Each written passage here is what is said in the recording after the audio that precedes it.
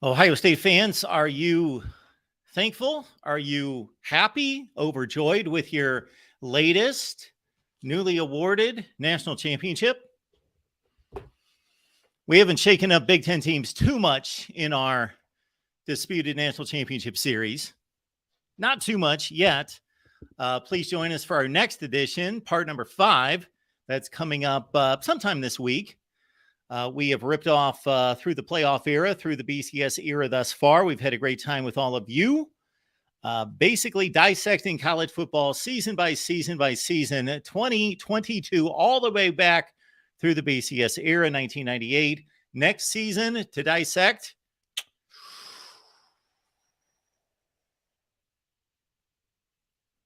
$1997. Oh, that should be a good one. 1997, Michigan, Nebraska. Of course, the split national championship. And if you missed our great debate edition, pinning and matching up the Huskers of 97 and the Wolverines of 97, check it out.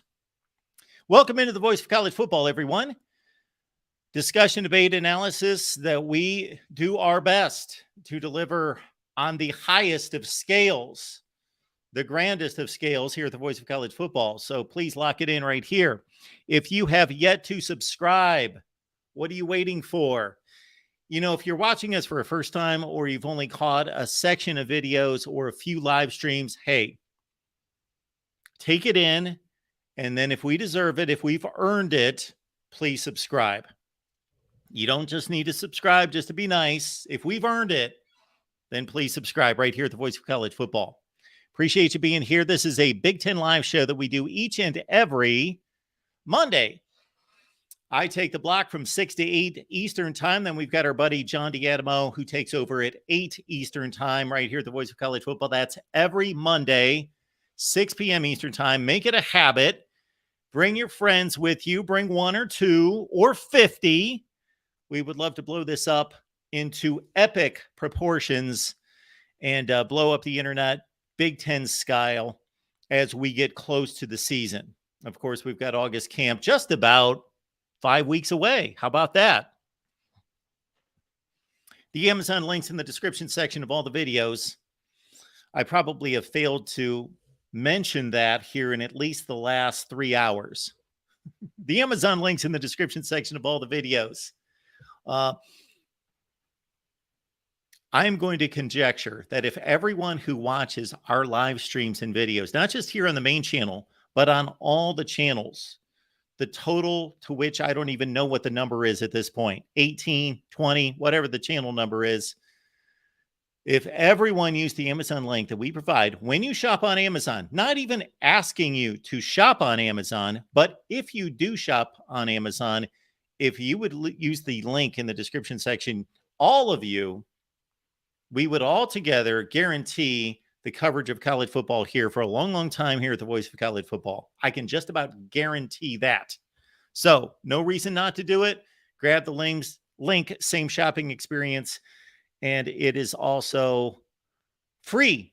Doesn't cost you a penny. It costs Amazon some cash because they got to send it our way. All right, before we get to our question of the day, which is a 3-part question, and so get your answers ready. The question of the day, as we're pretty much through the fluff portion of the schedule, the calendar here at the Voice of College Football, and we're hard hitting all the time with nuts and bolts analysis, meaning earlier today, our Big Ten running back rankings. Check them out. Let me know what you think. The Big Ten running back rankings released earlier today, just a few hours ago, right here on the main channel. But still some room in late June for a few more fluff topics to get in before we go full throttle. And full throttle in the coming days and weeks means all-time program rankings, not to be confused with our 2023 program rankings that we unveiled on you just a few weeks ago. But all-time program rankings are coming up. And then also we're going to unleash our predictions, team by team, every team in the Power 5 in the next several weeks. So predictions galore coming. I usually unveil those the night before opening night. But it's a little bit more YouTube friendly if I would unveil those predictions earlier, and they've got a shelf life. So against my better judgment, against my nature of waiting until the very last second to unleash my predictions, we will do that starting this week. All right. So the 3-part question today is, number 1, if you could change one game from last season, what would it be? Now, be smart about this, because if your team, Michigan fans, Ohio State fans, those are really the only ones that come to mind, of course, that had a postseason that mattered toward a championship, you may want to be careful, especially if you go all time. So that's part number 2. Part number 1 is, if you could change a game from 2022, what game would that be? Part 2, if you could change one game all time in history, what would that be? And then part number 3 of our question for tonight's show is, if you could guarantee a win this season in 2023, what game would you guarantee? I'll give you my answers. We will read your answers as well. Consider the Super Chat contribution as well. Also, it makes a little bit more sense if you contribute on Venmo, PayPal, and Cash App for a number of reasons that many of you are aware. Venmo, PayPal, and Cash App, search Mark Rogers TV. All right, before we get to the fluff of hypothetical situations, we're going to run down the news of the day and the last few days in Big Ten recruiting.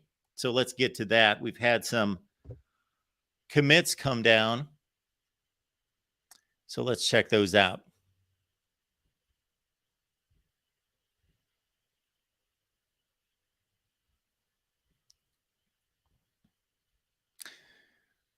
Our first commit to talk about is Kewan Lacey. Kewan Lacey's a running back out of Texas, Lancaster, Texas. I have no idea where Lancaster, Texas is. I know where Lancaster, Pennsylvania is. Lancaster, Texas. The rankings don't look ultra impressive. And right now, Matt Rule has received 18 commits during this 2024 recruiting cycle, 3 4-stars and 15 3-stars. So if Nebraska is looking to jump ahead in the Big Ten, that doesn't necessarily look like that's the kind of class that is going to vault Nebraska to challenge not just Ohio State, Michigan, and Penn State, but the likes of Wisconsin or USC. But let's look a little deeper. So Kewan Lacey, again, committed to Nebraska out of Texas, a running back who ran for 392 yards last season as a junior, 5.6 yards per carry, and 8 touchdowns. He only ran the ball 70 times. I don't know if there was an injury involved there or anything else, but Kewan Lacey, 70 carries, 5.6 per carry, 8 touchdowns as a junior in Lancaster, Texas. He caught 9 passes out of the backfield for $135 and 2 touchdowns. Listen to this, though. Go to the offers. Look at the offers. 36 offers, 24 Power 5 offers, 24 of the 36 Power 5, including Alabama, Ohio State, Michigan, Penn State, Wisconsin, Texas A&M, and others, loaded with Texas offers, meaning TCU, Texas others, SEC offers, and Big Ten offers for Kewan Lacey. So not to be lightly regarded, despite the 3-star status and the 60th rated running back, according to 247 Sports, the number 43 running back, according to the composite. So quite a gap there. Number 60, 247 Sports, number 43, according to the composite, meaning the other 3 services like him better as a top 100 player in the state of Texas, according to the composite, number 551 overall. Kewan Lacey commits to Nebraska. Our next player on the board is a Purdue cornerback, Keandre Henry, also out of Texas.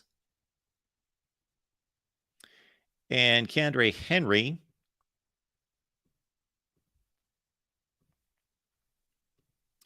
Hails from Lake Dallas, Texas. I assume that's close to Dallas.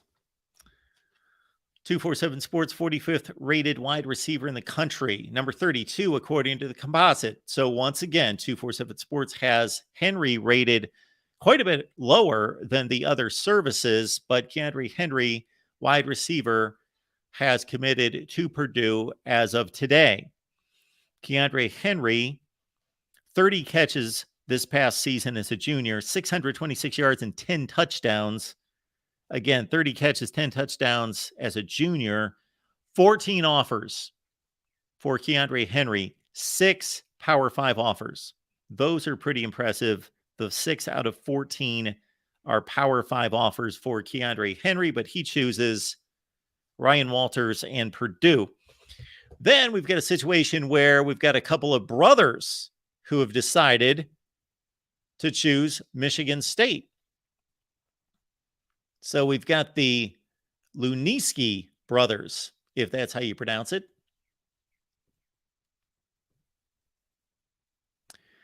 We have Mercer. And Mercer plays offensive tackle at 6'7", 300 pounds out of Cincinnati Hills Christian Academy in Cincinnati. And Mercer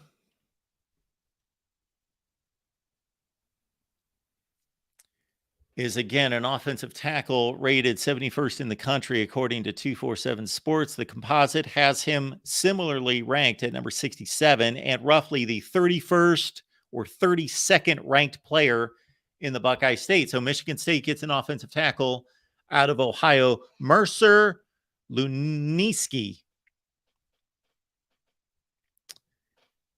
And then guess what? Mercer's brother, I assume, that's what I'm going to believe here. It's Mercer's brother on the same day, Charlton Luniski. Charlton has committed out of Cincinnati Hills Christian Academy to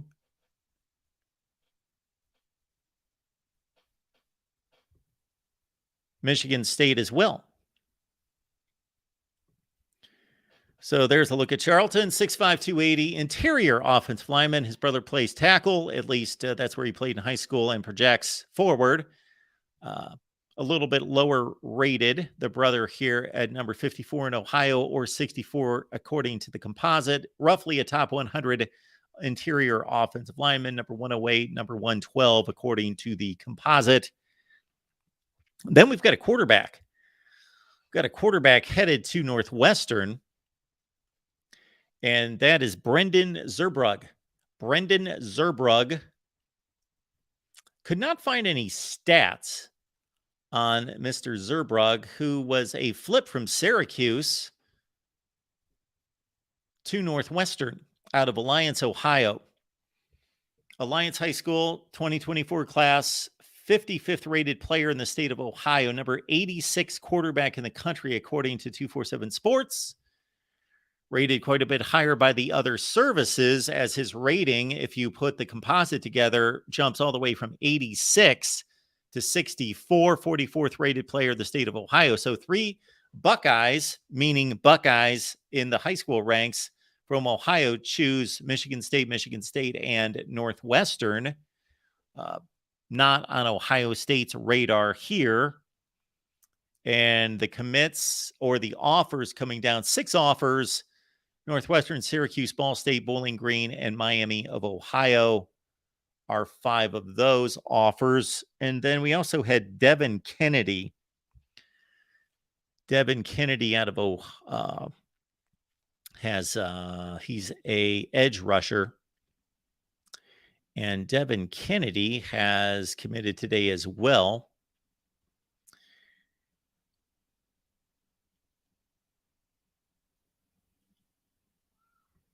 There he is, Devin Kennedy out of Brophy College Prep in Phoenix, Arizona. And he has chosen Iowa. If we can find him here. 6'3.5", 240. 43rd rated player in the state of Arizona, number 30, according to the composite. The composite likes him so much better. So all of these players thus far have been rated much higher on the composite than by 247 Sports. Edge rusher, roughly 100th in the country. Hard commit to Iowa over Bowling Green, Fordham, Idaho, Illinois. He received 9 offers total. And then finally, the big commit earlier this week, over the weekend actually, Bryce West, number 1 rated player in the state of Ohio, 4th rated cornerback in high school, top 50 player.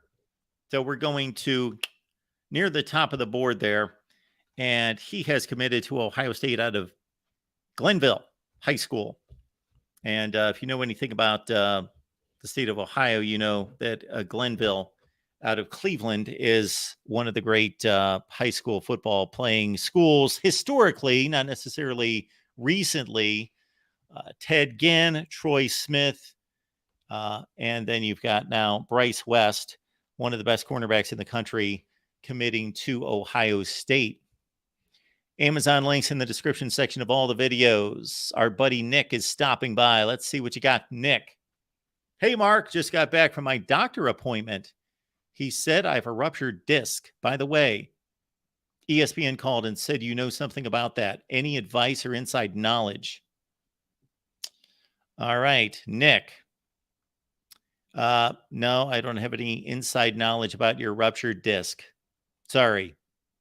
You can always call. You can always call. And you know what? We could make this deal, Nick. If you call, then I will tell a related story. How about that? But I appreciate the super chat contribution. Thank you so much for that, Nick. Good stuff right there. Sounds like Nick knows something about me. Maybe I told that story. I have told that story at least 3 or 4 times here. So thank you so much for that, Nick. Okay. Again, our 3 questions tonight. Question number 1, 3-parter. You could change one game in 2022. Which one is it? Can change one game all time. Which one is that? And in 2023, you can guarantee a win for your team. Which game would you guarantee?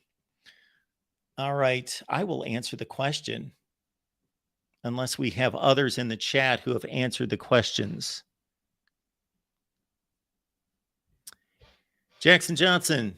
Well, we've got a Big Ten crowd here, but no, I'm not going to limit you to Big Ten games, whatever games you want to change.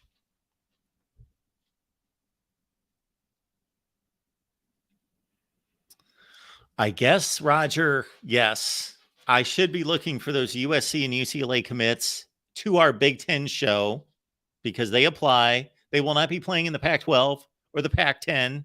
They'll be playing in the Big Ten. So anybody who commits to USC and UCLA from now on, they are Big Ten players. And as we talked about on our USC show last week, and of course our Trojans Live show is coming up tonight at 11 p.m. Eastern Time with Matt Zemek, that the USC players that committed were being shown in their new USC jerseys that included the Big Ten logo, the Big Ten patch. So Roger Dodger says, breaking 4-star wide receiver Ryan Pelham commits to USC. USC expects a busy week. Well, USC has been busy. A lot of teams have been busy. This is the time when college football teams make hay. Let's see what we can find out about Ryan Pelham. I don't see that coming down yet. He's not listed yet on the board for USC among their 12 hard commits. So when that comes down, we will look it over. Eric is here. I thought as soon as I saw a super chat pop up from Erica, I thought she was going to answer our question of the night. But that's okay. She's got info for us. Erica, thank you so much for the super chat. Devin Kennedy, the edge rusher out of, I already forget where he's out of, Arizona. Yes. Has Penn State connections. Devin Kennedy. Penn State had an offensive lineman by the name of Kennedy not that long ago. He got an offer from them too. His dad was an NFL linebacker too. He is upside. He also just got another 3-star ATH2, 3-star athlete. Oh, we just got a 3-star athlete. I did not see him on the listings. I went through the 2024 list and the most recent commits, unless it just came down. We'll give it a look. But I'm curious to see, because I used to be an enormous NFL fan. I still like the NFL. I still love watching the NFL. It's still actually more entertaining. People are going to just go crazy when I say this. Collectively, it's more entertaining than college football because the games are closer. Now, give me a good college football game any day over an NFL game. But by and large, you know, if you're an Ohio State fan, if you're an Alabama fan, if you're a fill-in-the-blank fan, you're watching 8 blowouts a year. And so back when I was a kid, back even when I was a 25-year-old, I used to watch those games till the final play. But now I'm watching all the college football. So am I going to sit there and watch Ohio State go into the third quarter with a 42-6 lead on Maryland? No. So I move on to the other games.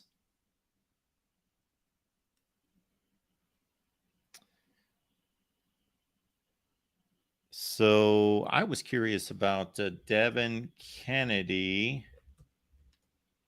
where his father played.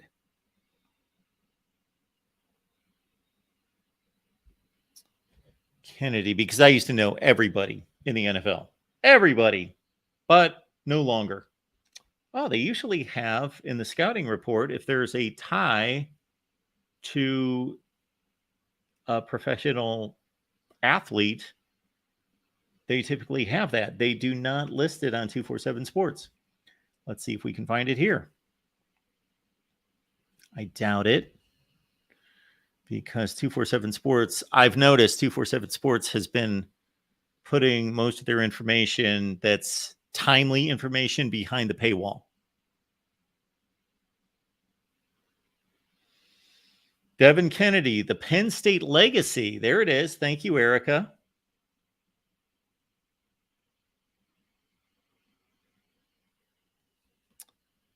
Spring evaluation period before camping with the likes of Kansas State, Illinois, and UCLA, on top of performing well at the Lindenwood Mega Camp.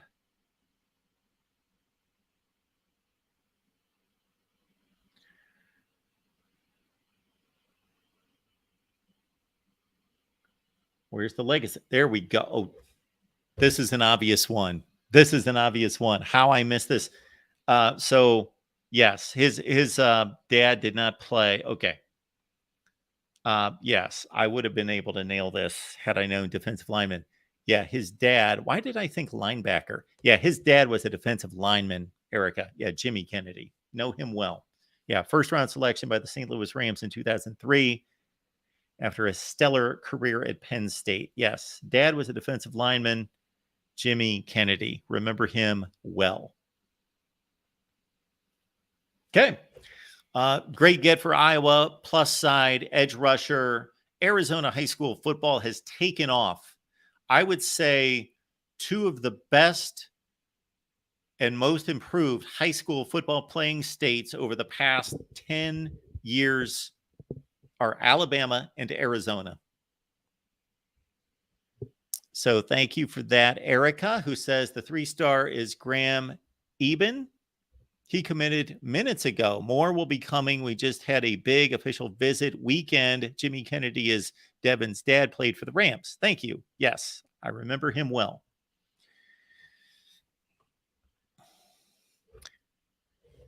Let's see if we can find if the reports come down on one Jimmy Eben. Is it Jimmy? Jimmy? Graham. Jimmy. Graham. Find him. Yep, there he is. Man, you guys are like stringers. Do you know what a stringer is? It's like an old journalism news reporting term. Like you guys just bring in the info and then we'll just review it. But you guys are stringers out there just bringing in the news. So here we go with the latest on this Iowa commit, Graham Eben. So what we have here,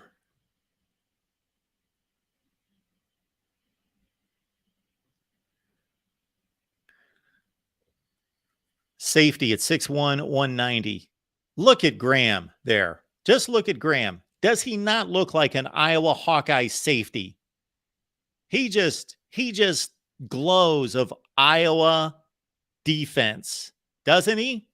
He looks like he is going to be a first-rate Iowa defensive player. Okay.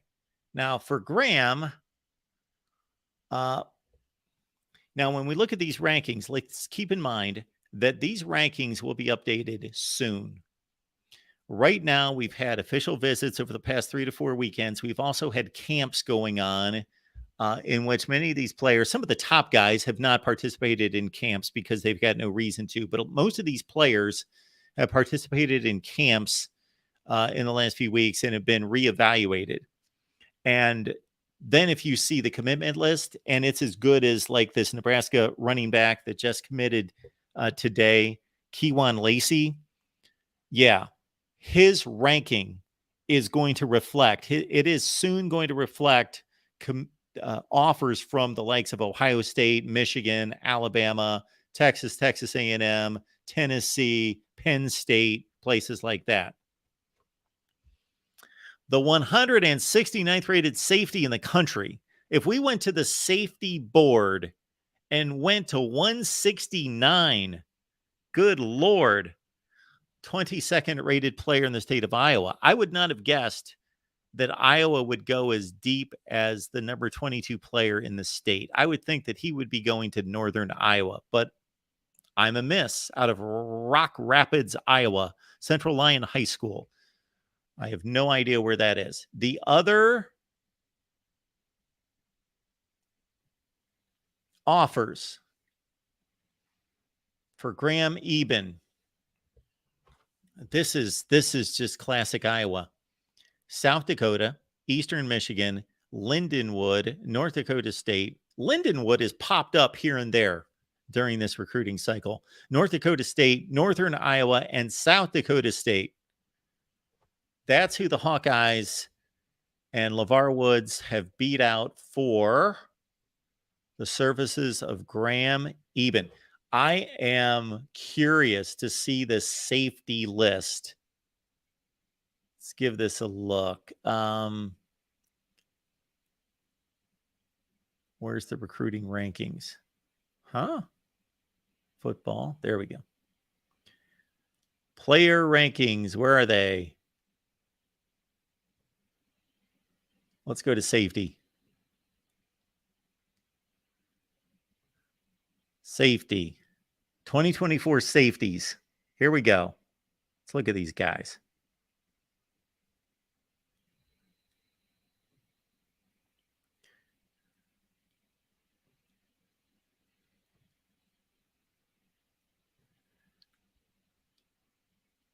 We're not going to go through individuals, but I'm curious to see the teams here. So KJ Bolden right out of the gate. He's most likely going to go to Georgia. We talk about him on our Ohio State show as well. Florida, LSU, not committed. Georgia, Oregon, Texas A&M, Oklahoma, not committed. Georgia, South Carolina, Michigan, Oregon, LSU, Penn State, Miami, Clemson. Minnesota got the 31st rated safety in the country. He's out of Minnesota. He's the second-rated player in the state. Coy Parrish. We've got Florida, LSU, Penn State, Ole Miss, Ohio State with Jalen McClain out of New Jersey, 40th rated safety in the country. You don't see that out of Ohio State very often. Purdue, they must really like him, or his ranking's going to skyrocket. Purdue, Auburn, USC, out of Clearwater, Florida, Duke, Kansas, Indiana. So you see the schools start to drop to the mid-range. Indiana, Oklahoma State, Michigan State, Tennessee, North Carolina, Cincinnati, Florida State, Miami. Whoever that is that Northern Iowa? Minnesota, Stanford. We've got some FCS teams and some Conference USA, FAU, and New Hampshire. The Wildcats of New Hampshire, Cincinnati, Miami, Notre Dame, Oklahoma State, North Carolina State, Utah, Cal, Wisconsin. This is Wisconsin territory in here. The 83rd rated safety, Kamir Prescott. Northwestern. There's a Northwestern product right there. The 89th rated safety in the country, Ty Hudkins. Rutgers, Baylor, Wisconsin, Iowa State, Oklahoma State, Virginia, Virginia Tech, San Diego State, Wake, Cincinnati, Pitt, Virginia, Duke, Louisville, BC, whoever that is. Is that North Texas? I don't know who that is. Ole Miss, Syracuse, West Virginia, Eastern Michigan, Nebraska, Stanford, Iowa State, Maryland, Charlotte, BYU, FAU, Army, Central Michigan, Memphis, bunch of uncommitted guys, UNLV, Army, and where's our buddy? Where's our guy? I thought he was 161. Eastern Michigan, FIU. There he is, 169. Graham Eben.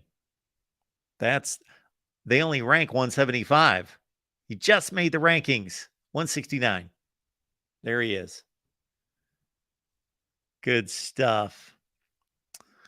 All right, let's talk some college football. We've got our guy Jackson on the line. We've left a link in the chat. We've also left the link. I'm getting good at this. Left the link in the description section of the video. I never do that. And I was so excited about our undisputed or disputed national championship series that I left the link each time. And we will pick that up soon. Check out the previous live streams. But we got Jackson on the line. Jackson, what's going on tonight?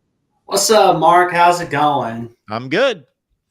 I went over a list of the 2022 games that would change. Yes. And the games that would change all time. Wait a minute. You got a list? Well, yeah. You got one. You only change one game.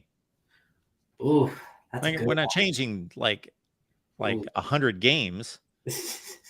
Well, if we can do that, then I'm going to change Northwestern from 1-11 to 12-0. I want them to win all their games and win the national championship last year. That's pretty cool, man. 2022 Fiesta Bowl. Sorry, TC Nation. I'd say 2022 Fiesta Bowl because, I mean, let's be real, a Georgia-Michigan natty, that would have been a lot more entertaining than what we saw from the TCU matchup against Georgia. And, they shouldn't have been looking down on TCU. Okay. So that is the one game in college football that you would have changed in 2022. Okay. Yeah. You're not okay. Okay. And a game I would change all time. You did say this was not limited to Big Ten. So I picked 2007 Oregon, Arizona. That's a random one. That's off my radar, that's for sure. Well, I'm guessing that Oregon lost because isn't that the game that Dennis Dixon got hurt? Yes. And yes. Okay. Dennis Dixon wouldn't have gotten hurt. And it would have been fun to see Oregon in a national championship. Well, And that doesn't give Oregon any right to go to a national championship because they just won one game. well, That's the true. problem. Well, they definitely would have done better against UCLA and Oregon State for sure. They wouldn't have lost those two matchups. Well, we again, so that's the issue. That's what I was going to bring up when people were going to bring up all-time um, games that they would change because you have to be careful there because all you're doing is taking a team that went 9-4 and now they're 10-3. Well, I think like the reason why they lost to UCLA and Oregon State because they were still kind of reeling a little bit from that Dennis Ditson injury that it just really affected him. I forgot the backup's name, but he got hurt against UCLA, so they had to pull in the third stringer. That wasn't good enough to beat UCLA. They definitely weren't good enough to beat Oregon State that day. But I believe they got this guy, Jeremiah Masoli, where he was just shellacking on South Florida in the Sun Bowl. And a game I would guarantee for 2023. Yeah. This is one game I had to really think over on this one. I would say 2023 Iowa, Minnesota, because Minnesota is such a disaster against Iowa. They always fall apart against them. I mean, the last time they've beaten Iowa was in 2014. So you want Minnesota to beat Iowa this year? I would like to see them row the boat against Iowa, but I just don't see it happening. It's just not happening. But I guarantee Iowa will win that one. You're going to guarantee that? I guarantee it. Okay. All right. That I can't do, but okay. So to review, last season, you want to see Michigan defeat TCU. And that would give Michigan their only playoff win ever. That would give them their first playoff win ever. But they would still, that doesn't guarantee a national championship. But then we've got Oregon defeating Arizona and the hope there. I totally get it. You're looking beyond the game itself to the ramification of Dennis Dixon healthy and Oregon possibly marching on to a BCS championship game appearance. You might have had Ohio State and Oregon. Yeah, that's funny to think about. You know, we had Ohio State, Oregon for the 2014 season in the first ever Natty in the playoff era, and maybe we would have seen Ohio State, Oregon in the Natty for 08 with that. Who knows? And Erica's saying Death Texas, Iowa beating Fleck. She's right. Yeah. So, all right. My guy, PJ Fleck, getting beat up here tonight.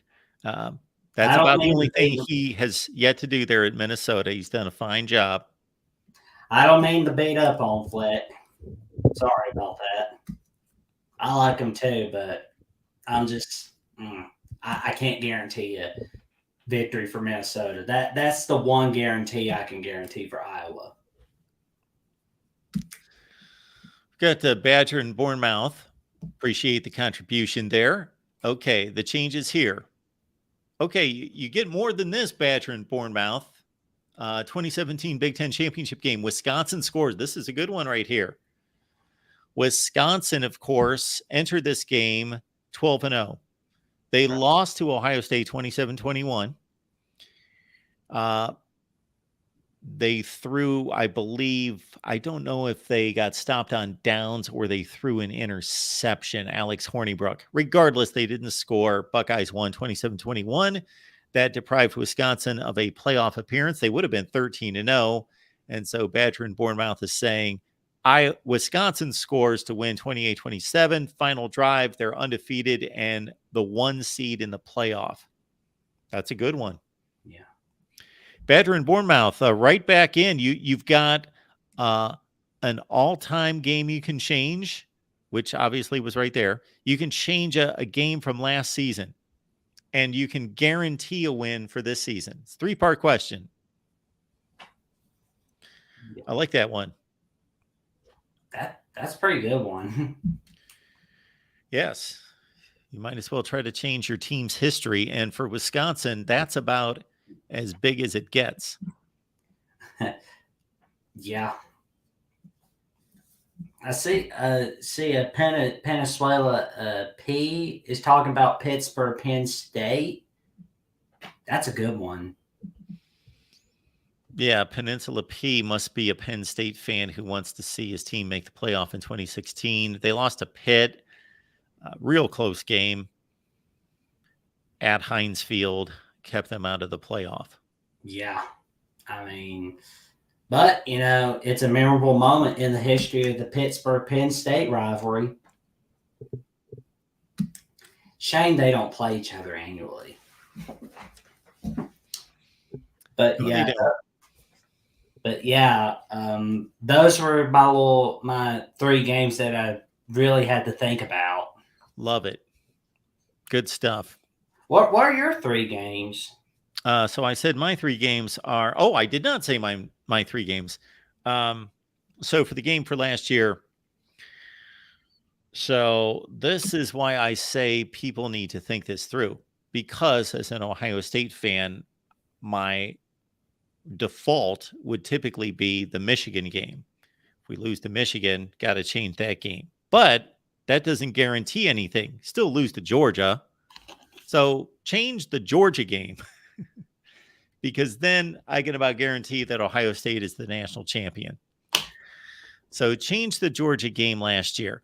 Now, kind of along the lines of the change that you made in 2007, what I would like to change is the Ohio State-Michigan State 2015 game. And then Ohio State's undefeated. They most likely win the Big Ten, and they're in the playoff to defend their national championship. However, to my earlier point, since that doesn't guarantee anything, they still have to win 3 other games. I'm going to go with a game that would guarantee the national championship. And this is a game I don't expect many people would pinpoint, but it's the most recent. Well, the 2020 national championship game, obviously they were in the national championship game. That would give them the national championship, but it was the COVID year. I don't know. I'm going to go to 2007. Oh, against Illinois? LSU. Oh. No, they played LSU in the BCS championship game. Change that game. Yeah. I mean, well, I guess we wouldn't have a first ever 2-loss team winning it all with that kind of history. Yeah. So. And I would guarantee the Michigan game this year. It's pretty obvious. I'm not gonna put a guarantee on Ohio State, Michigan, because I still don't know about that one yet. Well, we're putting guarantees on games, hypothetically. Right. Yeah. So that would be the one. Yeah, because tell you the truth, I was kind of torn between do I put 2023 Bama Ole Miss, 2023 Iowa Minnesota? I'm gonna go Iowa Minnesota on that one. All right. Well, you were all over the map. A couple Big Ten, Pac-12. Yeah. So that's what you gotta do. Got to throw in a little somebody that no one's really expecting. All right, Jackson. Anything else going on? That's about all. I just wanted to give out my 3 games on my little list. Awesome. Good stuff. Thank you for having me on today, Mark. Appreciate it, Jackson. You have a good one. You take care. We have Badger and Bournemouth answered my question by saying that he wants Wisconsin to beat Ohio State this year. And then I don't know about last year's game. I don't see him chiming in with anything from last year.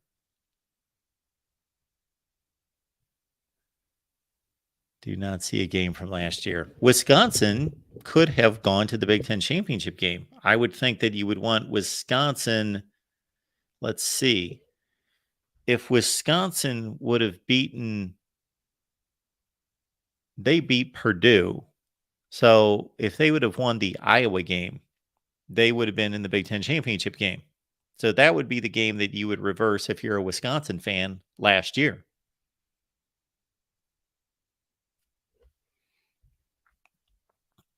I can pretty much play this. I'll play this out for every team in the Big Ten. Why don't we do that until we get any calls or other contributions there?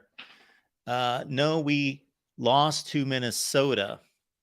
Well, yeah, I know, Badger. That's what I was saying. You beat Purdue, lost to Minnesota. But the Iowa game would have Iowa or Minnesota.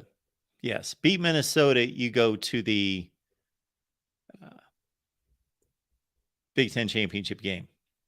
All right. Okay. Here's the deal. I just gave you Ohio State's 3. Game to change last year is, of course, Georgia. Game all time to change. There's a number that you can change just like anybody else. Let's change the 2007 BCS championship game. And next year, let's guarantee the game against Michigan. Okay, for Michigan, of course, you're going to change the TCU game last season. All-time Michigan game to change. I don't think there's a Michigan game in the last 45 years that you can change where they would win a national championship. I do not believe so. Unless what would have happened here? You changed the 2006 Ohio State Michigan game. Give Michigan the win in 06, and it's possibly a rematch, or it's Michigan Florida in the BCS championship game. And based on what I saw, Florida would still have won the championship. So you could think about changing that one, the 2006 Ohio State game. You could change the 2016 Ohio State game and go to the Big Ten championship game and possibly the playoff. You could change the 2018 Ohio State game and go to the Big Ten championship game and the playoff, or possibly the playoff, most likely the playoff. It would have been a decision to be made between Oklahoma and Michigan. 2018, 2016, 2006. All those Ohio State games for Michigan cost Michigan. The other ones, they just got trampled and they were out of it. Although we did have somebody on Twitter when I tweeted out the show and these particular series of questions who wanted to change the Devin Gardner interception at the goal line against Ohio State in 2013 and get that enormous win for Michigan that would have corrected a 7-6 season to make it an 8-5 season. Michigan. You could change the 1992 Rose Bowl and beat Washington. You could change Bo Schembechler's last game and beat USC and win the Rose Bowl. You could change the 12-10 loss to Iowa in 1985, Michigan fans, and finish undefeated. However, even though Michigan finished number 2 in the country, you still would not have won the national championship because, well, maybe you would have. 1985, Oklahoma beat, how about that? Oklahoma won the national championship in 85, beating the undefeated Penn State team if Michigan beat Iowa instead of losing 12-10 in 85, then Michigan's 11-0-1 and a national champion. How about that, Michigan fans? Or one of 8 Rose Bowl losses, or beating Ohio State at some point in the mid-70s to get to a Rose Bowl with a shot at the national championship. Look at all those Michigan teams. In 4 seasons against Archie Griffin's Ohio State teams, 3 losses and 1 tie. Change any of those, and you get to the Rose Bowl as an undefeated team to play for a national championship. So, Michigan fans, you've got all those on the board. And again, last year it's the TCU game. And if you're going to guarantee a game for this year, do you guarantee the Ohio State game, or do you feel confident you've got that one and you guarantee going to Penn State? Okay. Penn State fans, change a game. Well, from last season, maybe you change the Michigan game and you create a 3-way tie, right? Right. You change the Michigan game, you create a 3-way tie. You also have the thought there that if you change the Michigan game, that you have more confidence the rest of the season. You're playing for something, you go play Ohio State a little bit later. All right. Will is doing exercises, calisthenic. I think he's I don't know if he's ready to get at me or he's just ready to get at this topic, but we invite Will into the show as a would-be Big Ten member there at Notre Dame. I'm Will, how you doing tonight? I'm good. Well, I made it through a very hard day at work, and the Big Ten show helps out. Well, I'm sorry about that. Okay. Well, it's just a long day. It's a 10-hour shift, so. But I'm very happy. Did you hear our question of the night? Yeah. Okay. Before you answer, can I answer for you? Can I do a Notre Dame Sure. rundown? Okay, my Notre Dame rundown would be, okay, change the game last year. It's tough they're all bad. So it all depends on if you're playing the what if game. If you're playing the what if game, if they win that game, does it give them confidence and mojo and all that? Or if it's just no, that just changes that game. If it gives them confidence and mojo, I then agree. you change Ohio State. They beat Ohio State in week 1. Then they don't lose to Marshall. And then who knows? If not, then maybe you give them the really big feel-good game at the Coliseum at the end of the year. Yeah. If it's just that's the only game you can change. Okay.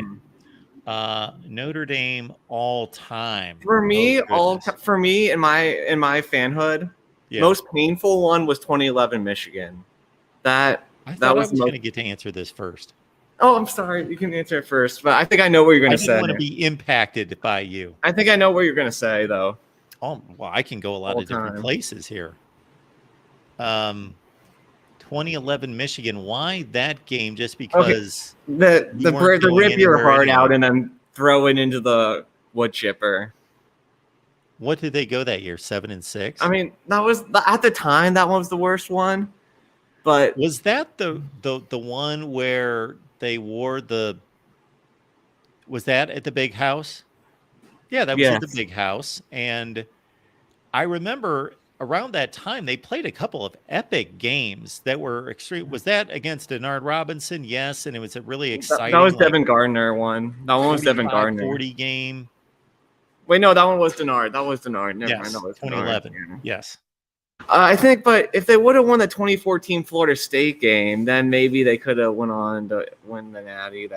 Probably not. This but is all time before my lifetime, 93 BC, I think. Okay, but this is easy, Will. Why would you not change the 2012 BCS championship game? Well, yeah. Wait. I mean, I was thinking close games, but yeah, for sure it would be that one.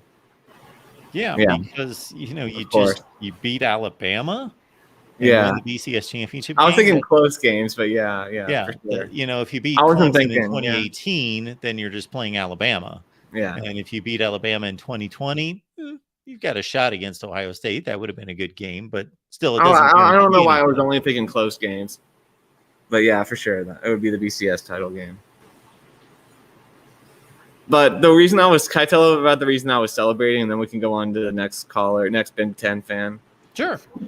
Justin Scott, 5-star D lineman out of Chicago. Just, I mean, like Tom Loy said he was coming to gave him his seal of approval that he's probably going to I don't remember the word. I can't think of the word right now, but what's the word? Let's see here. Justin Scott. I'm looking at the commits coming down. He didn't commit yet, but oh, okay. Yeah. I'm trying to think of the word. He's a lean, strong D-line. Yeah. He crystal balled. Crystal ball, yeah. Tom Loy gave his crystal ball to Notre Dame. That's the word I was thinking of. Yeah. Sounds like somebody's doing the dishes behind you or something. I know. I had to mute it. Sorry. You're good. Okay, so you're going to change the BC game. Yeah, the BCF one. Game. Yeah. Okay. And you can guarantee one game this year. I feel like if we win the Ohio State games, we can win the other games. So I want the Ohio State one first, because then it gives the team the belief that they can knock off Caleb Williams and then win in Death Valley. So yeah, that's my pick. And also your Ohio State show guys they rub me the wrong way about some of their Notre Dame comments. Okay, Mark, don't think that is going to be a game. Yeah, I can't stand that. But if we win that game, can I go on the Ohio State show for 10 minutes? Just 10 minutes the next week. 10 minutes? Well, or 5. 10 or 5. Okay. And then if we lose, I'll super chat you $50 on that channel. Oh, that's going to be the deal? Yeah. Okay. 5 minutes. I got to think about this. This is unprecedented to bring somebody on to one of our team channel shows just to rip my panel for 10 minutes. Yeah, I don't know if we can do that. Okay. An interesting offer, though. It would be fun.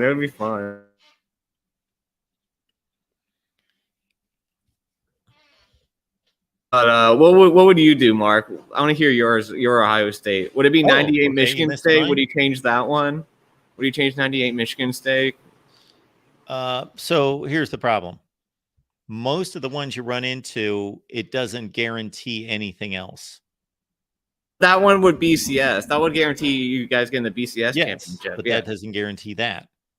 So if I could change any and then know that they were going to play off of that one and win the championship, I would change 2015 Michigan State. Because just as a college football fan, getting Michigan State, and I've got nothing against Michigan State. I love Michigan State, but get them out of the playoff. They didn't belong. And get Ohio State defending its national championship in a possible rematch against Alabama. Now, that would have been epic. But it doesn't guarantee anything. They've got to go through Alabama and Clemson or some combination after the Iowa Big Ten championship game. So the game that's going to guarantee it, if I'm going to go by the logic I gave you, then of course I would change the 2020 national championship game, because that gives us a very recent national championship. If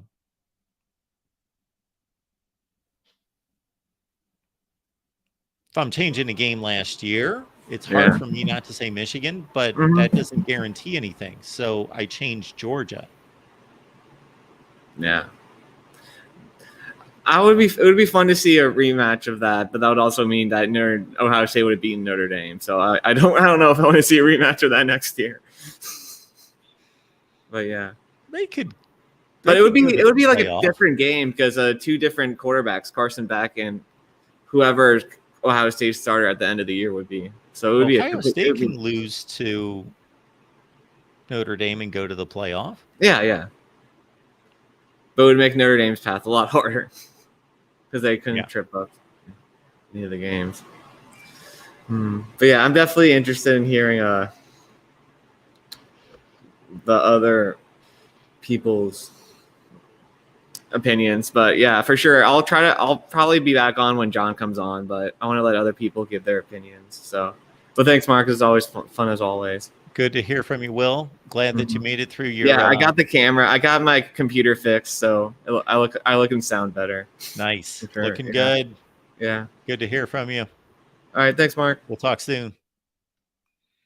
All right, so if you missed it, our 3-part question for tonight, kind of a fun question, would be if you could change a game for your team from last season, which game would it be? If you could change a game all time, which one would that be? And then if you could guarantee one win this season, 2023, which game would that be? We ran down a litany of Big Ten commitments. Keywan Lacey, 3-star running back with tremendous offers, though, from the likes of Alabama, Ohio State, Michigan, Penn State, Wisconsin, Tennessee, and others. Keywan Lacey out of Texas commits to Nebraska. Purdue gets a cornerback in Keandre Henry. And again, that's a wide receiver, Keandre Henry, 30 catches, 10 touchdowns last year. Couple offensive linemen out of the same Cincinnati Christian Academy, both commit to Michigan State. Brothers committing to Mel Tucker in Michigan State.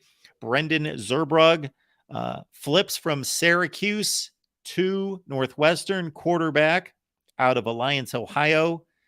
Devin Kennedy, the Iowa edge rusher, out of Arizona, commits to the Hawkeyes. Earlier in the week, or over the weekend, I should say, one of the top cornerbacks in the country, Bryce West, top-rated player in the Buckeye State, chooses Ohio State, top 50 player, 4 picks last year. And then just here in the last few minutes, USC with a commit that we ran down, as well as Iowa with another commit into the fold.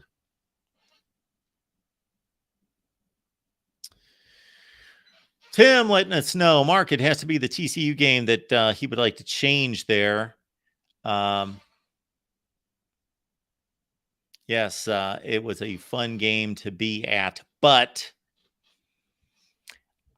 I cannot fathom what it feels like to make the arrangements, take the big trip, go out there. And I'm sure many of you have done this where you either made a vacation out of it, spent a few days or a week, or some of you just, bam, going out to the game, coming back. Don't have a whole lot of time. It's during the holidays. Fly out day of the game, go to the game, fly out the next morning. But regardless, when your team loses. And from a fan standpoint, I find this is to be a bit of a downer, and also to be a bit of a dilemma as we go forward with the playoffs, that there are more situations where fans who can only commit to go to one game, either based on expenses, most likely, or time, have to make a decision on what playoff game do you want to attend.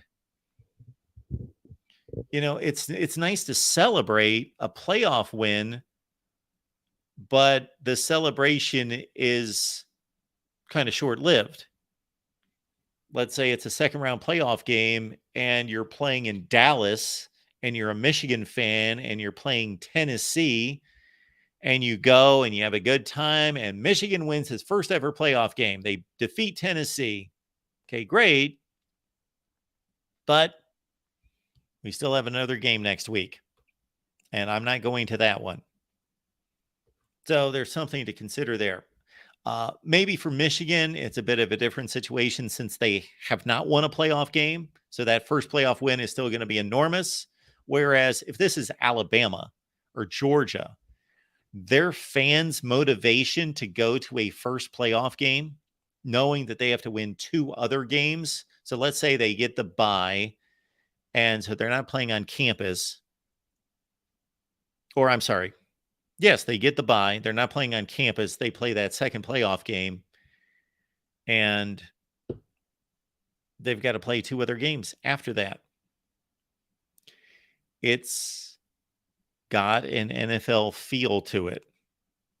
It just has an NFL feel to it.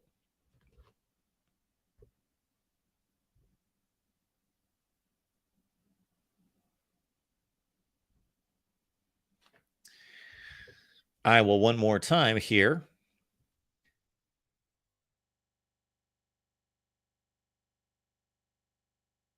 Drop the link in the chat and you can join the show. If you lose track of the link in the chat, we have also placed it in the description section of the video, so grab it there. Jason says, taking the trip to Atlanta to see Bama beat the Noles and injure DeAndre Francois was pretty rough. Nice stadium, though. So I don't know where you're located, Jason, but if you're a Bama fan, well, no, you're a Florida State fan. Obviously, it was a rough situation for you. So pretty decent trip there for you. Let's keep it rolling here with the Voice of College Football. We've got our guy Randy checking in. I don't know that Randy's heard the topic of the night or our little 3-part question. I would be curious to hear Randy's responses. How you doing tonight, sir? Hello, friends. I just got back in. We were out having a little fun, little family fun, but I've managed to catch up. Do you want to answer our 3-part question? Yes, absolutely. So if I get it wrong, just kind of walk me through. But the first one was 1 game all time, correct? Yes. I think that there are a couple options here. I think it would have to be 2017, though, the national championship game. I mean, there was dogs got hosed on an offsides call, but then they didn't, they bust the coverage and lose the game in overtime. So that one changed one play there, and that one's a national title, and I don't have to hear the Bammers, talking a whole lot, which would be nice. What was the situation on that offsides play? Because I was watching the game at the time, but since then I've seen screenshots and all of that, but I don't recall the down in the distance and why that was such a big deal. It was a punt. Alabama was backed up deep in their own end, and Tyler Simmons was clearly onside. They flagged him for being offside. And I don't remember if they got a hand on the punt, blocked the punt, if he shanked it. There were some bad results in the play, but I think it may have been a block, if memory serves. But either way, it was a bad call. But like I said, that's not why they lost the game. That would have probably put a nail in the coffin, but that's not why they lost. They lost because safety blew a coverage. But, that's football. That was just such a lightning strike moment, because the prior play, you had the sack for a loss of 17 or whatever it was, and is second and 26, I think is what it made it, and then busted coverage, guy didn't get help on the corner, and there you go. But all credit to Smith. I mean, obviously he made the catch, and he went on to be who he went on to be, and Tua made the throw, and the same can be said for him. So, no skin off my knuckles on their performance. I just hate if I could change one, that'd be the one. If it were another one, I'd probably go to another opportunity, but it was back when I was a wee one, and maybe point to maybe the Penn State game, Todd Blackledge in the Sugar Bowl, which would have been another national title probably. So, but seeing as how this one's more recent, right, we'll just go with 17. 2012, Bama. Well, that just puts you in the game against Notre Dame. I still say that because of the way those teams matched up, I know Notre Dame completely, stomped a mud hole, or Alabama stomped a mud hole in Notre Dame that night. But because of the way they did it, just schematically, Georgia, I feel like would have, they could have done kind of whatever they wanted. It just wouldn't have looked the same as that Alabama game looked, in that. Bama ran the ball all over them. Georgia obviously had Gurley and those guys. They could run the ball very well, but they also had a really good passing game. So that game, that would have been another one. But I'm not one who likes to make assumptions about, stuff if I can help it. I mean, we're all fans. Well, that was part of the questioning process. Was I was reminding people, yes. So there's a couple ways to take this question. One would be, as Jackson and others, when they called, laid out a scenario in which by changing that result, does that affect the team differently? Does that affect other results? So not assuming that it just changes that game, then you kind of have to go to a championship game because you want the result of the season to change, not just, okay, leave it up in the air as to what else would have happened. The finer point I would put on the 2017 choice, though, is, I don't know, everybody gets to define, a period of good play for themselves. They can use whatever word you want to use, right? You've never heard me use, and you won't hear me use words like dynasty and things like that. That's just not what I'm about, and I don't think it's applicable here. However, if you change the 17 game, obviously that gives Kirby Smart 3 national titles in 6 years. And it may have changed. We don't know, but it could have changed the trajectory of where the Dogs found themselves in 2019 and 2020 and those kind of years. Since then, they've made changes following the 2020 season, which has put them where they are now.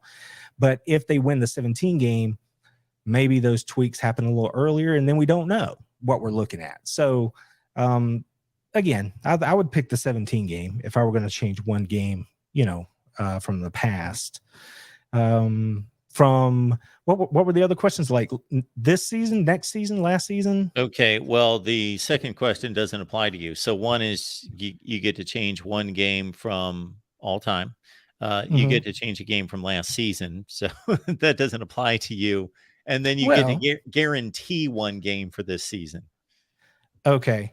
So just to have a little fun, I don't think we have any Tennessee fans in here, but if I could change one game, I would change the Tennessee game, and I would have it not rain, so we could have put 50 on them like they deserved to get that day. So we shut it down in the second half, and that's all you hear as a Georgia fan from other fans is what would have happened. No, I don't want to hear it. So I wish it had been crystal clear, and they could have just played that one out. So I would change that one, not the outcome, but the circumstance.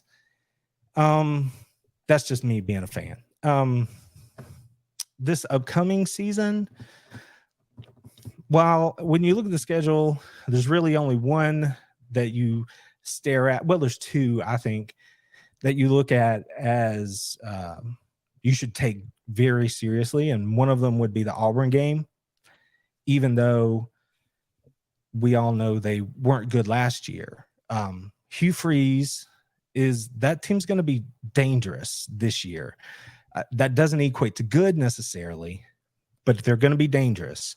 And Jordan here is a difficult place to play.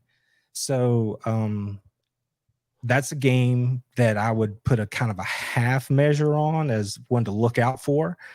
But I would have to go with Tennessee just simply because we know that Tennessee's bringing back the potential to be a high-scoring team. And if you could knock one off without having to play it, or just have it play out your way, it would have to be Tennessee, because if you do that, it seems you'd have to think that there's a pretty good shot that the Dogs are going to go 12-0 or 11-1 at that point. So yes, we asked that question understanding that you are the least of the fans of a team that would be needing to have a game guaranteed this season.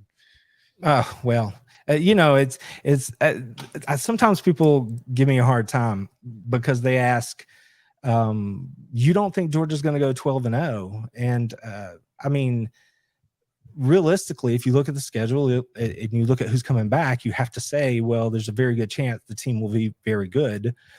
But I'm never comfortable just chalking up a win before they snap the ball. Like I get it, but I just don't feel good about it, So I have a hard time just saying absolutely 12-0, and if we're not, it's a failure. that to me, that just discredits the team, the players, the other players. That's just how I feel about it. So I don't like to do that. I always like to say the ball's shaped funny. It takes funny bounces. So there's no guarantee you're going to get those funny bounces. So anything can happen. That's why they play. What's the famous saying? Those dudes, the other guys are on scholarship too. So there you go. John is letting us know that his concern is Carson Beck is actually an improvement at quarterback. I got to say that if Georgia gets better quarterback play, then my goodness, I think that we're all discrediting Stetson Bennett. If people really review what he did over the last 2 seasons and specifically last year, I got to say that my initial reaction to him being invited to New York was, okay, he doesn't deserve that. Then I looked at it, and he absolutely did earn that and deserve that Heisman finalist status. I'm sorry, everyone. He's a great college quarterback. Well, I'm not sorry for saying that. Right. He is a great college quarterback. There are only a handful, and you can help me quicker than I can count them up. Starting quarterbacks that have led 2 championship teams. Was it 5, 4, 5, maybe? AJ McCarron. So Leinart had one, or did it at USC, Tommy right? Frazier. Matt Leinart, if you want to count the other one. Right. So that's 4. That's what I'm saying. No one needs to make apologies for Stetson Bennett. I mean, here's the thing about Stetson. And I don't know that I've ever said a word about it on your platform. But here's the thing. He went from a guy who in 2020, which was a mess at quarterback for Georgia because of what happened in the preseason, right? They thought Jamie Newman was going to be the guy, and then he opted out, and that just started a mess until Stetson got in there. At least he sort of leveled things out. But when they took the road trip to Alabama that year, I was asked on a show, does Stetson Bennett beat Alabama? I said, I don't have confidence that he can. And in the first half, he played okay. And in the second half, he played very poorly. And that game went about like I thought it was going to go. I went from a guy who made that statement prior to that game to a guy over the last year, who, if Stetson Bennett was playing the game, Georgia was winning. Because we knew the rest, we knew what else they had. The question would have been who's going to, run the show. And if he was healthy, Georgia was going to win. Georgia doesn't win against Ohio State unless Stetson Bennett outplays CJ Stroud, which he did. They don't win if he doesn't have the cojones to make the throws he makes in that game on the final drive. Bowers over the middle, Kyrus Jackson down the seam. Those dudes weren't open. Bowers more so than Jackson. But I'm just saying, that's the difference. That's where Beck could be, or we don't know what Beck is does he have the clutch gene? Stetson had it in spades, and he was just enough of a gunslinger to do that. So can Carson do it when he has to do it?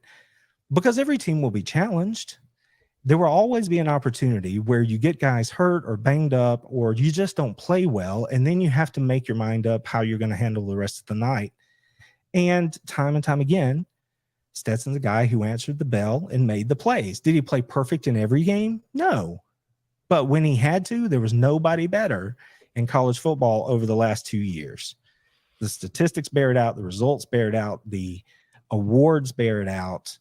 So anybody that's just wanting to hate on Stetson Bennett, that's just who you are. You can't back it up with anything other than I just don't like the guy, which is fine. You don't have to like him, but that doesn't mean that you get to just slander what he did. My evaluation of Stetson Bennett, starting with the Alabama game in 2020, the game in Tuscaloosa where they had a 3-point lead with about 10 minutes left in Tuscaloosa, 27-24, and then they blew it, was watching him during that period was, this guy can play. However, he always makes a couple mistakes that he can't make. But Mhm. over the other 30 throws, he's really, really, really good. But he makes a couple like boneheaded decisions. And that kind of continued and continued through the SEC championship game in 21. But then obviously he, for him, what really sold me on Stetson Bennett, and I was sold before that because of the adversity he faced and being a 3-star and a walk-on and all that business, and continuing to take on the next challenge. But to get just blindsided with 4 or 5 minutes left in the game against Bama, have that call go against him, that if I recall, if you took the Bryce Young play in the first quarter where he got blindsided and the ball went up in the air and they called it an incomplete pass, and you put that side by side with the Stetson Bennett play, they look like the same play. And they called the Bryce Young play an incompletion, and they ruled a fumble against Stetson Bennett. And you're looking and thinking, okay, Bama's scoring the touchdown to give them the lead, 4 or 5 minutes left. He just got screwed. This is tough to take. They can never get past Bama, But he gets off the deck, boom, throws lasers down the field, touchdown. And I thought, man, that's tough stuff. And let's not take anything away from obviously the touchdown pass against Alabama in 21. I mean, that's AD Mitchell, right? And all AD Mitchell did, he didn't play a lot of games for Georgia, but all he did was catch touchdowns. That's it. Big key touchdowns. So, and he's electric. He's going to do good things at Texas as long as he stays healthy. That was his issue at Georgia. He's going to do wonderful. And I hope he does great out there. Thankfully, it appears that there are going to be other players who are ready to step in and play here in Athens. But we have to give credit to the other guys too, because that was not just a tomato can catch. That was, he went up over a guy, contorted his body, hauled it in. I mean, he made the play. And the move at the top of the route against Ohio State to get open, it wasn't to hear he and Stetson talk about that play. They're like, yeah, we were never concerned. Like, I knew it was going to be so open just simply because of the way the guy was playing him. But the move at the top of the route, the little double move to shake him to the goalpost, and then he broke it back to the sideline. I mean, that's AD. That's the twitch that he has. So that was just a phenomenal play. And even they are talking about Stetson. Think about the fact that they, were hurrying up, running up to the line. And if they milk the clock there, the rest of that stuff might not even be an issue after they score the go-ahead touchdown. So Stetson, they had to calm him down even as a 6th-year senior or whatever he was because of the COVID year. So, but the question about Carson, yes, I think to say that Georgia gets better, here's what I will say about Carson. The potential is absolutely there for him to throw for well over 3,000 yards, 20 touchdowns. All of those things are well within his reach if he's healthy and, the season just plays itself out. There are people who are in the Georgia world who absolutely not only think it's possible, but expect Carson, because of the style of player he is, to approach the 4,000-yard mark. And Stetson set the record last year with 41-27, I think, over the course of the season.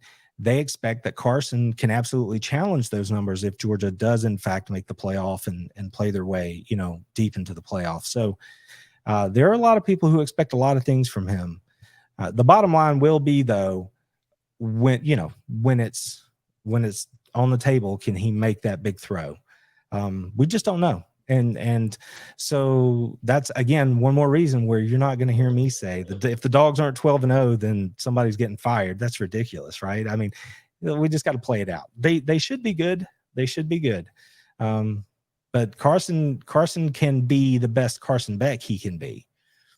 And I think you can say that and not discount anything that Stetson Bennett did.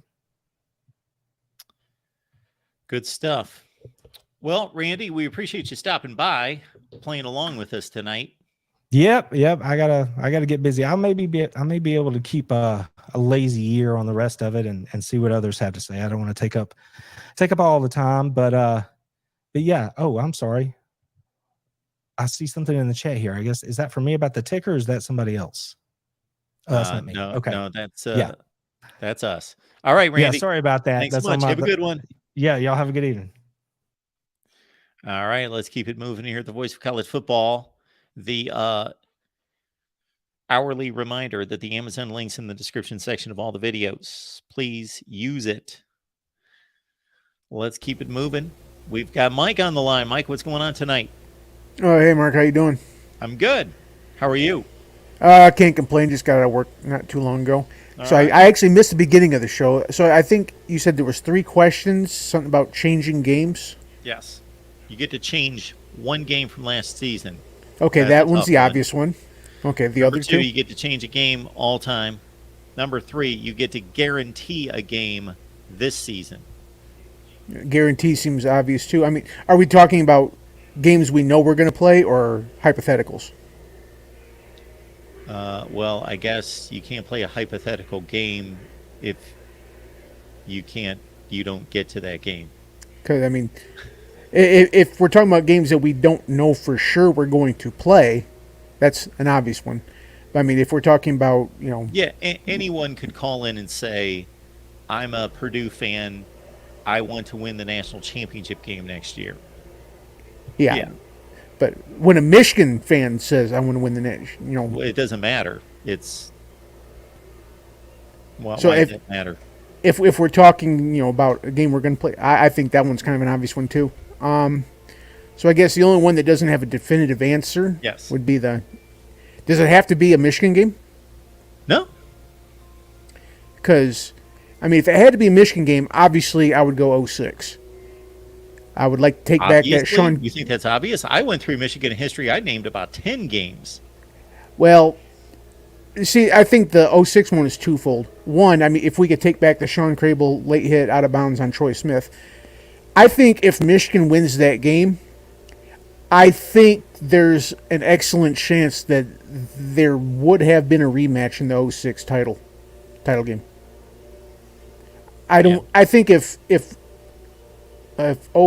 Ohio State loses barely to Michigan, I think there's a chance that the BCS doesn't thrust Florida ahead of them. Yeah.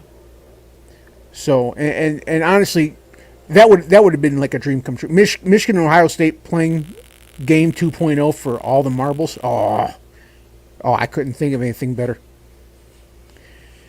But I would say there are 2 other games I would also like to change. One, I would like for the referee to properly keep the flag in his hand in the 03 Fiesta Bowl. Okay. You only get one, but okay, go ahead. Sure. Or I would like if Tennessee thumped Nebraska in 97 so I could stop hearing this talk. Okay. Because, I mean, with that one, if Tennessee had beaten Nebraska 42-17, no more of this half national championship junk. And I'd almost pay anything not to hear that. So you don't want to defeat Ohio State in 2018 and probably go to the playoff, or in 2016 and probably go to the playoff? I don't think we'd have won either year. 18, I know we wouldn't have. 16, I'm leaning probably not as well. Although 16 would have had a better chance. I don't think 18 was really feasible. Yeah, I understand what you're saying. But, okay. So I guess those would be mine. Yeah, see, I threw out the 2018 Ohio State game, 2016 Ohio State, 2006 Ohio State. I threw out how about this one? The 1985 Iowa game. Michigan wins that game. They go to the Rose Bowl. They win the Rose Bowl anyway instead of the Fiesta Bowl. So we got to supplant the Fiesta Bowl win for a Rose Bowl win, and they win the national championship. I wonder about that one. I already said in the chat I don't think we were better than Oklahoma in '85. I'd love to say that we were. I don't Doesn't think we matter were. who's better. You would I- be undefeated and the national champion. So it would have been a split, wouldn't it? Why? Oklahoma lost a game. They I'm did? thinking, yes. They lost to Miami. Oh, yeah, that's right. Oh, yeah, that was a... Weren't they both 1 and 2 at the time? Or 2 and 3? Yeah, it was early in the Yeah, season. I forgot about that. For some reason I thought they would beat Miami. Yeah, I didn't think about that. For some reason I thought that Oklahoma... For some reason my brain was wrapping around that Oklahoma beat Miami that year. I remember they played a monster game. So, yeah, I guess that would have been a good one, too. And If you take any one of those losses to Ohio State in the mid 70s, then you can't guarantee anything, but Michigan's playing for a national championship in the Rose Bowl. yeah, I guess since, it's so old, it kind of, gets, dismissed in the back of my head.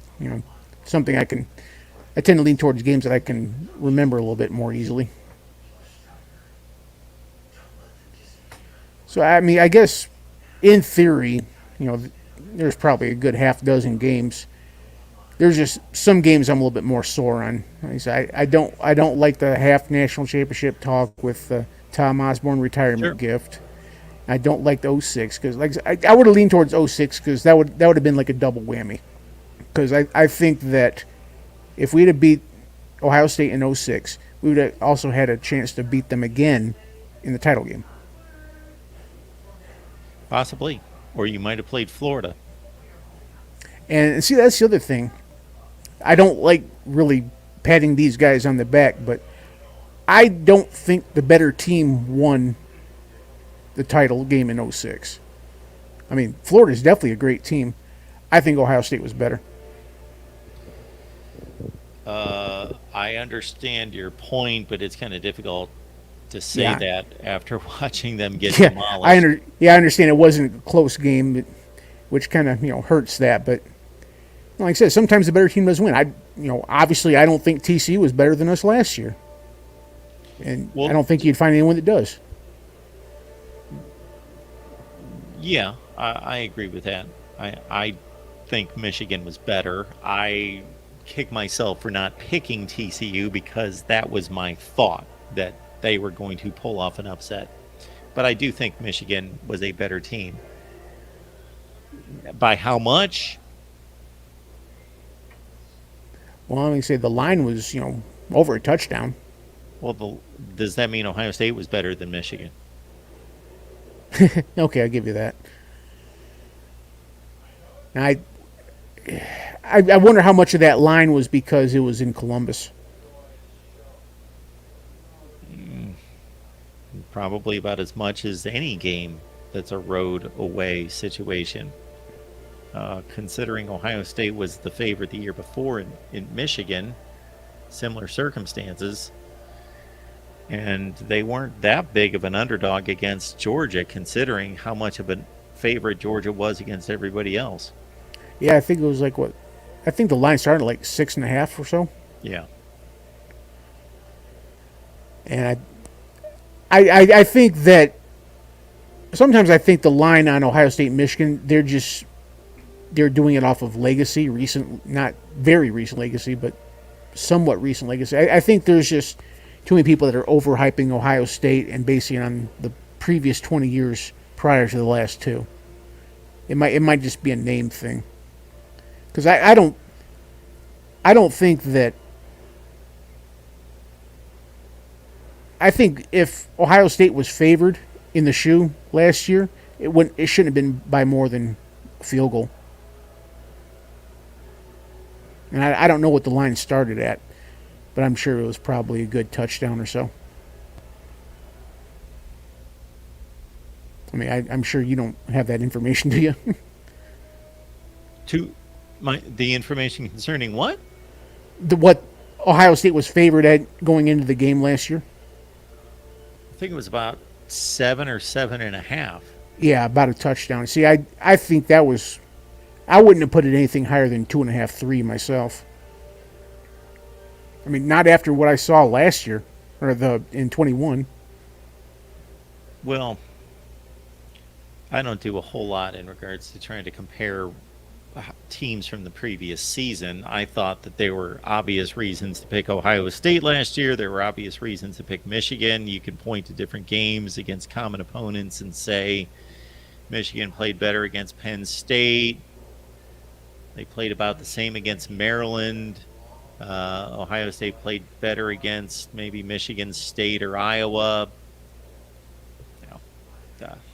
And I mean, I'm not sure if they've already had a line for this coming season game, but it honestly wouldn't surprise me if Ohio State was favored in Ann Arbor. I mean, just the way Vegas does it.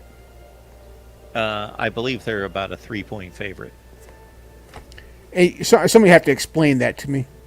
Vegas knows that they're a more talented team. They are locked and loaded on Ohio State just being more talented. I don't personally get it. I mean, in the last 2 years, lost by a combined 39 points. I mean, I don't know why they would be favored on the road.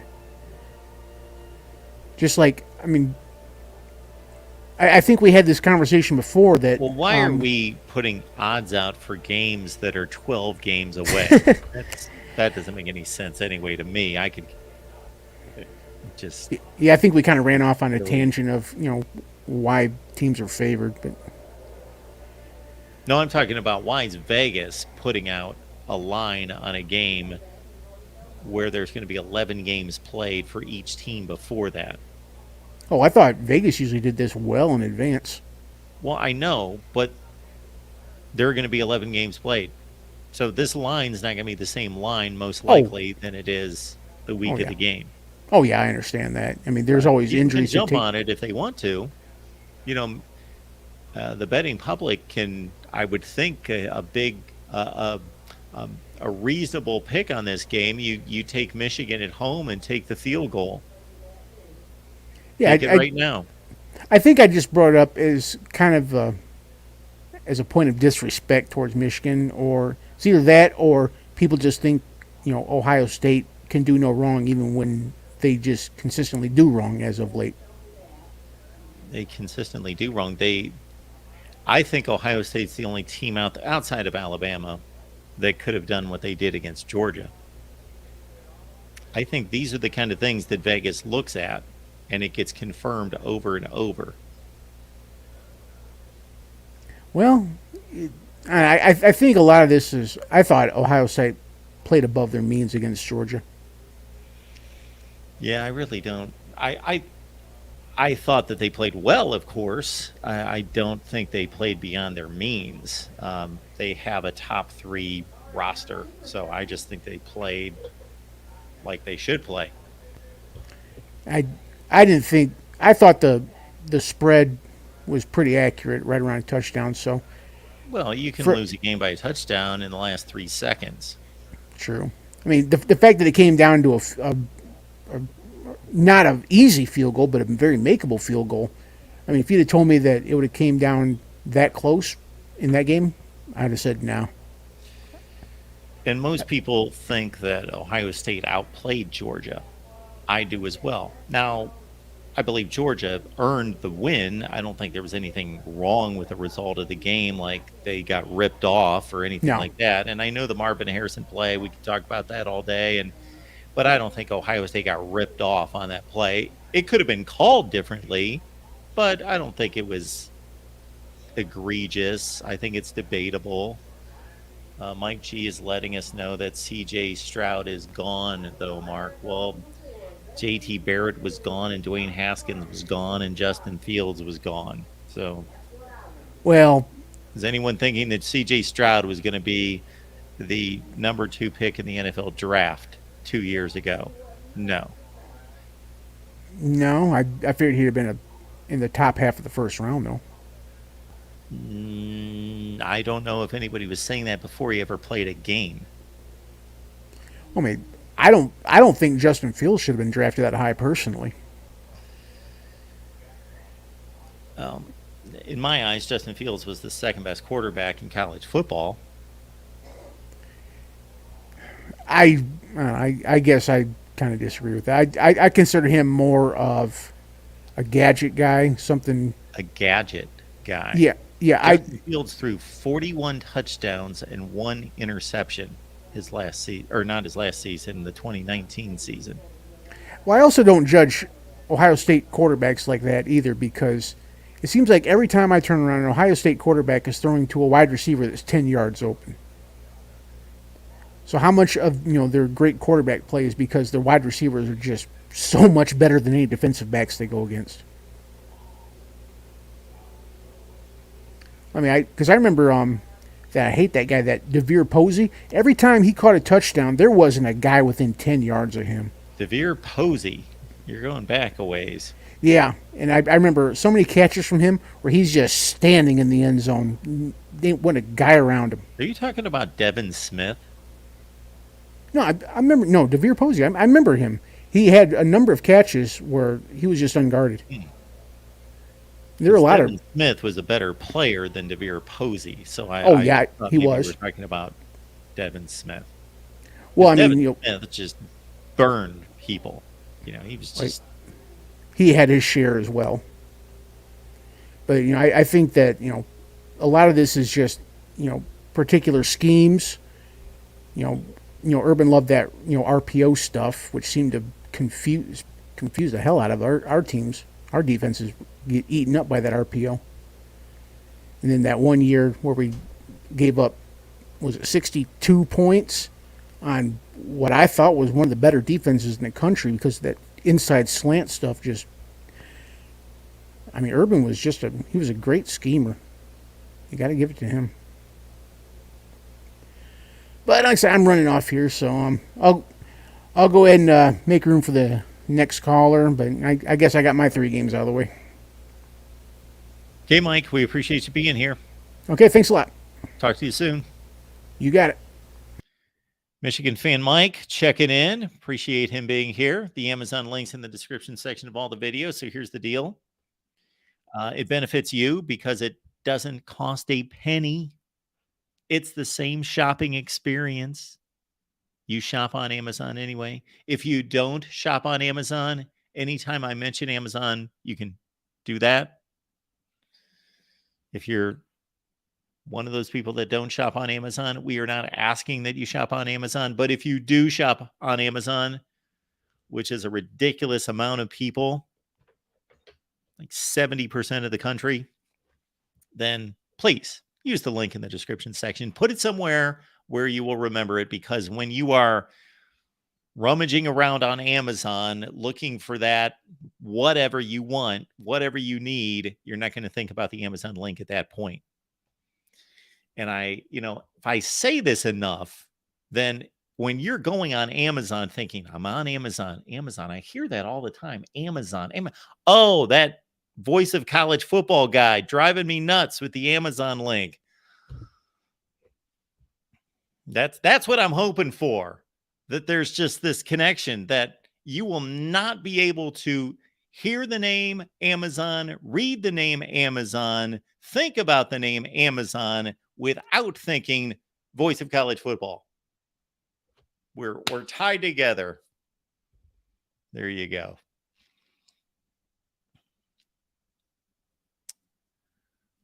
All right.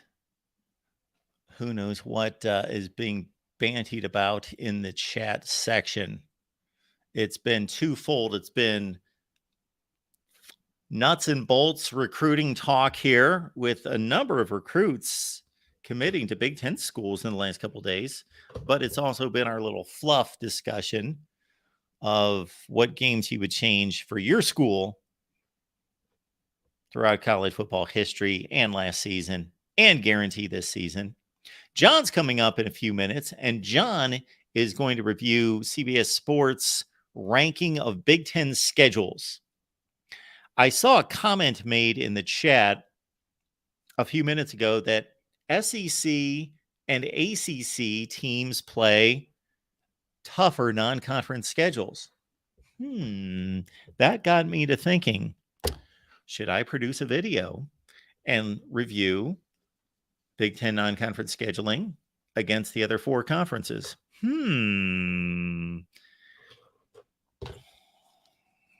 So, Big Ten non-conference scheduling, not good this season, not good last season. However, for as much as it has been fun to bash Michigan for its poor non-conference scheduling the last 2 years, Michigan does typically schedule a difficult non-conference game. That is the norm. That is the approach of Michigan football through the years.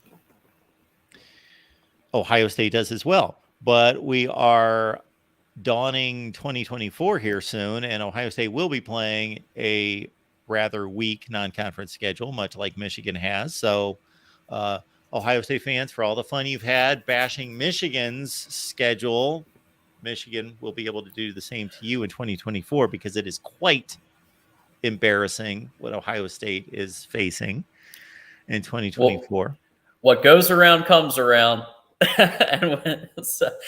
We've been taking heat for 2 years, and I've said on the show, and you remember this, that I've said fire Ward Manual, and one reason I think that Ward Manual should go is because replacing UCLA with Hawaii is just, I understand you want, sometimes you want more home games, which it's the same rationale that Gene Smith just gave for dropping Washington.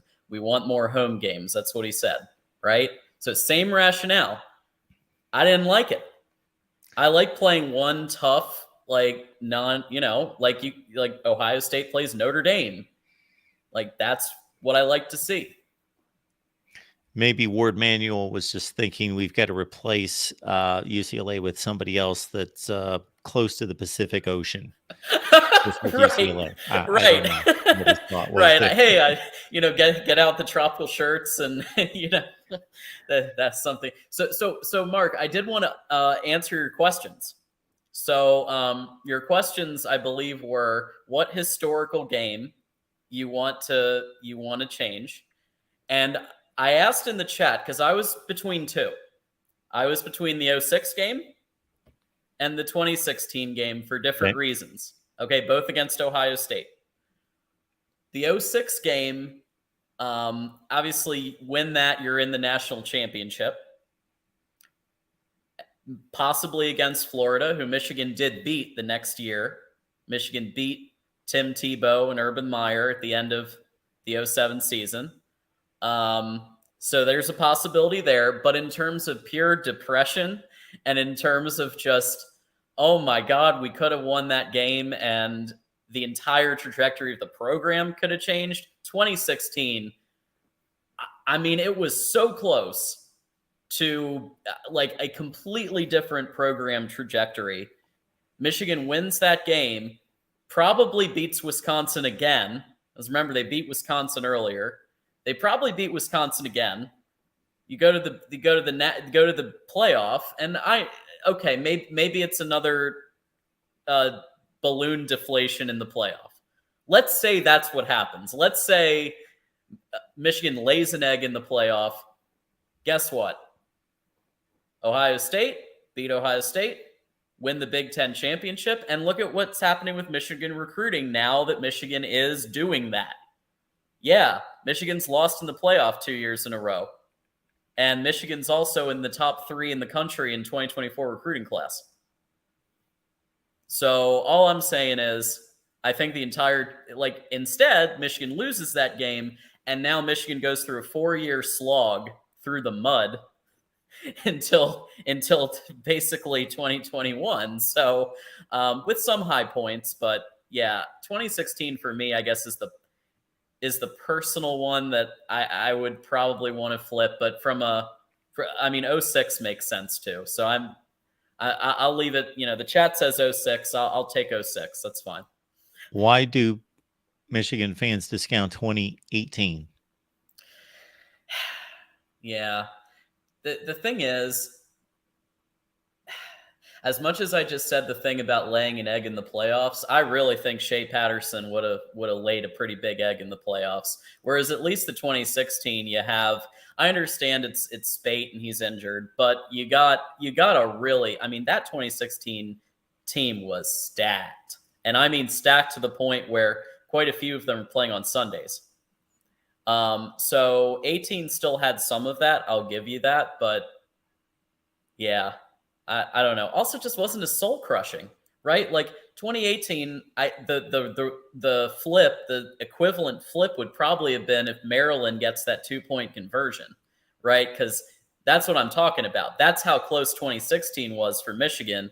If 2018, Matt Canada and Maryland, and he called the game of his life as far as I'm concerned. I know he lost, but he called the game of his life in that game. And he makes that 2-point conversion. Michigan is going, right? So that's the razor's edge kind of thing that I look at usually. Michigan, when you say Michigan's going, they're not going to the playoff. No, sorry, the Big Ten championship. They're going to the Big Ten championship with 2 losses. But if you can flip, you can change a game. They beat Ohio State in 18. Yeah. You can't assume, as part of our little exercise, you can't assume they're going to win the Big Ten championship game. But in reality, they would have been a huge favorite. Right.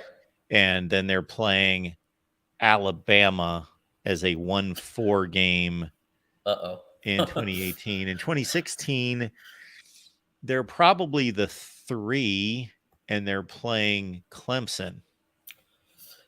Neither of those sound fun, Mark. Not those Clemson and Alabama teams. Yeah, Clemson was that was some generational quarterback play, wide receiver play, and how about that defense? Oh my goodness. Yeah.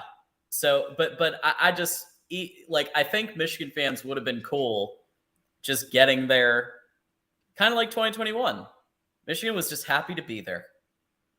2022, massive disappointment. 2021, losing to the national champion, and not like terribly off. I mean, you've seen like Notre Dame has laid some huge eggs in the playoffs, and at least Michigan, like they did score some. JJ got a touchdown. It wasn't a complete and total curb stomp demolishment like Michigan State suffered and Notre Dame suffered in the playoffs before. So I don't know. At the end of the day, bad. What's that? I think we're splitting hairs. I thought Michigan 100%. got kicked around. Oh, 100%. Oh, well, of course they did. I'm talking about levels of degree, but yeah, they got stopped. Nobody's debating that, but I'm talking about like my overall point is happy to be there. Yeah. Happy to be there. So you also asked what game this year? And sorry, John, to cut you off before you move on to that. Yeah. I went to the point of giving Michigan a national championship. I changed a game that handed Bo Schembechler a national championship in 1985. Hey, appreciate that. Yeah, I didn't watch a lot of those games. I've tried to catch as much film as I can, but recent football is more my expertise. But yeah, I'm down with that. You want to give Michigan 85? Let's give Michigan 85 and Jim Harbaugh, and yeah, absolutely appreciate. Yeah, okay. We'll take another ring. Absolutely. Okay. So, but this year. Our buddy Christopher's not getting the exercise here. Okay. But anyway, yeah, go ahead. We're having fun, Chris. Yeah, we're we can't have a time machine, Those haven't been invented just yet. So what was it? So it was what was it this year or last year? Which game or this year? Well, so it's all time. It's last year and it's this year. Okay. Well, last year TCU. I mean, that was the only one you got. Sure. Absolutely. I mean, come on. Like that one was close. This year, the Ohio State game. And here's why. I saw the film on Penn State. I've studied that repeatedly, and I'm not convinced, other than quarterback where they're losing their 6-7 year. How long was that guy as quarterback? A long time, Sean Clifford, and they're getting a 5-star quarterback with a pretty good arm. But at the same time, like you never know with Ohio State. I mean, Michigan could be ahead. Michigan could be favored by 14, and I think Michigan's only favored by 1 if they're even favored at all. They could be favored by 14 and Ohio State could still win. I mean, that's the biggest, that's like one of the biggest rivalry games in all of college football. So I would pick that one as the guaranteed win for sure. Because Penn State, I feel pretty good about. But okay, let's say Michigan loses to Penn State, goes 11-1, still got a decent shot at the Big Ten, and the playoff. I mean, we've seen teams get in with 11-1 into the playoff before. It's possible. I would say Ohio State's the one. Okay, that would make sense. JC, absolutely. This is a great comment you just highlighted. This is very true. I appreciate that, JC. That's very nice of you. It's good if you can spell my name correctly. You got to drop the D, man. Come on, drop the D, and then you got it. You get the Aaron Rodgers with the D, and then you've got myself. You've got Kenny Rogers. You've got Roy Rogers. Right, you're on that side of things. Noah Rogers, who is a 2024 Ohio State or 2023 Ohio State commit. No D. Can't think of anybody else. Buck Rogers on the D side. Yes. And Jason said, "Look at this. Okay, we've got Jason saying you're the best in the biz, and and Jackson did spell Mark Rogers. So there it is. Okay, so some of us can spell the name." Thank you, Jackson. And thank you. True. I believe that was Jason as well. I appreciate that. We have hopes of doing much better here at the Voice of College Football. So believe me, we're doing our best, but we are hoping for even better work going forward. I released my Big Ten running back rankings this afternoon. Oh, snap. Okay. You folks might be interested to check those out. They may not have landed the way you would think. All right. Well, I'll definitely take a look, and we might have to address it on Wednesday's show, depending on how the rankings went. It may be a Wednesday topic for our Michigan Wolverines live. We've got a top 10 with an honorable mention list as well. Okay. Deep dive on Big Ten running backs, everyone. Check it out after you watch John for the next couple hours. John, thank you so much for being here. John does a phenomenal job for us hosting here on Monday night. And also, of course, John and I get together for the Michigan show every Wednesday at 5. If you love college football, you don't have to be a Michigan fan and don't even have to be a Michigan hater. You can just be a college football fan who loves the debate and the discussion. I'm noticing it's probably a decent split between Michigan fans and the people either hate watching or just kind of casually watching. I mean, we have people casually drop into the Clemson show. I mean, I drop into the Clemson show all the time in Nebraska and Iowa and all of them, really. If I try to make them all if I can. So it's fun sometimes to just watch as a casual observer. You don't always have to be in the battle. That's right. All right, John, well, have a great rest of your show. And, of course, we'll be back with the USC show with Matt Zemek tonight at 11 Eastern. Can't wait to watch. All right, folks. So this is the Big Ten Live show, 8 p.m. block. It's the Ocho. That's right, folks. It's the Ocho. Today is June 26, 2023. And my name is John Diadamo. I'm going to be your host for the next 2 or so hours. Feel free to follow me on Twitter at John Diadamo. I'll put it right here so that people can go and follow me. They haven't already. There it is. So why don't we start with this? The decision. My heart says one thing, my head says another. Aaron Scott, one of the top cornerback targets out of Ohio, is having a really tough time deciding where he's going to go. Now, keep in mind, this is a player That's 95.6% predicted to go to Ohio State. That has 100% crystal balls for Ohio State. Yet, in the last couple of days, weeks, etc., it's looked like he's a possibility. And I think that one of the reasons why is he had a really good official visit to Michigan. And what we know about Michigan and the official visits is that the recruiting game has improved tremendously from where it was a year or two ago. Whether it's Chris Partridge, who basically was brought into Michigan to be the I'm going to recruit 4- and 5-star talent guy.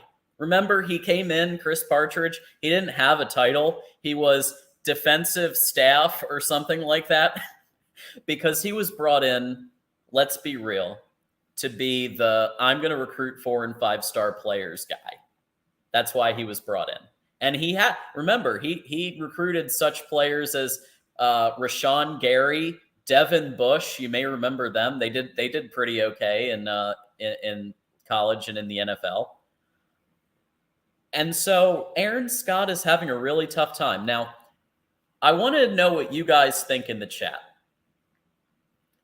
Because I think that when he says my heart, he's saying Ohio State. Okay? He's from Ohio. He just went to the visit in Ohio this weekend. He got a wonderful, tremendous goodie bag. Full. I don't know if anybody are following him on Instagram. He got a tremendous goodie bag. Handwritten notes from all of the staff at Ohio State. You saw one from Knowles. You saw one from Ryan Day, I believe. You saw one from the cornerbacks coach. So you had this beautiful display. And I think that his heart is telling him to go to Ohio State.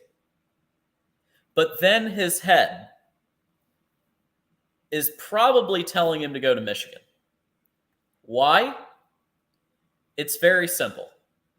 Michigan has beat Ohio State the last 2 years.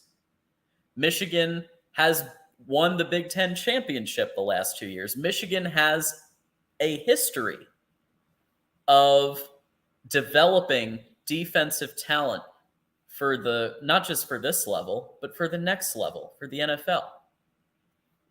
Let's face it, Michigan is much better known on the defensive side of the ball than the offensive side of the ball. Look at Charles Woodson. How about, remember Charles Woodson? He did pretty well. Helped Michigan win a national championship and then did some amazing things in the NFL. Michigan has a better DBs coach, as Jason said. I'll take your word for it on that. Is that Klink? That's probably Klink, right? So I don't study him as closely as everything else, but I think if it's Klink, I've heard really good things about Steve Clinkscale. So we do have a super chat. Thank you to Dave Valensky.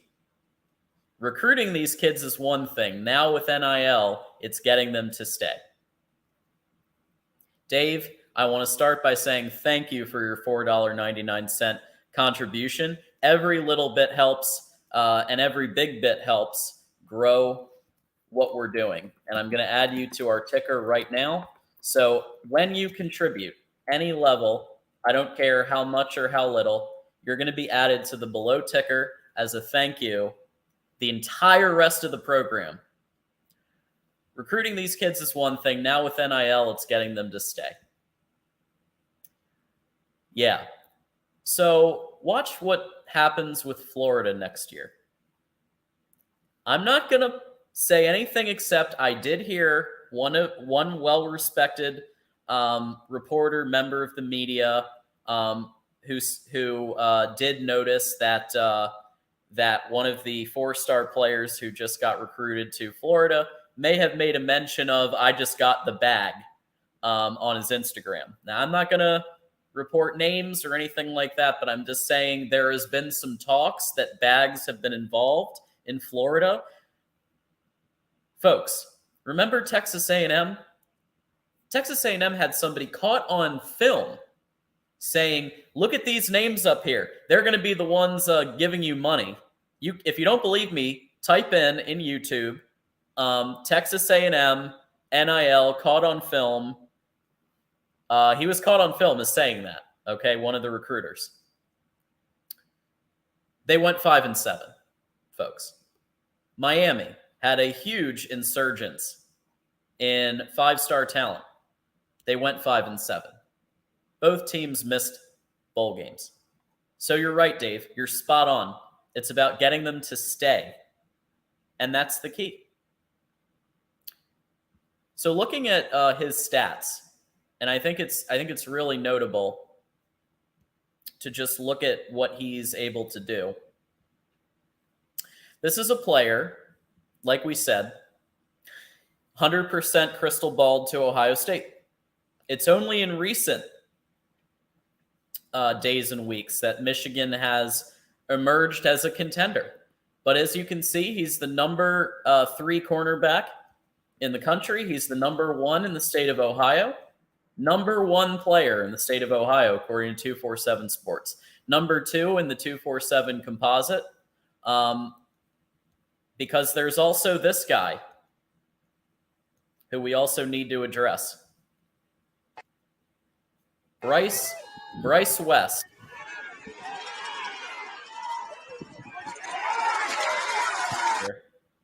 Something is going off. Bryce West has committed to Ohio State. So these two were kind of seen as 2 peas in a pod. Bryce West, another player that is one of the top in Ohio. And you got to give them that, they got the cornerback that they really wanted. So the composite has him as number 1 in Ohio, right? So just looking at the offer list here, this is an impressive list of 31 offers. Major impact player. He's going to do great things for Ohio State. Let's wish him well. I think now it remains to be seen if Scott follows his lead or goes to Michigan. We do have a caller, and so we'll take our first caller of the night with Golden Playbook. How's it going? Playbook. Thanks for calling in, man. You hear me? I can hear you. I'm probably just, this will be a quick one just because what I'm going to be doing tonight, Golden Playbook, is I'm actually going to be giving my predictions for the entire season. Okay. So I'm going to go through all my predictions, but I'd love to. So what would you like to discuss?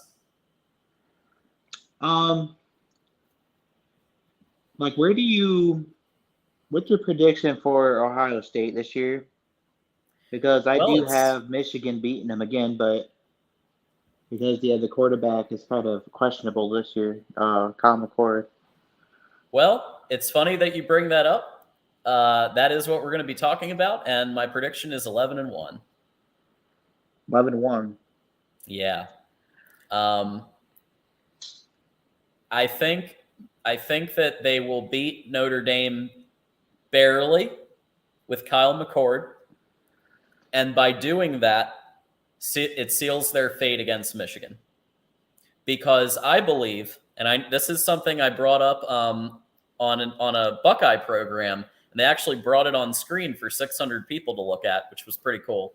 But I said essentially this: if Ohio State loses to Notre Dame with Kyle McCord, then I think they're going to bench Kyle McCord and bring in Devin Brown, and I think they could beat Michigan with Devin Brown. Whereas if Ohio State beats Notre Dame with McCord, they keep McCord through the season, and Michigan beats Ohio State. So I think the slightly more likely scenario, just looking at history, is that Ohio State barely beats Notre Dame.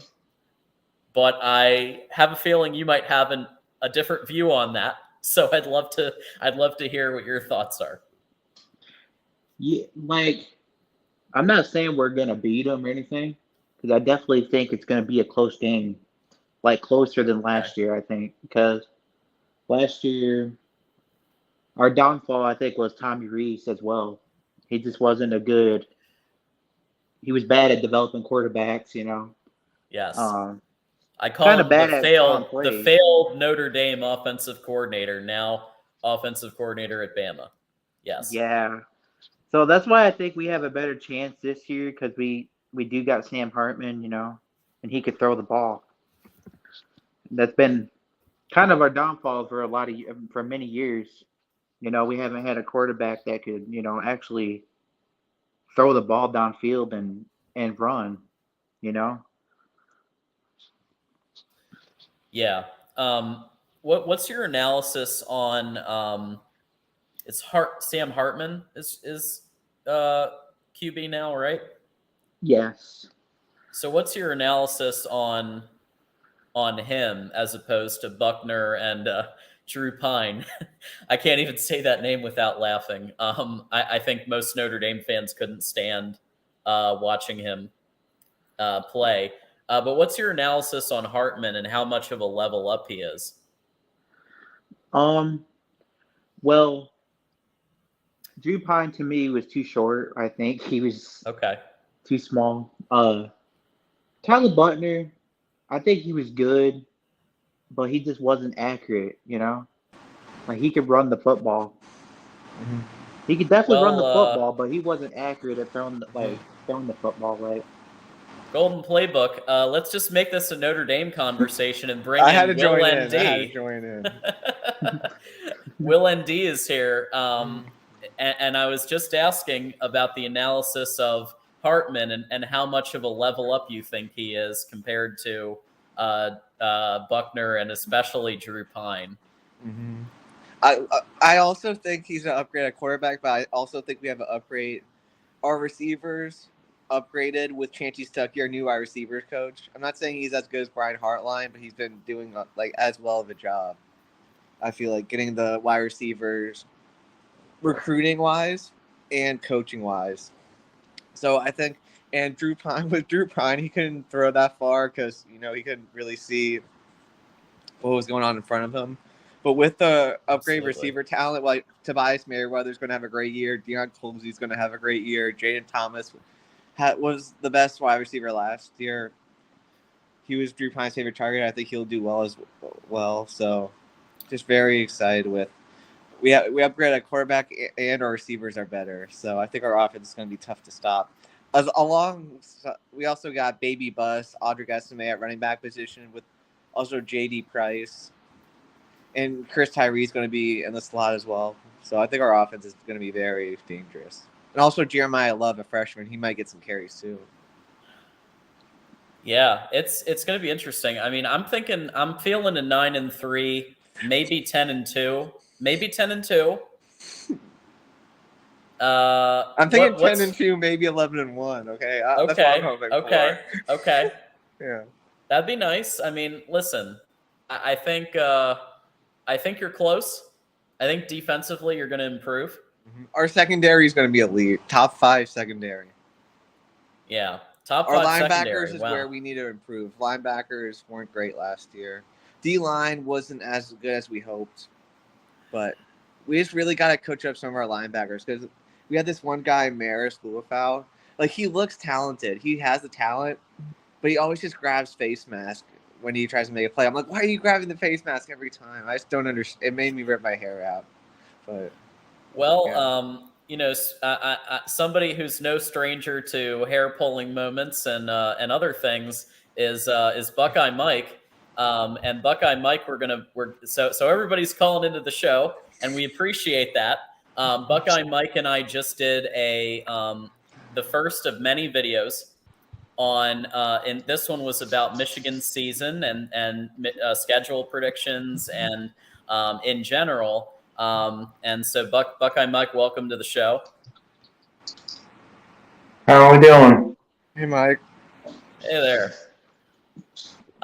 So we're going to go over, and I was going to do this solo, but since you all called in early, let's do it together. So CBS Sports just released a few hours ago strength of schedule rankings. And on the back of that, I thought I'd release my official predictions for every school. So in the Big Ten, not every school in the country, because that would be a 16-hour show. But I thought it was very interesting who they have at the top of the difficulty here. So Minnesota, row the boat, has the most difficult schedule according to CBS Sports. How about that? Let's see how the vote is. The vote going to be a little shaky this year. We'll see. I mean, but that is tough. I mean, they should beat Michigan State, but getting Michigan and Ohio State from the East is rough. So here's my prediction for Minnesota. Okay. 7-5. And I base that on, number one, the fact that PJ Fleck has traditionally overperformed. And I think, in this case, overperforming is 7-5 when Tracy Clay's type or Jerry Kill type might go 5-7 with the same schedule. Mm-hmm. So I'd say PJ is probably going to do a little better. But given the fact that he's got kind of a gauntlet, most difficult schedule in the entire Big Ten. Wow. As our Big Ten expert, John, what do you think about their new quarterback? Do you think he'll be better than Tanner Morgan, worse than Tanner Morgan? I'll be honest and say I haven't looked at it extensively. Okay. Tanner Morgan was kind of mid across the board, as we kind of have seen. Let's see what Dave Walensky has to say. Is Dave still in chat? I know he's a Gopher fan. Oh, really? Okay. Yeah, let's see here. Yeah, so yeah, I think that, it would be pretty easy to do better than Tanner Morgan, honestly. So I guess we'll have to kind of see. I know that it looks like Athan Kamanis looks like he might be the up there for starter. Let's see who else we've got. Spring position. So I actually had to go for writer call in. Okay. Yeah. So he had he was 54.1% completion with his starts that he had because he took over for Tanner Morgan, who was injured. 946 passing yards, 3 touchdowns, and 4 interceptions. So Dave's feeling good. He's feeling good about it. Okay. Not exactly the best stats. Mark is big on Morgan's back. Okay. Yep, that guy. Hold on. So where's Dave? Dave made a comment, you said? Yeah, he thinks he's going to be great. The quarterback's going to be great. Okay, there he is. Dave Walensky. I think the quarterback is going to be great. The Greek Gopher is going to come through. So based on the statistics so far, he's going to have to go from 54% completion to about 70, at least 65. And he's going to have to do much better in terms of touchdown to interception ratio if you guys are going to go more than 7-5. Yeah, it's looking like a pretty tough schedule. So my prediction for those reasons is 7-5. And Purdue is another one it's really hard to predict. So they're number 2.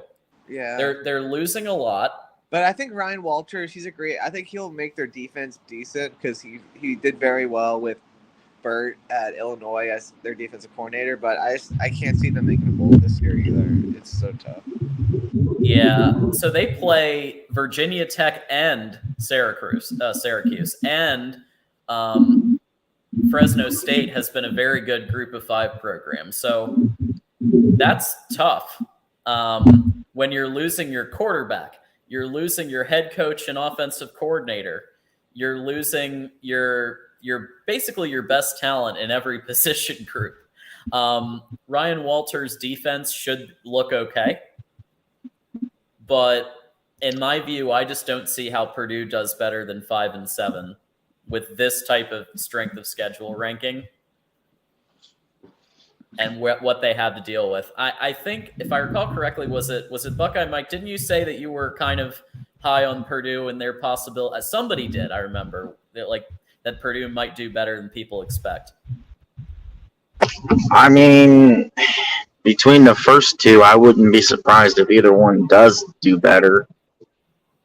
I mean, as a somewhat biased fan of PJ Fleck, I would like to see Minnesota win the West. They almost did 4 years ago. But I really think their actual, like, unbiased ceiling is like 8-4. Jason's not very. Jason's not. I very think high on losing. Wow. I mean, I think they'll beat Syracuse at home. I don't know Syracuse. I don't know how good Jake Hayner's replacement is going to be at Fresno. And at VT is a hard place to play because it gets loud there. Like, because my sister goes there, so I've been to a game there, and it gets loud. But their team was so bad last year. I mean, I feel like it has to be better. I haven't looked into them that much though. So that's a toss-up, I guess. The Fresno and the Tech games are toss-ups. Yeah. So I don't know. We'll have to see. I got a question. Yeah. Go ahead. Isn't Purdue getting don't they have a new coach? Yes. So Purdue. Yeah, that's what I was getting ready to get. Purdue lost Jeff Brom to Louisville. Lost their really good quarterback, Aiden O'Connell, to the NFL, and others. I mean, they basically are, in my view, almost a completely new team. They've had to hit the transfer portal pretty hard, and their non-con does them no favors with 2 Power 5 games.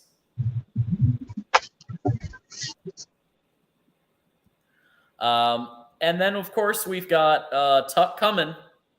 Tuck has been coming for that 4-8 season here. So that's my prediction for Tuck is 4-8. It's a little biased. It's a little biased. You have to admit, John. 4-8. You think it'll be 4-8? If it wasn't for the fact. So here's the thing. They're third ranked in toughest schedule, as you can see. See, I'm going down the list of schedule. So they're ranked third in terms of toughest schedule. That's number one. Number two, they just lost their quarterback, their wide receiver, and their best cornerback all left. Now, if those things didn't happen, I'd be predicting them at least to win a bowl, maybe higher. So is it a little biased? I can't deny that it's a little bit, but like, just if you look at the factors here, I just don't. And we actually did a full breakdown of Michigan State's schedule, I believe, like a week or two ago, and we were just struggling to find the wins. I mean, they're losing to Washington. They're going to lose to you. They're going to lose to Penn State. And they're going to lose to Ohio State. Yeah, and then after that, then there are some coin flip games. Yeah. I'll actually pull up the schedule now just so everybody can take a look at it. So, so I will say this. They're going to beat the Central Michigan Chippewas probably, but it's not a guarantee. That could be an embarrassment. That could be an embarrassment, losing to your team, at Group of 5 team in your own state. But it's at home. I feel like they're gonna have such a back against the wall mentality, because they know that they're going to be a laughing stock if they lose that game. So I think they're going to pull off a 24-21 win against the Central Michigan Chippewas. I think it could be. Then you've got a probably a very comfortable win against the Richmond Spiders. I haven't even heard of that team. They're actually the crosstown rival to the school the college that I go to. Oh, really? They made the FCS playoffs though, so they aren't Yeah. But then you've got Washington. They're going to get lit up by Michael Penix. They're going to get lit up. I mean, I think Michael Penix was in Mark's quarterback rankings number 2 in the country, only under Caleb. He's really good. He's really good. Yeah, they're going to be a pretty good team. How about Maryland? I think Maryland. It's a coin flip. I think Maryland goes into East Lansing and beats them by about a touchdown. I could see it. That could happen. Iowa at Kinnick. Good Well, luck. if it's a day game, they have a chance. If it's a night game, they're done. Yeah, it is a TBA right now. Unless somebody knows some intel that I don't have on my screen, feel free to comment. Coin flip. Okay. Yeah, I don't know. I think, Mike Fort's very high on Maryland winning by a lot. So, yeah. Erica, of course, we talk about bias. Okay, we have to be fair. Erica is an Iowa fan. No chance, even during the day. But I actually have to agree with you, Erica. I don't know. I think they are 1-0 against Cade. They are 1-0 against Cade. We'll see. Yeah. That's true. That's true. They also lucked into a generational running back that year, and they won by like 4 points. Like, let's be honest about the game and looking at it from a macro perspective. Yeah. Like, they got lucky. There were a few ref calls that went their way. I'm not saying that they wouldn't have won anyway, but when we study college football, we look at things like ref calls. When we look at, okay, we go to 2023, Cade technically lost, but it's not like it was a demolishment, and they had a running back that scored 5 touchdowns. So there was that. I think that Rutgers could beat them too. Rutgers is one of those teams that pulls off. Hold on. Well, okay, here we go. This is an embarrassment. If we're sitting here really thinking that Rutgers is going to beat Michigan State, this is I give it a coin flip. This is a coin flip. This is honestly a coin flip. How is this a coin flip? Okay. I think there's a couple of factors behind this. They're coming off a bye too. They're coming off a bye. Yeah. Okay. All right. Some people are saying, John, you're biased. Okay, that's fine. Yeah, that's fine. Let's give Michigan State the win. Fine. Michigan's gonna beat them. Okay. I think it could. Yeah. Okay. Since it's a rivalry, it could be closer than people think. 7 to 10 point win. I mean, unless if there's another trouble with the snap, I think Michigan. Yeah, it's not gonna. As I said on the Buckeye Mike show, it's never a blowout, except once in a while. You throw the rule book out, but in this case, Michigan is just from a talent perspective, especially with the exodus of talent from Michigan State, they're going to at least win by a touchdown. But I don't think it's going to be like a 30-point pummeling either. Minnesota. Coin flip?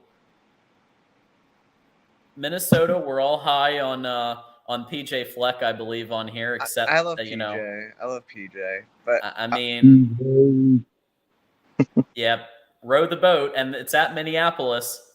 So let's say they beat Rutgers, but I don't know about this one. I think it's a coin flip. Like nah. Game. Row the boat. Row the boat, baby. And I am saying 7 wins from Minnesota. They have to get the win somewhere. Yeah. Okay.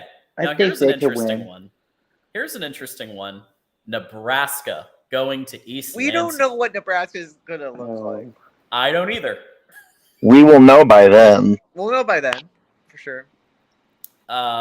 It's at East Lansing. Remember the last time they played at East Lansing? That was a crazy game, that Nebraska-Michigan State game in 2022. That was a classic Scott Frost choke. Yeah, Scott Frost had a tendency of losing games by 1 score. That was like it was the 1 score curse. That was the overtime game too, right? I think so. If I'm sure somebody in chat will correct us though, as we have our fact checkers in chat. keeping us honest. I don't know, man. I think so. The thing with Nebraska, like we all said, Nebraska's a wild card. They looked decent in the spring game, which I know you can take with a grain of salt, but that's all we know right now. I mean, I remember last year they looked terrible in the spring game. So, right. Yeah, Roll just has them more physical. They're bringing fullbacks back. So Matt Rule has decided to take a old school, kind of like a Harbaugh bringing the Stanford 09 playbook in. Matt Rule's taking a very old school with a modern twist approach, which I think when you play in Nebraska might be a smart thing to do. I mean, I do give Iowa some grief on occasion for being too old school on occasion, but like just high level, that type of physical football with fullbacks and everything else, like it can work up there. It can if you have the right pieces. So then you get to Ohio State. So loss. That's an L, Yeah, and probably L. and They're gonna get major blowout they're loss. gonna get that. Yeah. Ohio State has had Mel Tucker's number, man. I mean, even like, I mean, what has it been, like 50 something to 7, or like just massive victories, and it's at the shoe. So yeah. Now these last two, okay. So this game against Indiana at Indiana, coin flip. That is a legitimate coin flip, I think. But I think Indiana might just be that bad, though. I mean, I love Jeffrey. They're pretty from bad. Only Talk Sports, but I feel like they're going to be really bad again. Yeah, I'll just show this a little early, but yeah. So we haven't gotten to there yet, but yeah, I think Michigan State could beat them and then lose. They really kind of got owned with that last game schedule. Friday night on what Peacock. The heck is this? What the heck Ford is Field. this at Ford Field? What the heck is this? Wait, you're just hearing about this? Came out a few weeks ago. I just hate it. I hate it. I just hate it. I hate it. Wait, it's at Ford Field? Yeah. It's their senior night. Last time they played in East Lansing, it was in the snow, and it was awesome. Like, it was awesome watching that game in the snow. Between two it's obviously a schedule conflict. I don't know. I just hate it. I hate that it's at Ford Field. Yeah. I don't love that. I hate neutral site games. So in summation, between all of those, but they're gonna lose. I think you can kind of, now that we've gone through the schedule, can you understand a little bit more why I'm leaning 4 and 8? A little bit, yeah. Now that we've looked at the potential L's here. I mean, yeah, but I can see 6 and 6, honestly. I mean, if it goes their way, they can make a bowl game. I can too. Yeah. And they kind of need to. They're paying Mel Tucker $9.5 million a year. They probably should make a bowl game. So good luck to them, or whatever you want to say. So going back to the article, we have number 4, Indiana. Oh. So they have the 4th, according to CBS Sports, the 4th toughest schedule in the Big Ten. And like I said before, 2 and 10 is what I'm predicting. And unlike Michigan State, I don't think there's going to be as much pushback with this one, even though it's a pretty rough amount of wins, because we went through this one too, and I was struggling to find the wins. Here's the thing with this, and specifically, the ability of them to be able to replace Kalen DeBoer and Mike Hart just hasn't been there. Like Tom Allen had some home run hires with those two. Kalen DeBoer, Mike Hart, they beat Michigan in 2020. They did great that year, lost to Ohio State by a little bit, but if they had followed the 2020 rules, Indiana would have been going to the Big Ten championship, not Ohio State. Now, I agree. I'm still a little bitter over that rule. They just did it to bail out Ohio State. I kind of agree with it though, seeing that they did wind up going and beating Clemson. I kind of okay, fine, and they did have the head-to-head against Indiana too. So because of the head-to-head, I think that made it a little easier for them to relax the rule for Ohio State. Well, I'm not pointing fingers at anyone in particular, but if one of the 2 or 3 teams that didn't play and used COVID as an excuse to get out of the game itself, if they hadn't changed their mind, we wouldn't have to debate this all the time. Yeah, I wonder who you're talking about. So let's okay. I have heard this 5 million times, and let me outline exactly what would have happened if Ohio State had played that game. Do you want to know? Ohio State would have played Michigan's 4th string quarterback. His name is Dan the Man Villari, because everyone else was out. So when you go down the list, it would have been Dan Villari. And you can go and look at verify this. I'm not saying anything that the others couldn't play because by COVID protocol, they literally couldn't play. Big Ten wouldn't have allowed it. Okay. So it would have been Dan Villari, and you would have basically been playing Michigan's 2nd and 3rd string in 2020. But I still give you that year. So I still give it to you because obviously you would have won that year.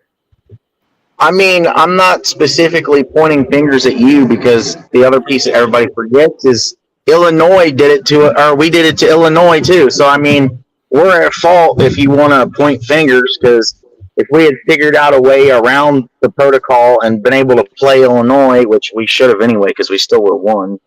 Right. So Golden Playbook, if it's okay, I'm going to be, we've got some callers coming in, so I'm just going to rotate some people out. So Golden Playbook, we appreciate you calling the show, man. Alrighty, thank you. Have a good one. See you. All right, we're going to bring in the rest of our panel. We've got Sean Garner and Erica Goldberg. Sean, welcome to the show.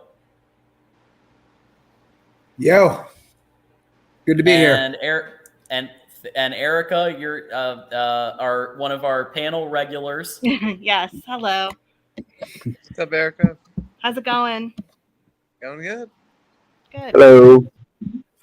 So today we're doing something a little unique for our panel, and we're going through the recent release. CBS Sports just released the strength of schedule for the Big Ten, and so I'm using this opportunity to give my predictions for the season. 2-10 for Indiana. Oh boy. Well, and think about so Tom Allen just hasn't been able to figure it out since Kalen DeBoer left and Mike Hart left. They were great hires. Indiana was beating Michigan. Indiana was winning 9-10 games. They leave. Things fall off a cliff. Mm-hmm.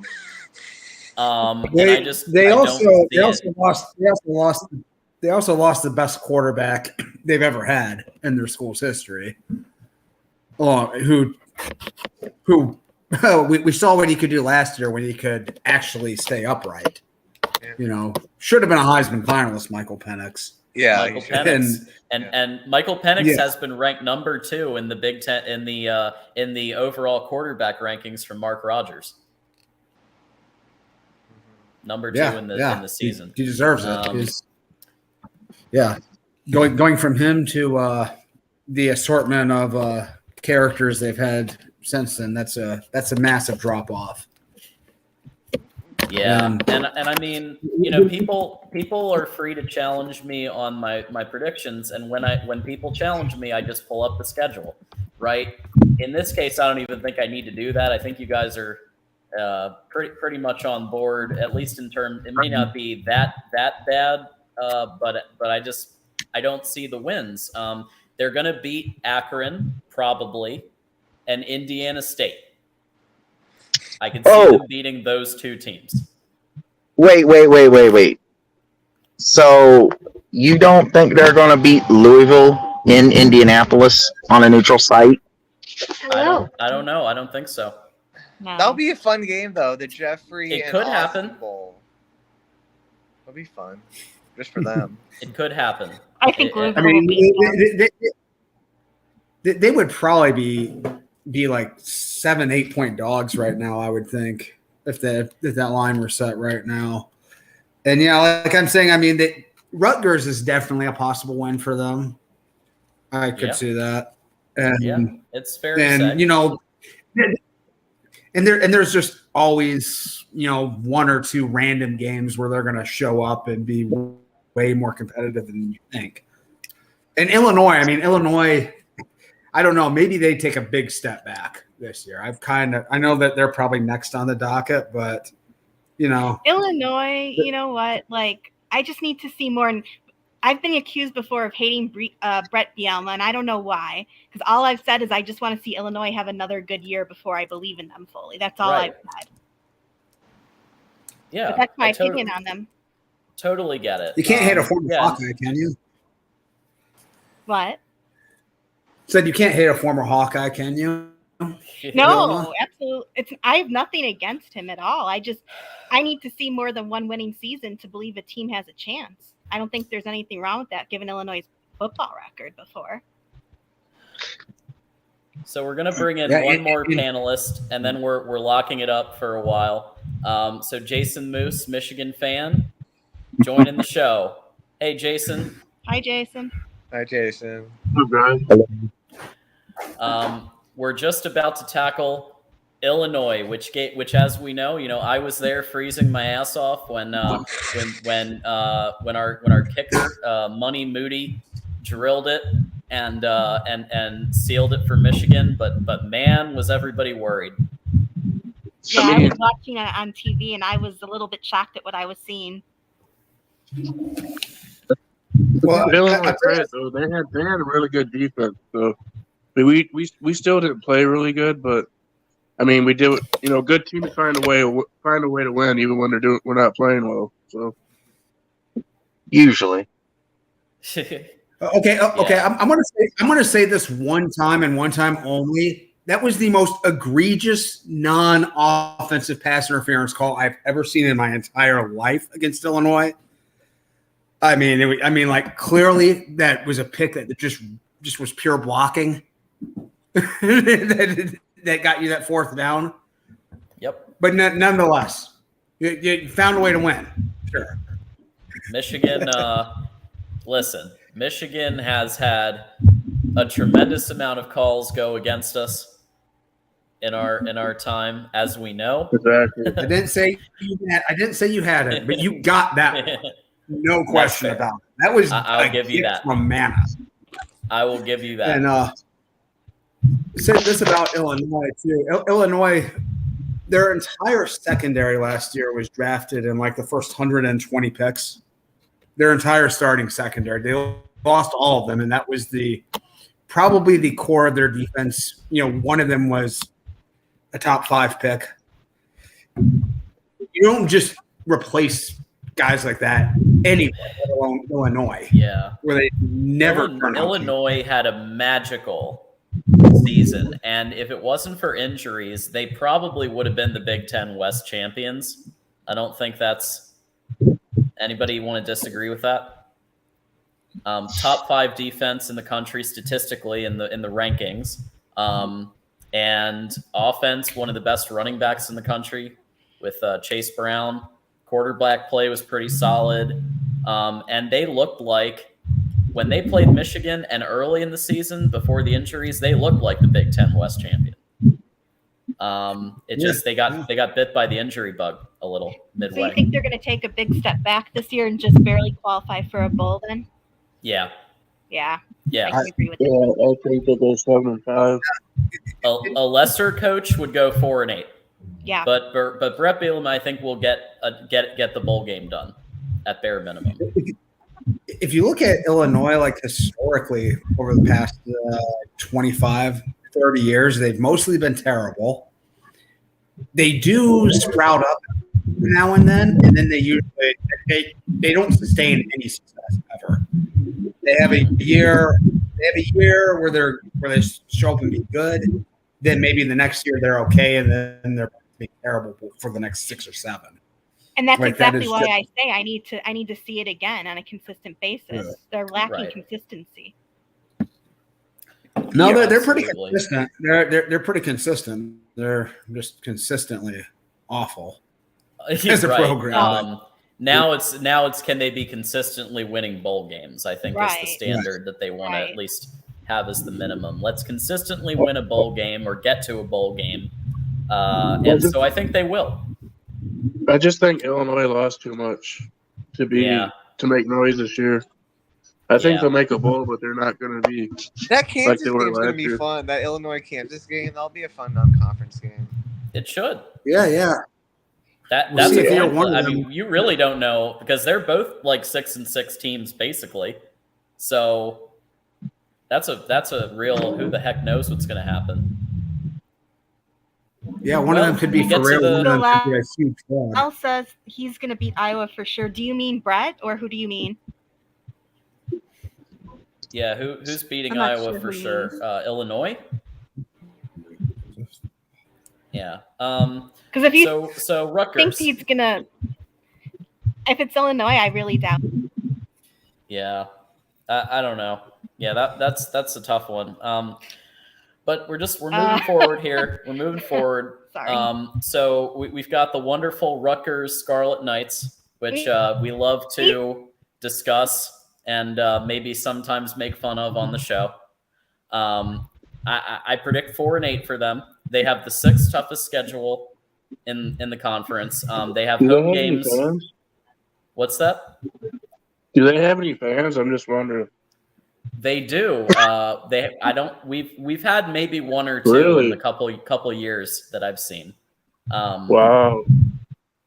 Yeah, there's been a few that have popped in the chat, but I haven't had anybody call in yet who's a Rutgers person.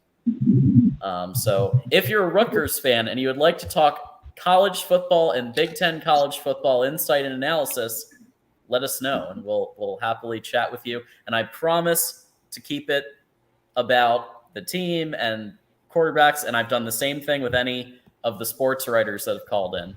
I do the same thing. So Rutgers, I mean, it's a tough one for them because they're in the Big Ten East, and we know that the Big Ten East is a gauntlet. I think they're actually going to benefit from divisions going away. Oh yeah, They really I are. think they might be like a What? 6-6 if in the divisionless format. I mean, I think Yep. Greg Schiano's a good coach. A lot But of teams are I just gonna don't think benefit it's from very easy to recruit to going away. Rutgers because there's not that many. I mean, there are football recruits in New Jersey, but Oh, there's tons. There's tons. There's just absolutely no culture whatsoever at Rutgers. If you go to Rutgers, it's a very strong commuter campus. I mean, it's very good academically, but it's not. It doesn't have the diehard sports culture that the other schools in the Big Ten have. Yeah. You know, I mean, you could live in New Jersey for 5 years and never hear anyone talk about Rutgers ever. I mean, it's just a different. Rutgers is the But 23rd. Rutgers is ranked 23rd in the recruiting rankings for 2024. That's not awful for That's Rutgers. Fantastic. Yeah, That's amazing. Given they've been track record. Yeah, they've been. So they actually have the second highest spend in recruiting in the Big Ten. But you know Mark- what? That just proves the point I always reported. make more though. That like Yeah. the recruiting doesn't always mean everything. Recruiting rankings. Rutgers, if they have a good recruiting ranking, by that logic, they should be doing much better in football games. Yeah, But Well, then and I it's just will for say- the incoming class. I don't know how well they've done in the past recruiting with their rankings, but So if you look at their beginning of their schedule, they do face Northwestern, Temple, Wagner. So that's, I think, where 3 of the wins are going to probably come from. And then, after that, they'll probably pull off one more from someone that maybe they shouldn't, or, this is where a Michigan State win, like I said, this is where that might be the 4th win if they beat Michigan State. That's kind of why it was 4-8, not 3-9. When is that Michigan State Rutgers game?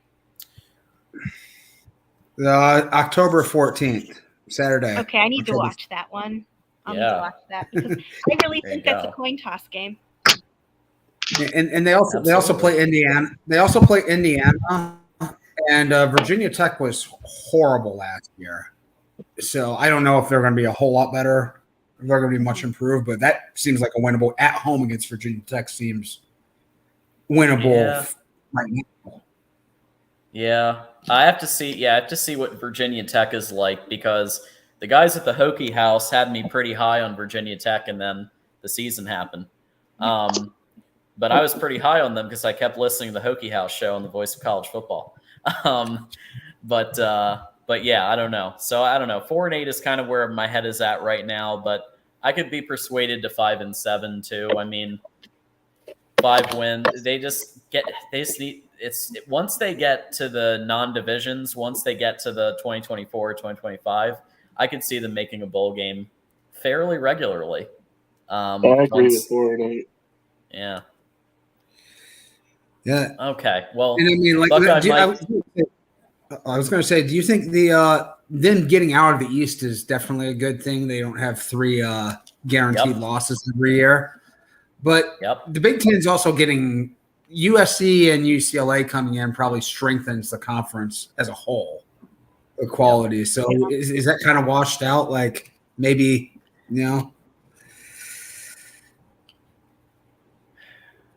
they shouldn't really be competitive with USC at all, and probably not. No, and they're not on UCLA's level either. So, yeah, I'm just saying, I don't think it's going to be a massive shift. I'm saying it could go from 4 or 5 wins a season to 6 wins a season.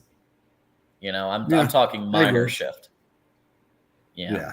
Well, Buckeye Mike, we're at your team now. And we've got Ohio State has been ranked 7, which I think is pretty fair because they obviously have teams like Notre Dame that they're facing.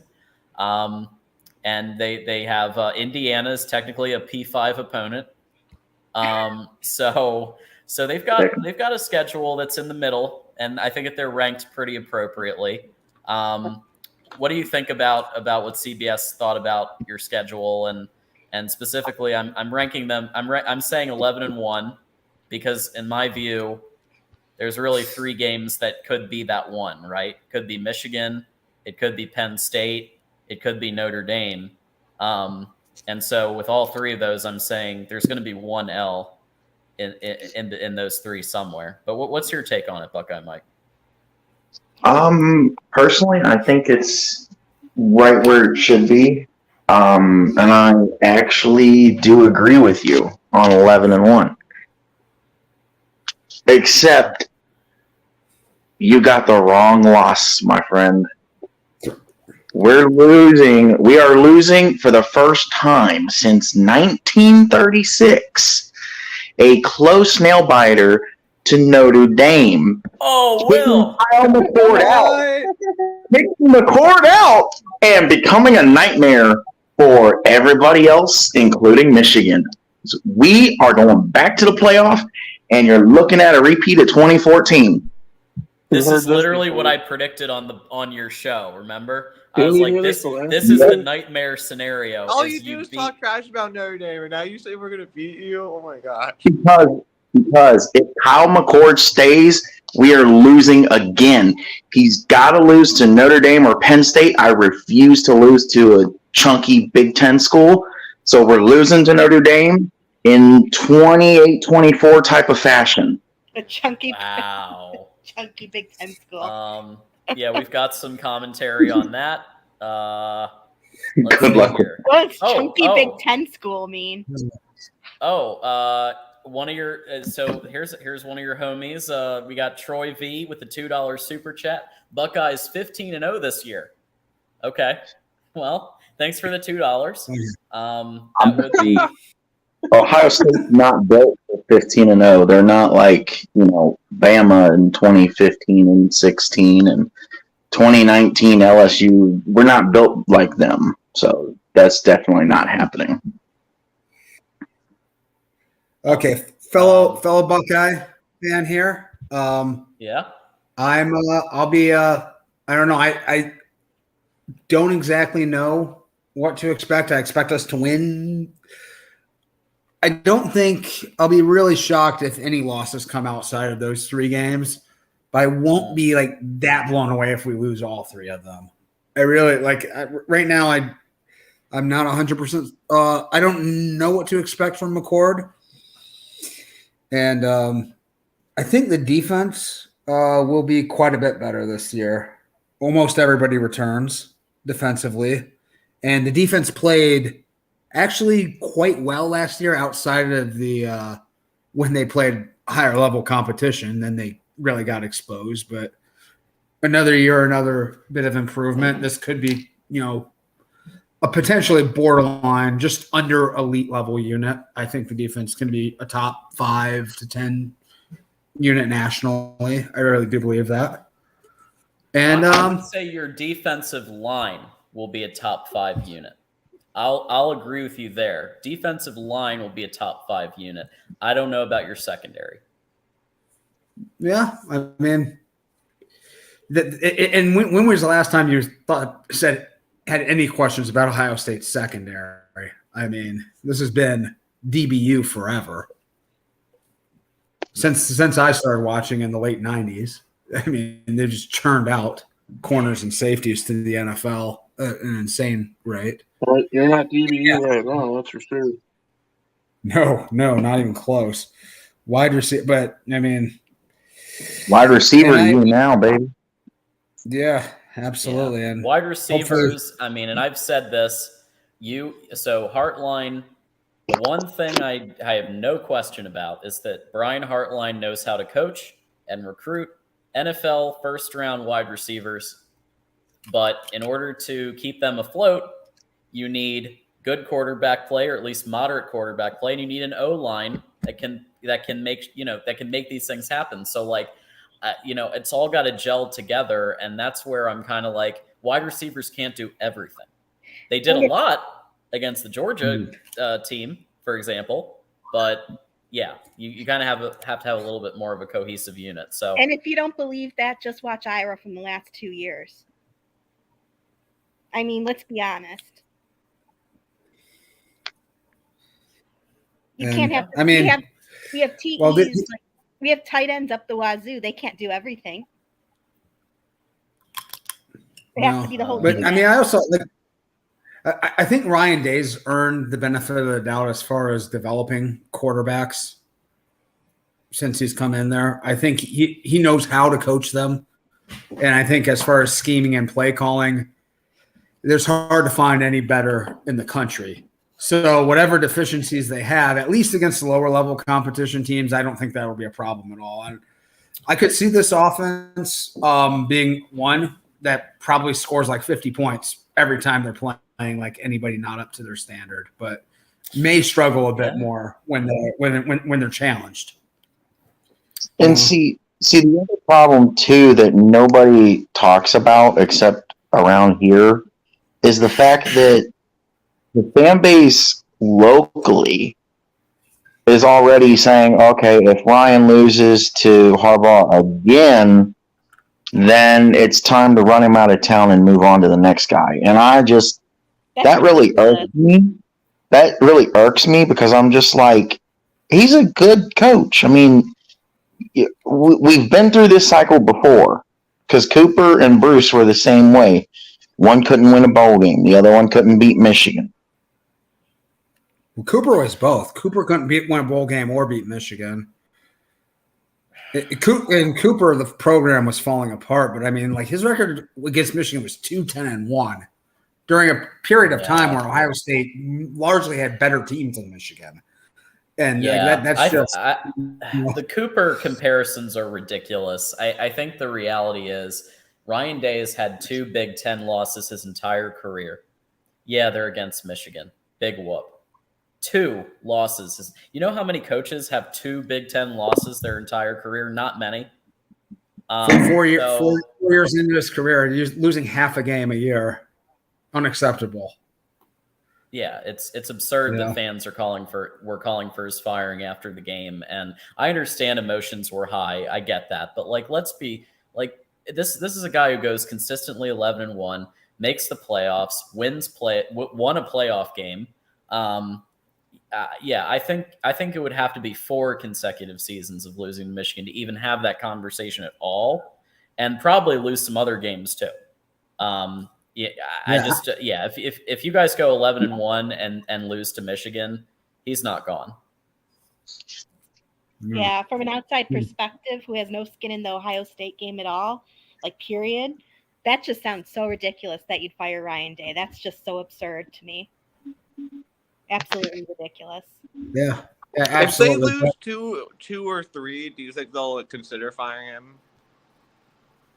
It totally depends on how the season goes. How I think the program, there's no whiff of any scandal, and I think the administration likes him. I think the players like him. You know, unless there's some like serious instability behind the program, I don't think so. I mean, it's either that or there's got to be some type of thing going on behind the scenes that nobody knows about, except for a few people that would come to light if he were to have another season losing to Michigan or something like that. That's the only thing I can think of where it would be acceptable. Yeah. The scenario I can see is if Ohio State loses all the games that that are the tough ones, like if they lose to Michigan, Penn State, Notre Dame, and I think they'd even have to blow like one to like Maryland or something. And I think if you have that scenario, then he's on the hot seat for next year. I think he's gone if that happens. I really do. You think so? I mean, an 8-4 season at Michigan and Ohio State. I mean, that's cutting it close. That's cutting it real. Yeah. Then. Yeah. Yeah. So I think this one is going to be a little less controversial. My prediction is 6-6 for Nebraska, which is pretty much what everybody is like all of Vegas is predicting, and et cetera, et cetera. It's a little bit of an unknown, and I think that's why everybody's going 6-6, because everybody's just like, we have no idea what's going to happen. But given the little bit that we have seen in the spring game, how they've instituted the fullbacks. They face Colorado. They're gonna push around Colorado like they're nothing, because Colorado is like all the mass exodus that's happened in that school. They're heavy rebuild mode. They had 1 win last year, so Nebraska's good. Nebraska's in a semi decent position here. So the only issue is that they do have to play Michigan as well as Maryland. So those are going to be semi-difficult. But, yeah, what do you guys think about Nebraska? Does anyone have a prediction that isn't 6-6 that wants to chime in? The only thing I want to chime in about is we need to whoop them. I'm tired of hearing their attitudes. Really? They won 1 game in 8 years. You've heard a lot of Nebraska fans chirping up. Oh yeah, big time. Have you seen on Twitter? Oh my God. You would think that they had beaten us for 20 years straight or something. Ridiculous. Like they think that they're the best team in the world because they won some championships last century. It's ridiculous. So clearly some Nebraska-Iowa rivalry. If Cole wants to call in. A little bit of bro. I think Nebraska goes 7-5. That's my prediction. Okay, 7-5. That's fair. I don't have any issue with 7-5. And I also think that Rule. I think Rule is actually recruiting better than Fickle right now in the 24 class. To be honest. Yeah. To respond to Mike G, Huskers have attitude, really. Some of them do. I'm not going to say all of them. Like, Cole is usually pretty nice. He gives me some crap sometimes, but he's pretty nice. But that's just rivalry crap, though. That's just regular. No, I know. I don't have a problem with that. But what I do have a problem with is them bringing up championships from last century. Like, it makes them a big deal. It's like, come on.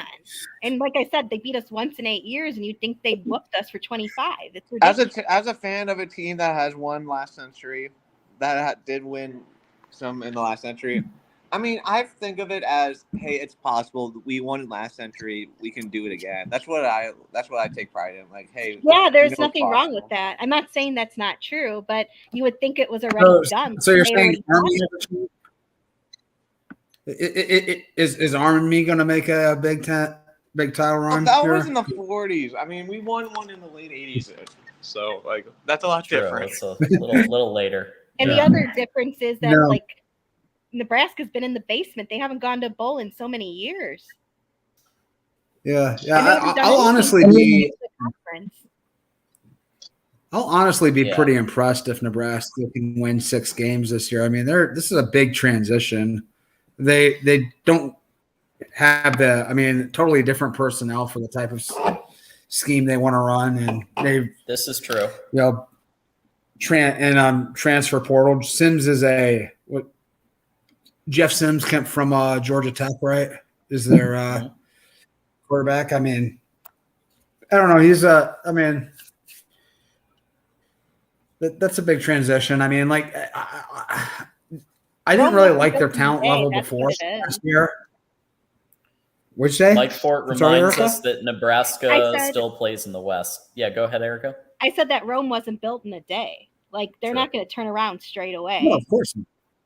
No, of course not. Absolutely not. And I mean, like one difference in this rebuild, I didn't think last year they had like a lot of talent. Like I just didn't see any players that really stood out at all. So, you can say like Harbaugh inherited a not great job at Michigan, but those guys, he still had NFL players. I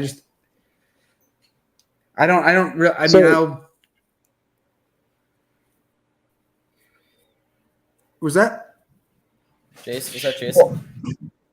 I was just going to. Yeah. So, like, Oh, okay.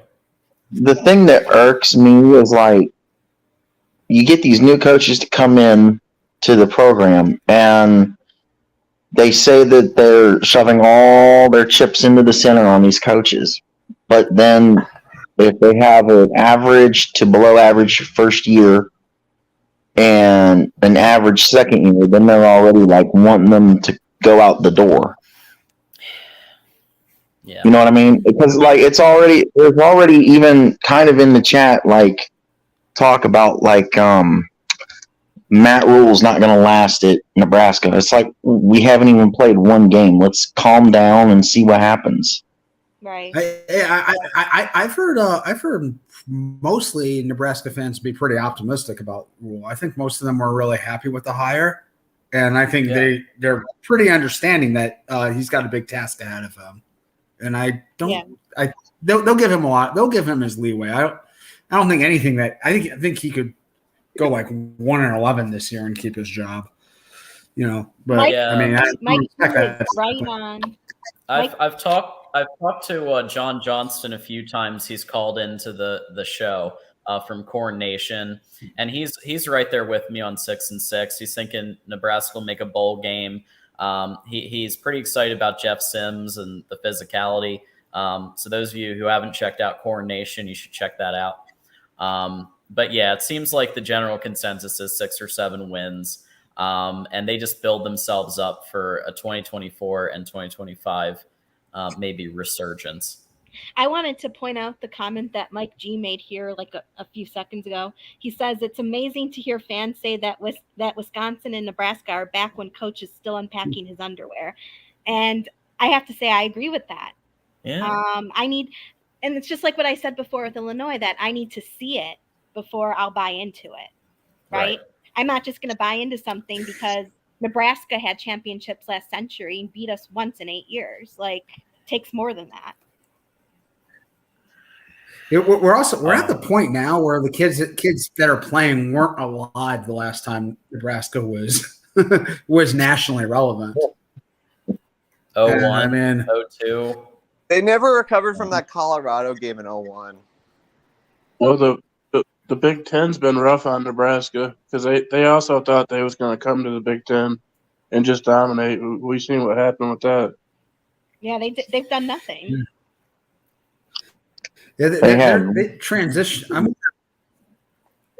When they transitioned away from that, sort of wishbone offense, tried to modernize. I mean, it's been rough ever since. And Pelini, if you look back on his tenure there, and I know he frustrated a lot of Cornhusker fans, but going 9-4 every single year is looking pretty impressive right now. I mean, he was Especially- like their Brian Kelly or their Mark Richt, but like they just didn't hire the right replacement. Frost wasn't the guy. Or no, Riley. They hired Riley first. Yeah, He Mike definitely Riley. wasn't the Yeah. guy either. No. That's right. No, but I mean, like, so it's, you can see, like, I mean, I think a lot of older people have this idea of what Nebraska football is and what it should be, and yeah, they produce like one or two Division I players a year in the state of Nebraska, legitimately. They It's hard. dominated Texas when they were rolling. They got like everyone who they wanted in Texas, but they aren't doing that now. Yeah, it's going to be tough for them to get back there. But listen, Matt Rule came back to college for a reason. Okay, he could have coasted along on his buyout, on his money from getting fired, on his $60 million buyout or whatever it was. Just $60 million. Nothing. What's 60 million between friends? But the reality is that he could have just coasted for a year or two, but he saw an opportunity to do well at Nebraska, and somebody had to step up and do it, because you thought Scott Frost was going to. When Scott Frost got hired, I was like, great.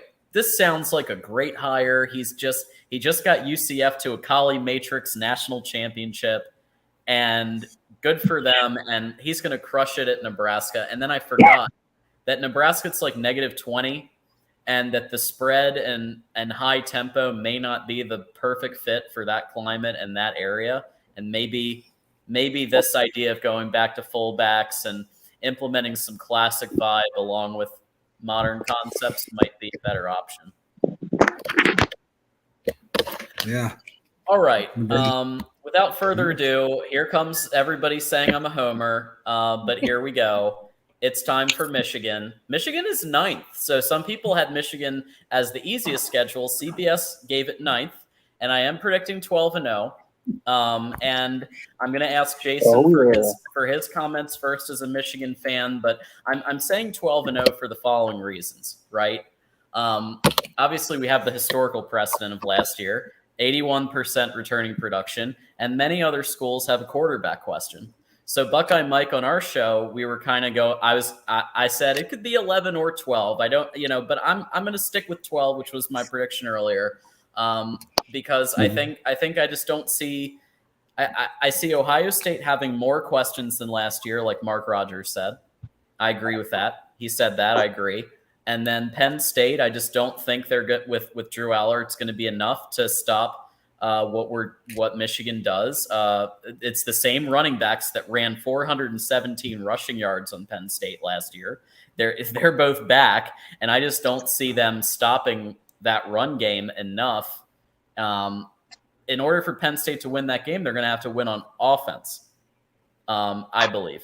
And so I don't know. So I'm 12. Jason, go first. What's your take on the Michigan season and if there are any? We know Jason's 12-0. We know. Well, for the same reasons. I mean, everything you said is pretty much everything I was going to say.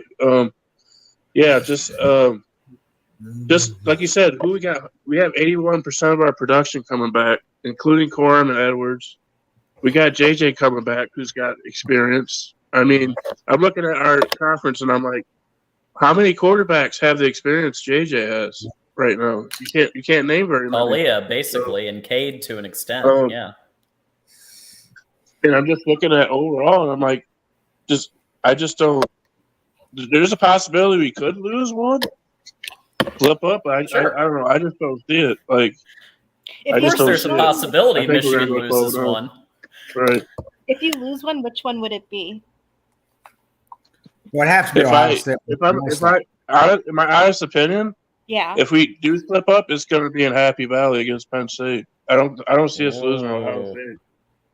Wow, that is what some people are predicting in the media: a Penn State loss and Penn State beating Michigan.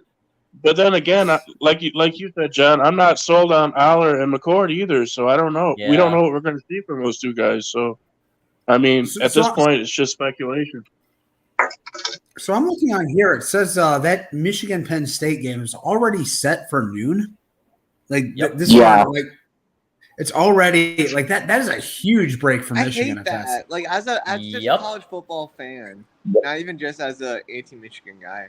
I think those games should always be wide out if it's at Penn State. I think that's really weak. The problem, though, is that Ohio State plays at Penn State the same years that Michigan does. So 9 times out of 10, we get stuck with the whiteout. I thought it was flipped. I thought they always alternate. Like 1 year they play at home against Ohio State, 1 year they play at home against Michigan. Oh. Well, I mean, yeah, so I thought so too. I thought that's how they designed these schedules. Yeah, the Ohio State hosts Penn State this year. I thought. Oh yeah. Yeah, I mean, alternate years. Okay. I was at those whiteout games back in 2006 as a Buckeye fan, and it's a different environment. It's a different world when they really get it going. That's to me. I mean, I have no idea why they would schedule something like that for a noon kick. I mean, it's like in college football, Penn State, huge game at home at night. Like, is there anything in the last 20 years that feels more iconically like the whiteout, getting them jumping? Like you want it. That's like one of the best new traditions in college football are the Penn State whiteout games. And not to have it for a game against Michigan is insane to me. But I don't know. I mean, I'm sure there's some brass at Fox. You have people that make these decisions that are crunching numbers, and it works out best for them to keep it like this. But I think it's because, we're playing them in the whiteout game this year, and I think they want to have major revenge because we beat them at Kinnick last time. So I think that's why they picked our game for the whiteout. But I think we'll get to the Hawkeyes soon. Erica, you're going to enjoy my Iowa prediction, I think. All right. So let's see a 10-7 game and a whiteout game. Come on. I will say this, folks. If you want an hour and 16 minutes of breakdown of the Michigan schedule and predictions, check out the Buckeye Mike video we just did. It's been blowing up. Check it out. We literally broke all this down. It's good. It's good watching. So I recommend taking a listen to that. Okay, here we go. Northwestern time. The easy schedule won't help the Wildcats. They're going to win 2 games. There it is. Oh my God. There it is. Who are they going to win? Who are they going to beat? Probably UTEP and Howard. UTEP and Howard. I don't know. I mean, UTEP might be a better Group of 5 team. I don't know. But. Yeah, I got 2-10 for Northwestern. UTEP had a good season last season. Poor Pat Fitzgerald, man. I don't know. I do feel bad for him, but it says here, though, the season opener on the road against Rutgers could be its most winnable Big Ten game of the year. Yeah, I think 3. I don't know. I mean, do they beat Rutgers? Yeah. Yes. Sure.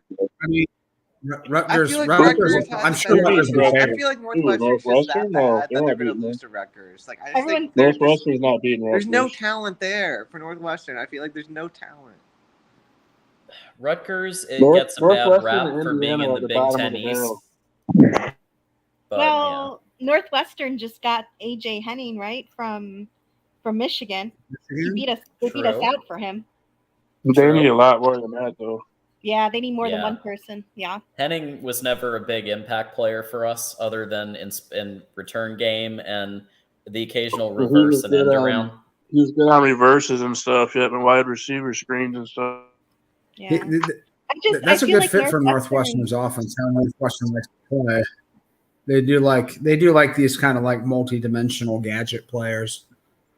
But no, I mean Northwestern, they are screwed by this new transfer portal, this landscape. I know you said they got Henning, but generally the transfer portal is sort of off limits to them. It's almost a one-way road.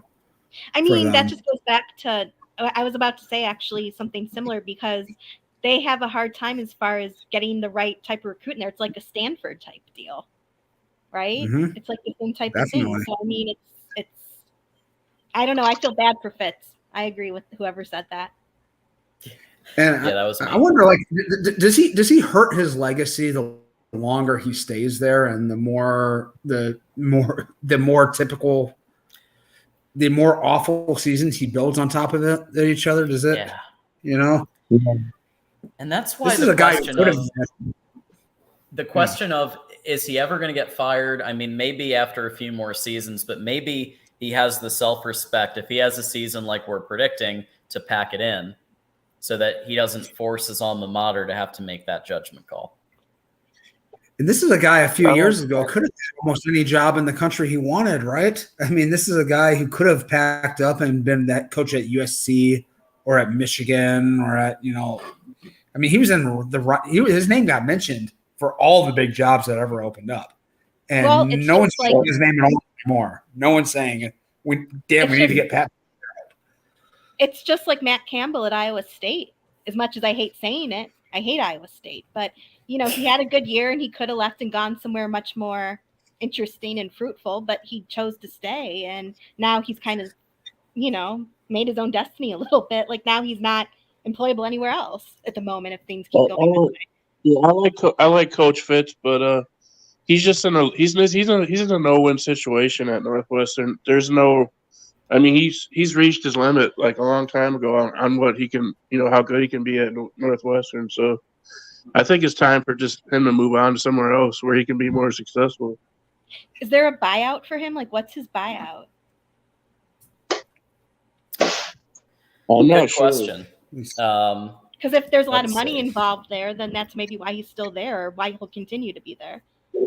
I don't know if that'd be a problem at Northwestern. They've got plenty of money there. No, that's true. They have money up the wazoo for sure. Okay, he signed a 10-year contract extension in 2021. Let's see. Buyout. Trying to find it. Yeah. So he's getting paid. Was it still 1.1 million? Is that all he's getting right now in base pay? It's a good I wouldn't be shocked if he was. So you say he made.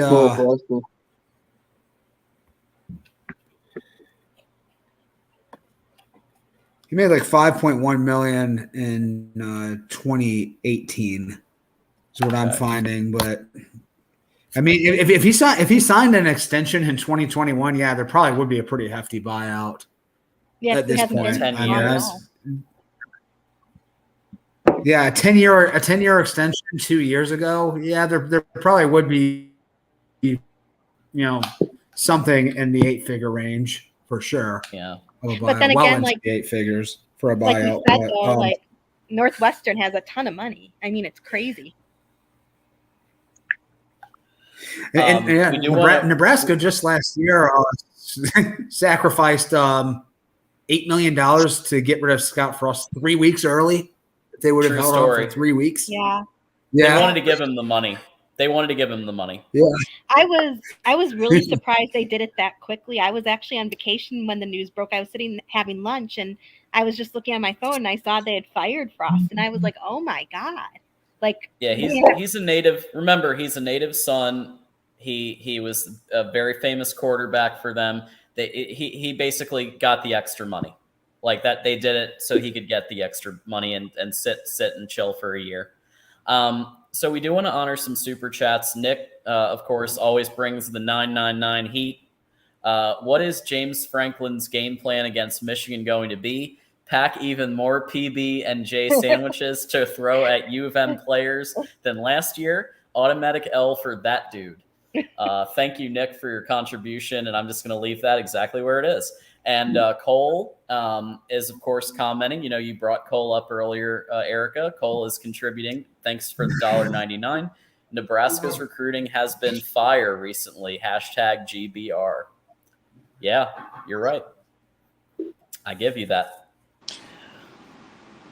Okay, let's keep going with Wisconsin. So I have Wisconsin at 9-3. Really? 9-3. Really? With a new coach? 9-3. Wow. No way, John. That's easy good. schedule, easier than a lot. They go up against Buffalo, Georgia Southern, and Wazoo as their opponents. I think So they they're might lose to Wazoo. I don't know. I think They're either going to start Wazoo, 2-1 or 3-0. They I'm get gonna say Rutgers and 2-1. Indiana.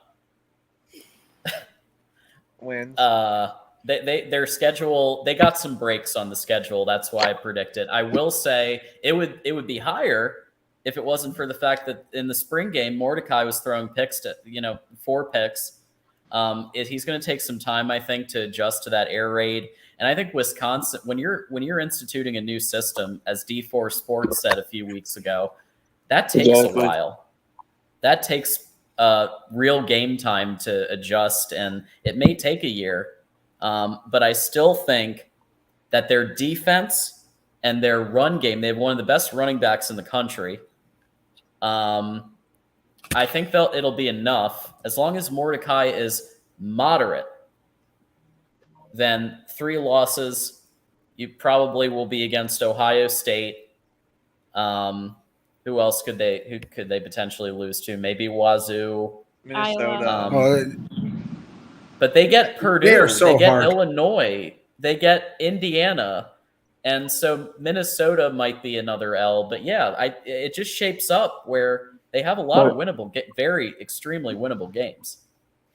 My gripe with Wisconsin is it's Luke Fickell's first year. It's going to take that team at least a whole season just to figure out his scheme and schematics and the way he does things. So you count that in, and the fact that he still hasn't even got his recruits in yet. So I don't think they're going to have a bad year, but I don't see them going 9-3 though. I could see them going like maybe 7-5, maybe 8-4 at the highest. Okay, I don't see them going 9-3 though. I think they're going to lose to Ohio State, Wazoo, Minnesota, probably Iowa. All right, let's run it down. Buffalo Bulls W. Wazoo, that's a coin flip. It's at Pullman, so that makes it a little bit more difficult. Night game at Pullman. I'm a coin It'll be a flip on that. mid-afternoon. It'll be a mid-afternoon game in Pullman. Oh yeah, right? yeah, It'll be that's at true. 4:30. Good point. Yeah, 4:30. Yeah. Okay. Sun won't even be down when that game finishes, but yeah. this one, I don't know. This one kind of hurts because I, in addition to being a Buckeye fan, I'm from the southwestern part of the state. My grandfather played at the University of Cincinnati. Huge Bearcat fan. Really sucked to see him leave. Fickell go. I think he's a hell of a coach. I really think Wisconsin's going to be. If I would buy stock in any program, it'd be right now in the Big Ten. It'd probably be Wisconsin because I just think he's that good of a coach. It was an interesting hire because Wisconsin, I have always found to be, ever since Barry Alvarez here, they really had an identity. And they were really, sort of a parochial kind of a family-oriented program. Like they had a DNA. And it's we're going to line up, we're going to run, we're going to, with 310-pound plus linemen all across there. We're going to get in a 21, 22 formation, mash you. And we're, going to play 2 gap on the defensive line and just, overwhelm you with power. And Cincinnati never did any of that stuff. They were very dynamic, very finesse and spread on offense, and tried to be very athletic and run and chase on defense. It doesn't seem like it seems like the transition is going to be very, very steep. So I don't know how much faith I have in them this season. And Nick chimes in with another $9.99 super chat on this exact topic. Fickell's offensive scheme doesn't fit Wisconsin culture at all. What you're saying smells like the Rich Rod at Michigan stain. If you pulled back the blanket on Fickell and what he's trying to do, it would be filthy. Wow. I don't know. So he's just taking it to the whole next level. What does that last sentence even mean? I'm trying to understand. Like, if you pulled back the blanket on Fickell and what he's trying to do, it would be filthy. Is that positive or negative? Is that high?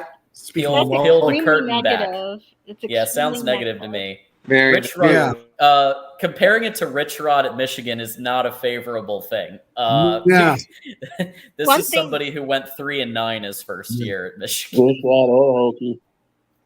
One thing I wanted to point out, if you look at the top recruits in Wisconsin, like in the state of Wisconsin, Luke hasn't gotten, I don't think, any of them.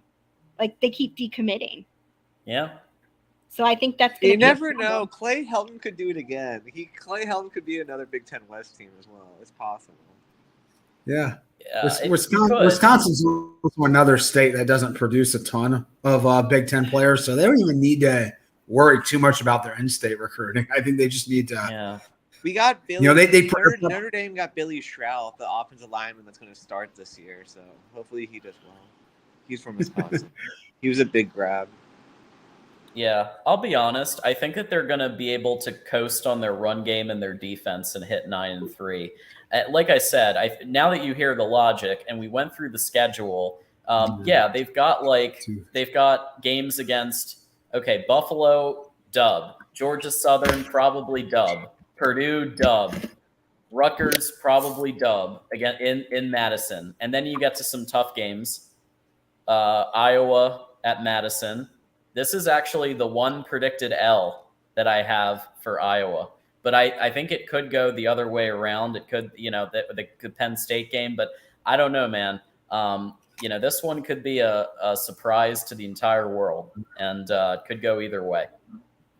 I don't know. What do we think, Erica, about the Wisconsin versus Iowa game at Camp Randall? Yeah, that's one I'm nervous about, too. Obviously I'd like to see us win, but I don't think it's going to be, it's not going to be simple. I think we can win. I'm not saying it's going to totally be an L, but I think we might just pull it off given the new scheme they're trying to implement. But it's not going to be a blowout. It's going to be one of those games where one of them win by a touchdown or something like that. Right. I'm saving up all my money to the under on that game. I got Iowa winning that one, Erica. Okay. What? I didn't hear that. What? I have Iowa beating Wisconsin, Erica. Yeah. Oh, good.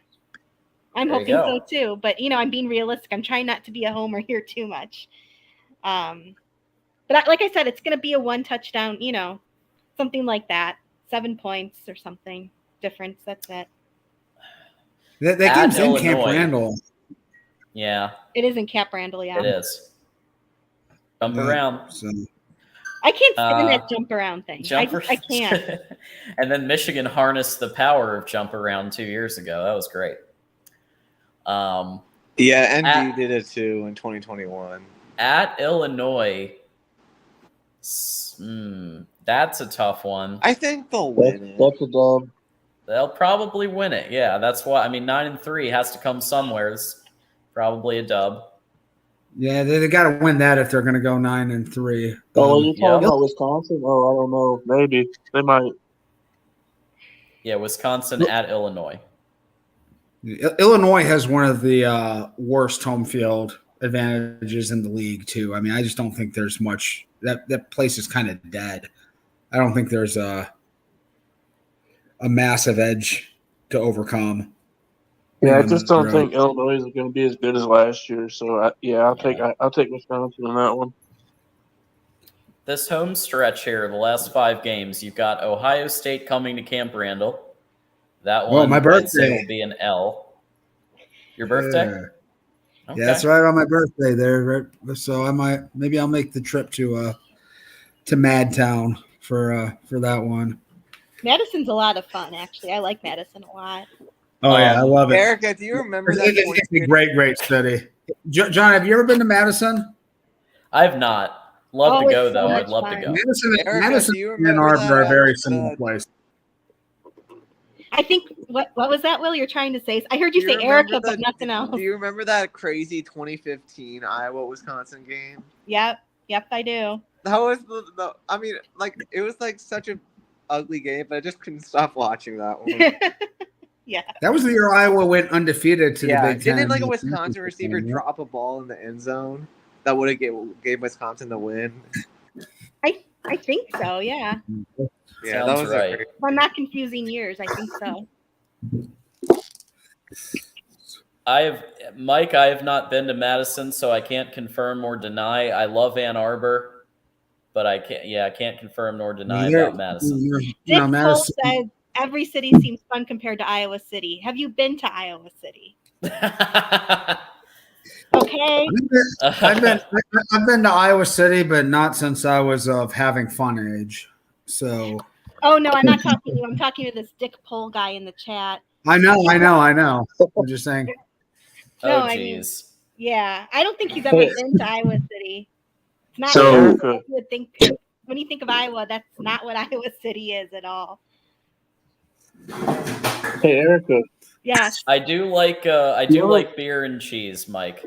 Did you ever see that movie Children of the Corn? I don't know. I have not. That's a classic. You Iowa fans should be using that Children of the Corn song for like the Children of the Corn, like your fans. I know that. I know the quote, but I haven't seen the movie. Yeah, y'all should use that as one of your songs. That'd be fun as hell. So first we had the blanket, and now we have the shower curtain. Nick, what kind of metaphors are you going at right here? Nick will better hope Wisconsin doesn't pull back the shower curtain on him before. Nick, we might have to start censoring you, Nick. Whoa, Nick, you are. By the way, Erica, it's just on the border. Nick knows how to keep it just on the border and not have to, because we are allowed to not show super chats if they're like really over and like insulting and everything. And this is close, but I'm giving it to him. He really doesn't like Luke Fickell though. So I have a hot take. Okay. Luke Fickell needs to go 8-4 or 9-3 at worst because he's just biding his time until someone over here in Columbus is gone. Oh. I've heard that. Because I'm telling you what, Ryan's replacements comes down to 3 guys. Luke, Tom Herman, and PJ Fleck. PJ Fleck. You don't think Hartline? What? Whoa! Did you Hartline. see PJ Fleck at Ohio State? He was a GA under Tressel. He was he was at Ohio State. I just don't. My personal hope is that Ryan Day's replacement is at summer camp somewhere right now. I hope he's like 11 years old. Oh, summer camp. Yeah. No, I think eventually Ryan Day is going to want to go to the NFL.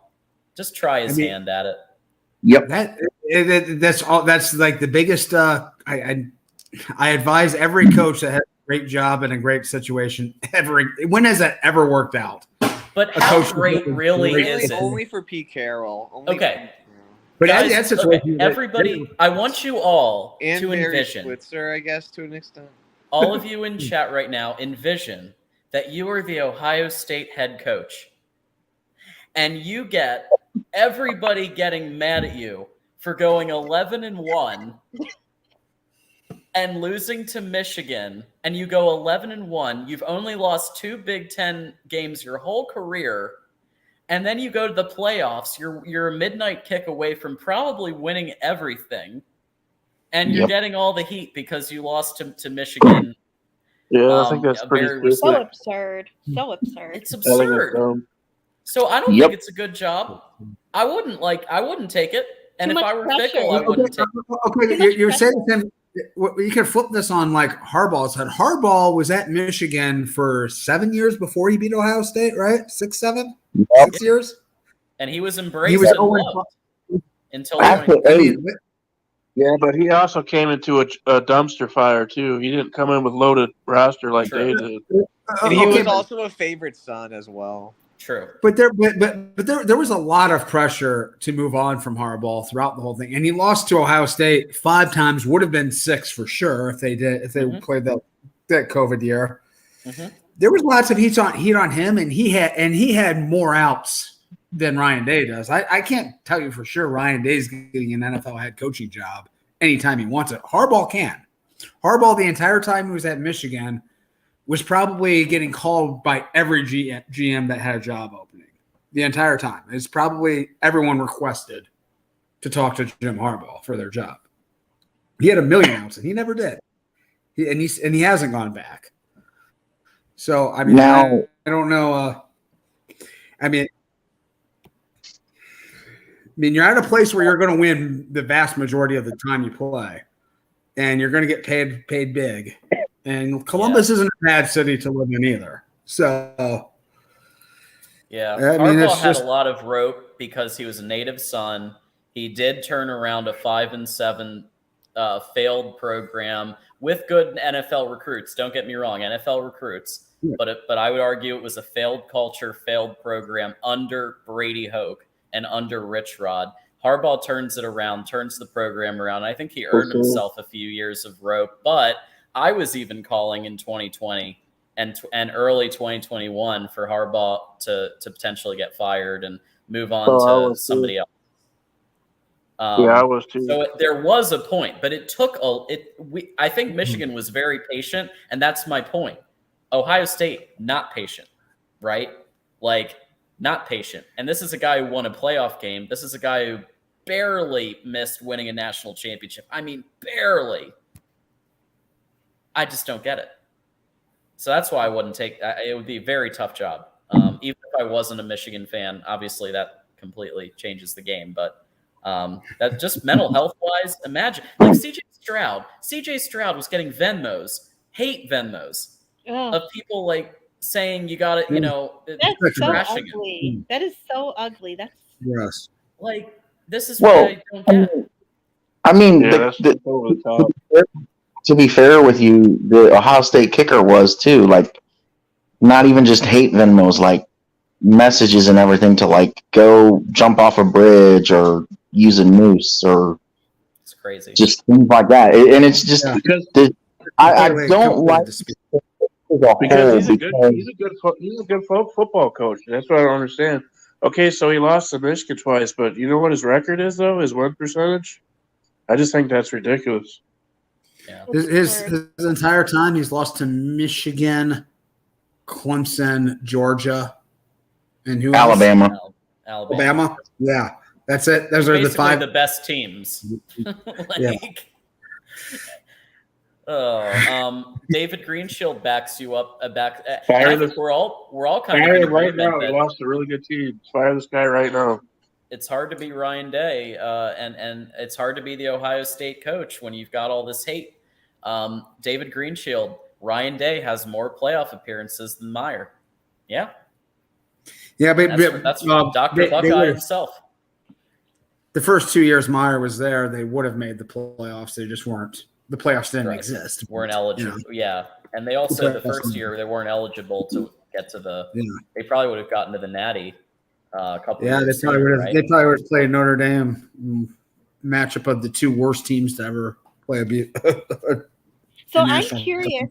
I'm curious what the Ohio State fans here that are on the panel, because this idea of PJ Fleck going to Ohio State, that's fascinating to me. Yeah, I haven't heard that one. About that? Okay, I live.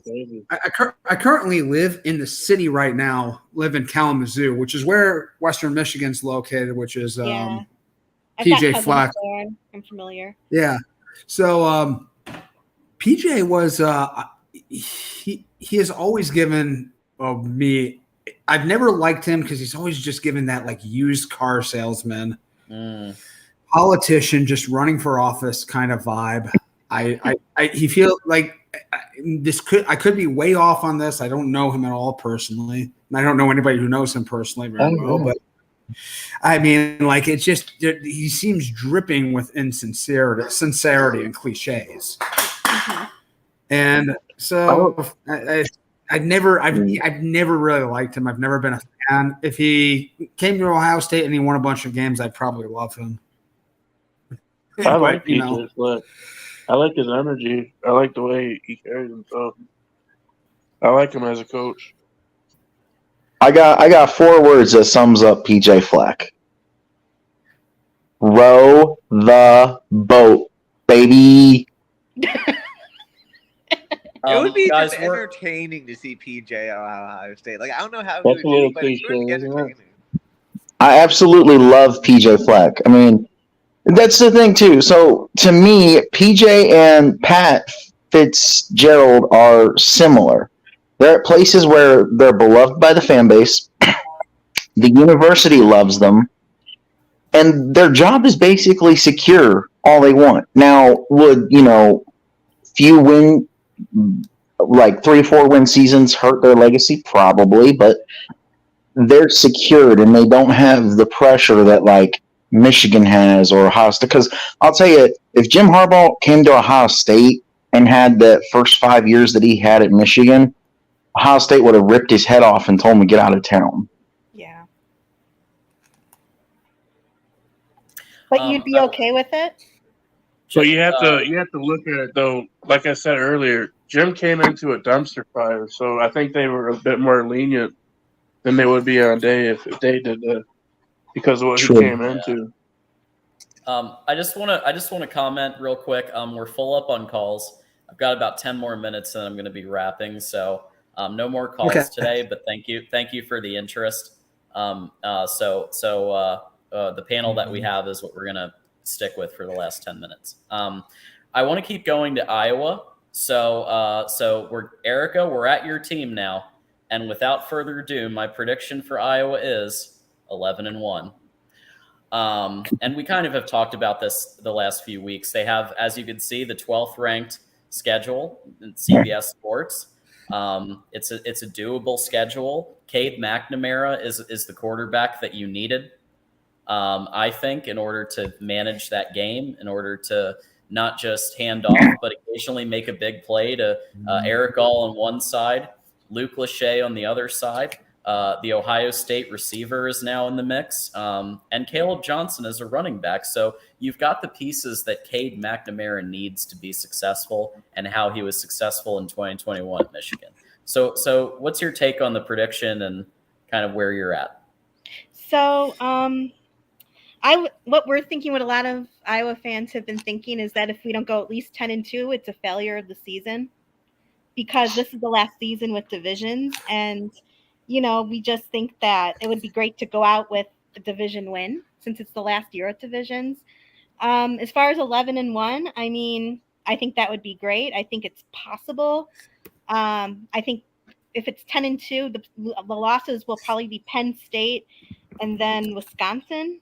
But if we go to 11-1, I mean, I could foresee that as well. And in that case, I'm not sure which of those two it would be, which one would be the loss. If I were a betting woman, I'd probably say Penn State, not Wisconsin.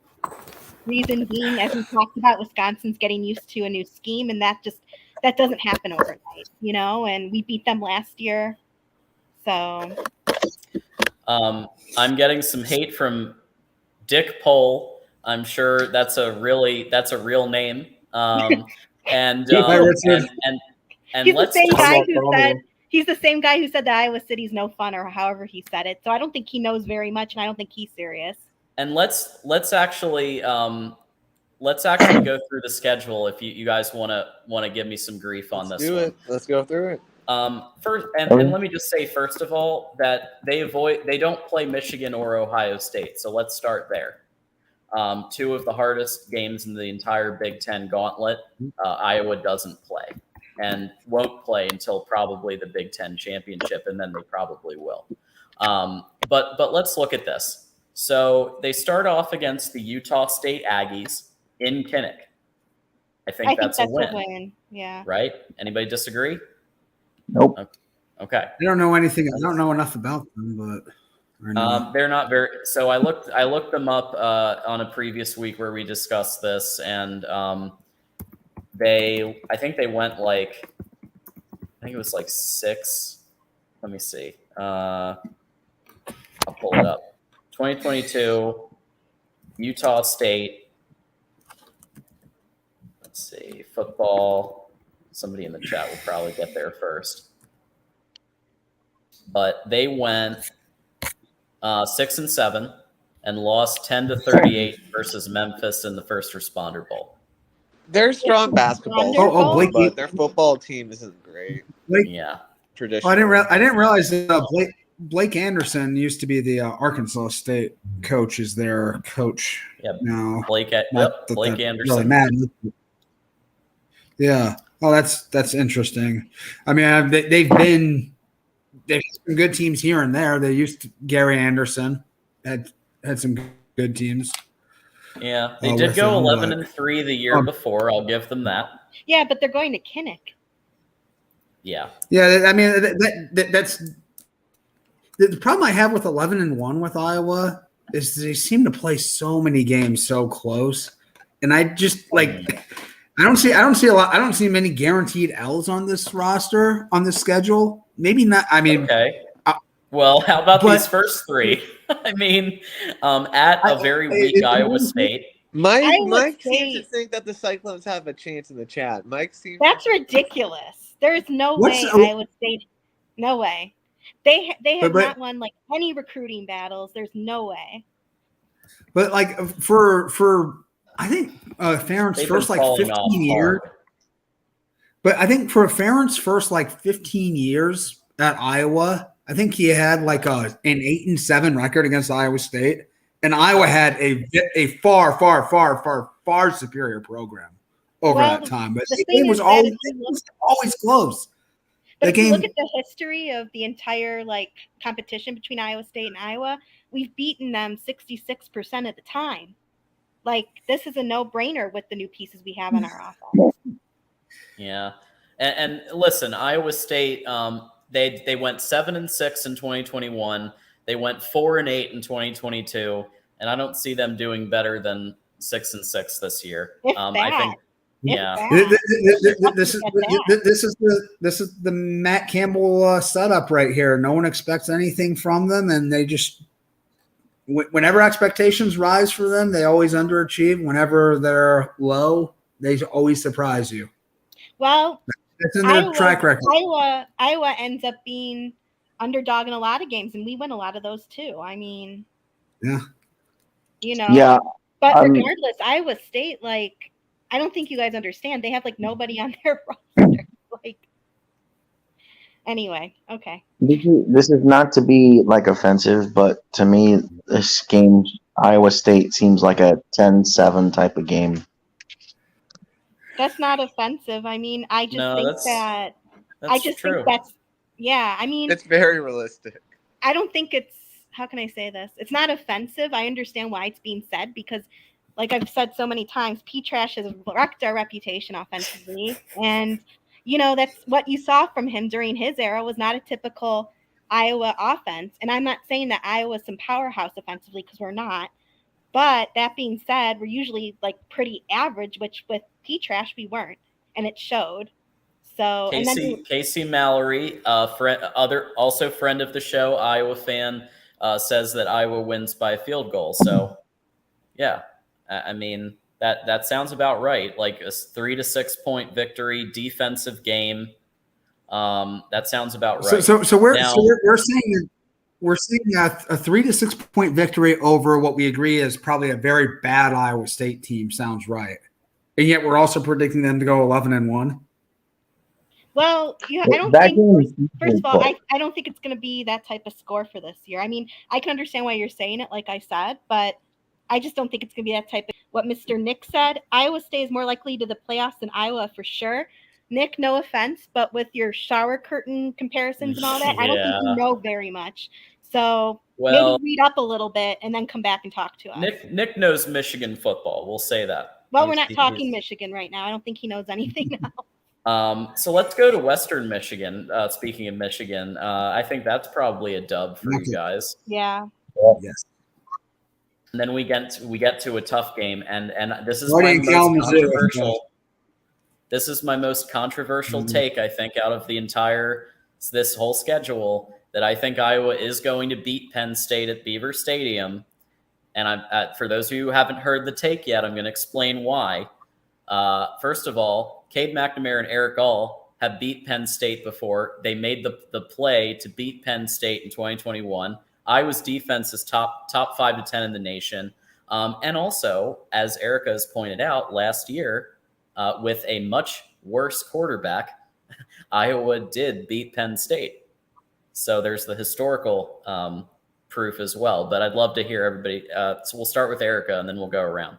Yeah, I mean, that was 2021 that we beat them. So yeah, it was with P Trash, who everybody knows what I think of him. So I'm not going to go into that whole spiel right now.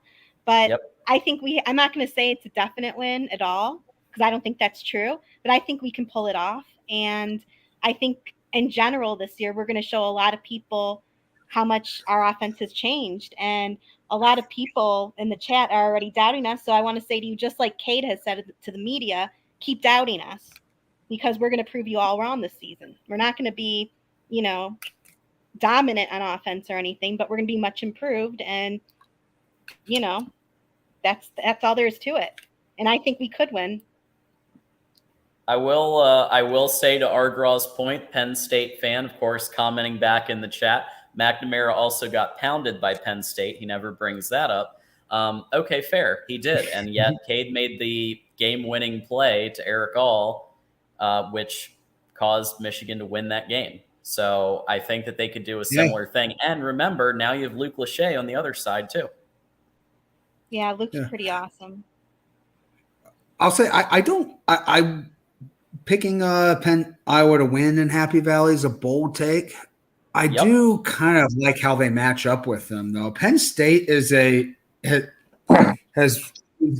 the past 5 years a very big play centric offense. They're not a 12, 13 play, 9-minute off the clock kind of team. They like to hit you with big chunks. They like to exploit seams in the middle of the field. And Iowa just they play pretty soft zone vanilla defense, and they don't give that stuff up. They've got the right defense, I think, to match up with the way Penn State likes to play. And so I remember back a while ago Kirk went into Happy Valley and beat one of Joe Pa's better teams a while ago. So it's definitely possible. Yeah. I think all the people who are out there saying that it's definitely not going to happen, I think that's an inaccurate take. I recognize that John's take is a bit bold, but I think those who are saying that there's no way it's going to happen are mistaken. I think it's definitely possible. And listen, I agree it's bold, and you could always listen. I'm 11-1, so you could just flip it with Wisconsin if you really want to, if it makes you feel better, and you're still at 11-1. That's just where I've gone. I wanted to comment on Mike Fort. Are people just automatically assuming that Parker's defense is going to be as good this year? I don't. So that's a fair take, because we did lose, 2 first rounders to the NFL on the defensive side of the ball. So that's a fair take. However, the way Iowa works is that we have the next man up mentality on defense. And we're not worried about it. Like, if you listen to what the coaches are saying, the players are saying, I don't think there's much worry about that. We're still going to be a top 5 or top 10 defense. So will we be as good as last year? Probably, maybe not. But we're not going to bottom out or something. And they've been consistent for a very long time. They're always good on defense. They play a certain scheme too. I'm not saying Campbell and Van Ness weren't really good players, but they every year they've got a top 20-ish. They've got a defense that will give up a fair amount of yardage, but won't give up a lot of points. They're really tough defensively, no matter who's there. So yeah, I expect them to be pretty good. So I think we can agree that. Sorry, we got to keep rolling. But I will agree that this one is obviously this is a hot take. Most people probably have Penn State winning this game, and I respect that. And then I would say at that point, Wisconsin would probably be the other one up for, at least for me. Michigan State and Purdue, I think, look like pretty good dubs there at Kinnick.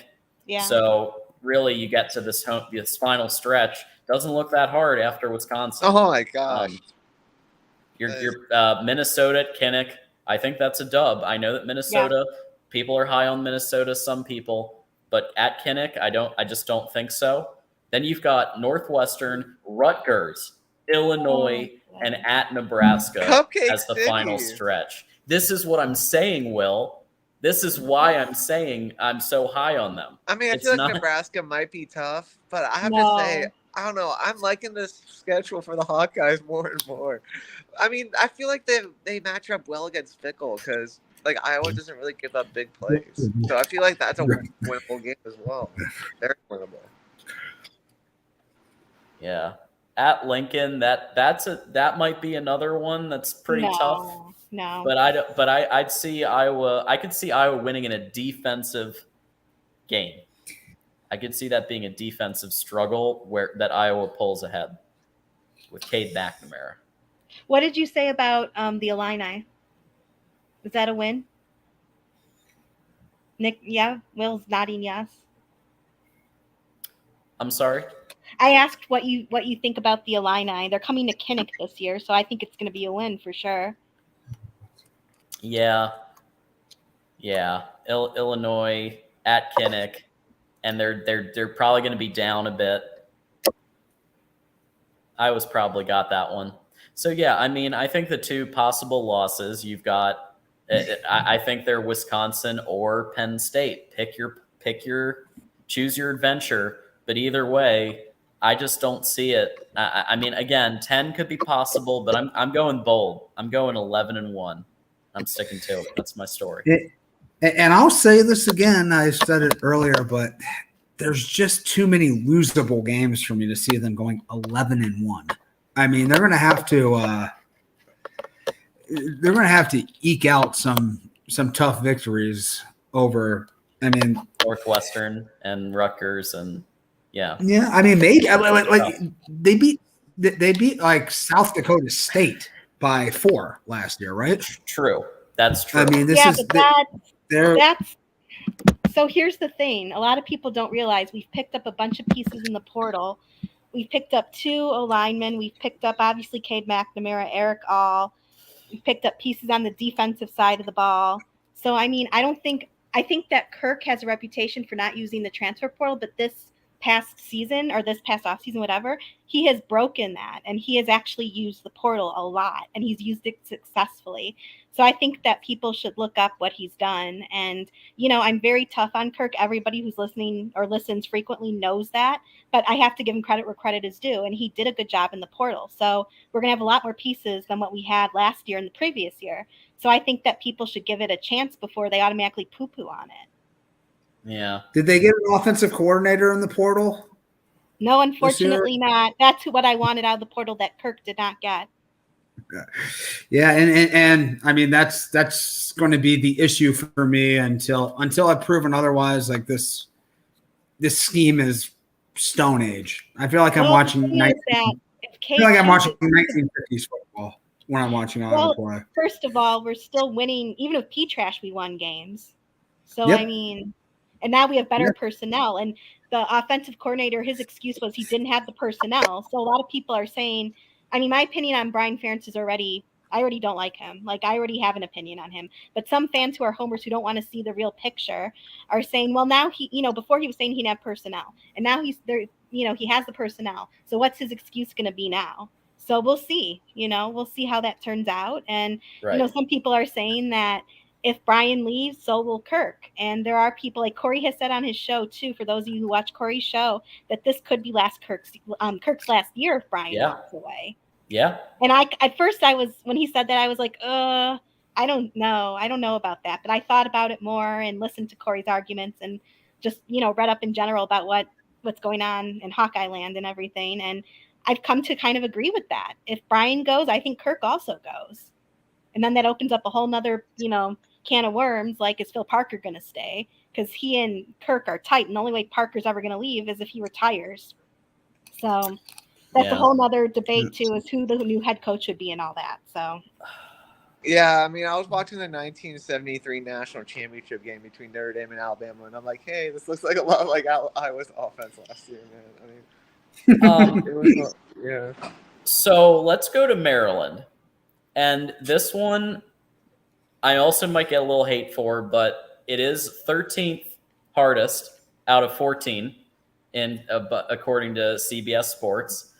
Maryland is one of the only schools returning their quarterback. Yes, they lost pieces to the NFL, as did many teams, but their schedule, they're playing such teams as Towson, Charlotte, Virginia, Illinois, Northwestern, Nebraska's could be a tough one, but like the 3 losses, I could see it being a Michigan type, an Ohio State type, a Penn State type, and then where else?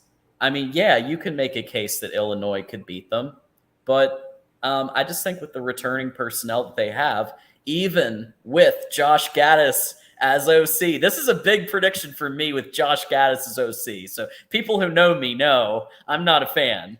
But I think that Loxley really runs that offense anyway. Can we look at the schedule? Let's look at the schedule. Yeah. Let's look at the schedule. Interesting. We got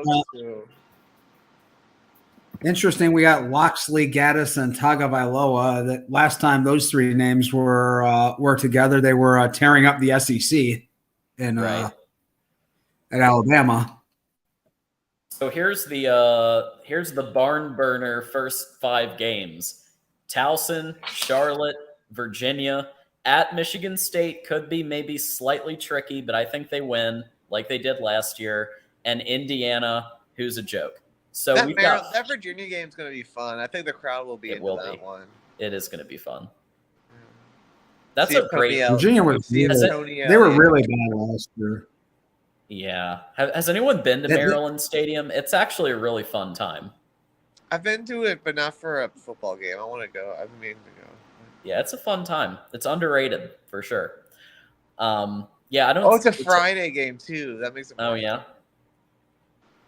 Virginia shouldn't be very good at all this year. I mean, they lost a lot in the portal and weren't very good last year. I mean, that should not be that difficult of a game. And that they've got problems if they lose that one, if they drop that. It does get a little tough because they are in the Big Ten East, the much tougher division. So they have to face at Ohio State. That's going to be probably an L for them. Although Maryland did play Ohio State tough. Talia played one hell of a game till he got injured, like a warrior game. I think Ohio State will win at the shoe, though. That's a pretty fair prediction. The Penn State game could be interesting. Yes. Yes. Penn State. But I feel like Penn State, they get a lot of their better players from Maryland because Maryland's a strong state, and I don't know, and I feel like the Penn State guys from Maryland are always up for that game, but you never know. That's sort of a budding rivalry. They compete. They have kind of the same recruiting territory right there. Fight for that Philly, that southeastern market. It's a significant game and should be a pretty competitive one this year. It really should.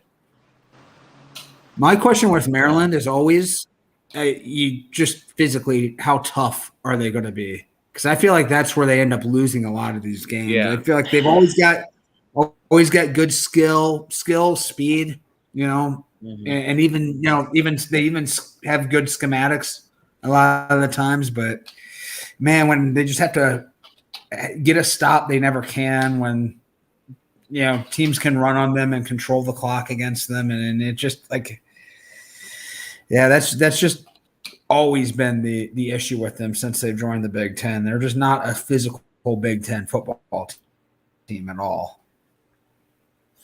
Yeah, I think Maryland has a chance to surprise the world against Penn State. But they have to stay healthy. That's been the biggest thing for Maryland.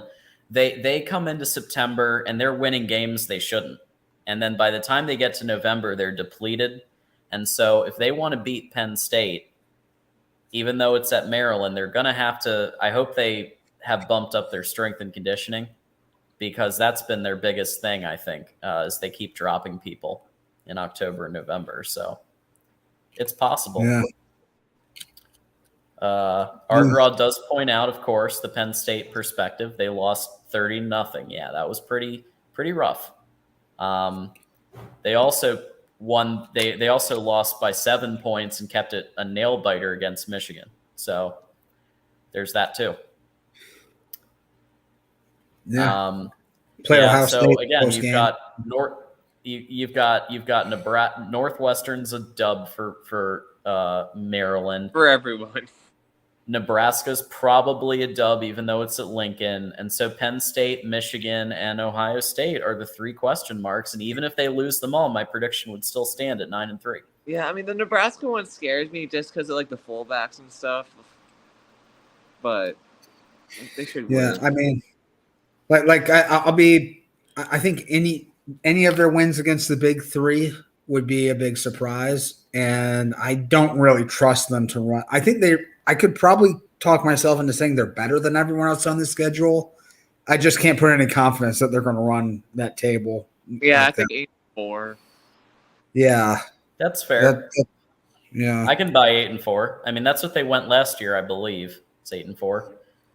Yeah, I can buy that. They've had some the last couple of years, they've done really well in their bowl games. Like they smashed Virginia Tech a couple of years ago, and then they beat a really good NC State team in the bowl game last year. Maybe they should just rejoin the ACC in there. They're better than they could definitely win the Coastal. Yeah. So let's everyone wins a Coastal eventually, right? They just pass it around year to year. Argraw's going to love my prediction for Penn State. So I'm predicting 9-3. While they have the easiest schedule, according to CBS Sports, they are still in the Big Ten East. I don't know about Drew Aller. I just don't. Their running backs are good, but it's going to, as Argraw has said himself, it's going to come down to the O-line. It really is. And can they actually contain some of these teams like Michigan, who went 417 rushing yards against them? Are they going to be able to contain Ohio State and their high-flying offense and their 4 running backs that they could go at Penn State with? So the lines are really going to be the determining factors there. As Argraw did say. Secondary, Michigan and LSU. Yeah, some of these are getting more heat than others. Nobody said a thing about 6-6 Nebraska, but some of these are getting a little more heat. 9-3, yeah. I mean, listen, Franklin has underperformed his entire career except for 2016, a fluke win against Ohio State, saved his job, and he needs to send half his paycheck to Saquon Barkley and Joe Moorhead every year because they saved his hide at Penn State, and even got him to the point where he was being talked about for jobs at USC and other places. Remember, that was a conversation for a minute that he might go to USC before they got Lincoln Riley. Oh yeah, so absolutely. I don't see it. He's another one of those I think is a good, not quite good enough coach. I guess not quite good enough to get Penn State consistently where it needs to be, but I don't know. 9-3. You have them 9-3. So I guess you have them losing to Iowa, since you called that earlier, and then to both Michigan and Ohio State. Correct. Yeah. So that means that you just expect them to beat everyone they're not supposed to, everyone they're supposed to, and lose to everyone. That's a competitive game. Yep. Sounds like a typical Penn State season. And then, right. Fans would not be very happy with this, but no one else would really be surprised. Yeah. It's not like I'm calling 5-7. People are acting like this is a 5-7 prediction.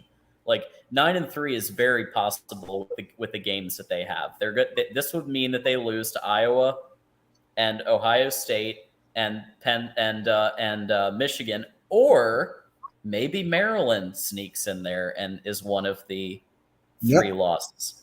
Maryland's a good team. And like I said, I thought that when I looked at Maryland's schedule, Penn State to me looked like a possible dub. So it's very possible. Yeah. I think they're. Good job. It's time for our final topic. I didn't hear no bell. And we've named this after Rocky V and South Park. We finished the show off with this. Who you got for the Big Ten West and the Big Ten East in the championship game? I'm going to start with Will. I have to say Iowa and Michigan. Okay. I respect that. So, Sean? Okay, got to go with the Buckeyes out of the East, and I'll go with the Fighting Flex this year. I think they win the little scramble, the little lottery that is the Big Ten West. Calic Manis. House, they're up top. Yeah. Wow. Yep. Yeah. Did you see? Was it last year? I saw going into the last week of the season, there was this flow chart for the Big Ten West and how it could out. It was like looking at a Rube Goldberg painting. Like you just could not, or drawing. You just could not figure. I couldn't make any sense of like the scenarios in which any team wins. And eventually, it was Purdue somehow that won it. And it's not going to be Purdue this year. I can almost guarantee you that. I do not think Purdue's taking home the West this year. But almost everybody else. Purdue is definitely Purdue this year, I think. Almost everybody else in that league, everybody else, Purdue, Northwestern, no. But every other team, I think I'm not going to be that surprised if they pull it off. And whoever does is going to get the final ceremonial burial at Lucas Oil Field that first weekend in December. Erica, who you got? I think it's going to be the Cade revenge show. I think it's going to be Iowa versus Michigan. I agree. And just imagine the storyline. Oh, it writes itself. That's going to be one of the most anticipated Big Ten championship games because usually it's like, oh, it's Purdue, it's whatever. Like, you know, people know that the Big Ten East opponent's going to smash the Big Ten West, but it's like a real storyline if it's Cade versus JJ. Like, that's an interesting way to end the East-West divisions. Yeah, I think that would be a heck of a game, and I think Cade has such a big chip on his shoulder, man. And I think the rest of the team, too, if you hear a lot of them talk, they also have chips on their shoulder. Be interesting, 2 Iowa-Michigan Big Ten championship games in 3 years, and Cade being the starting quarterback for each side. That would be an interesting storyline. So. Want to remind everybody that coming up next is USC Trojans Live at 11 p.m. Eastern, 8 p.m. Pacific with Mark Rogers and Matt Zemek at Trojans Wire. So I'm going to post the link right there. What I'm going to ask everybody to do, even if you can't make it to the show at 11, just go ahead and hit the like button on that video. Just help them get started. And we really appreciate some of the support that people have been doing over the last couple of weeks to head over there. Means a lot. So let's see here. Yep, there's the video. I'm hitting the chat now.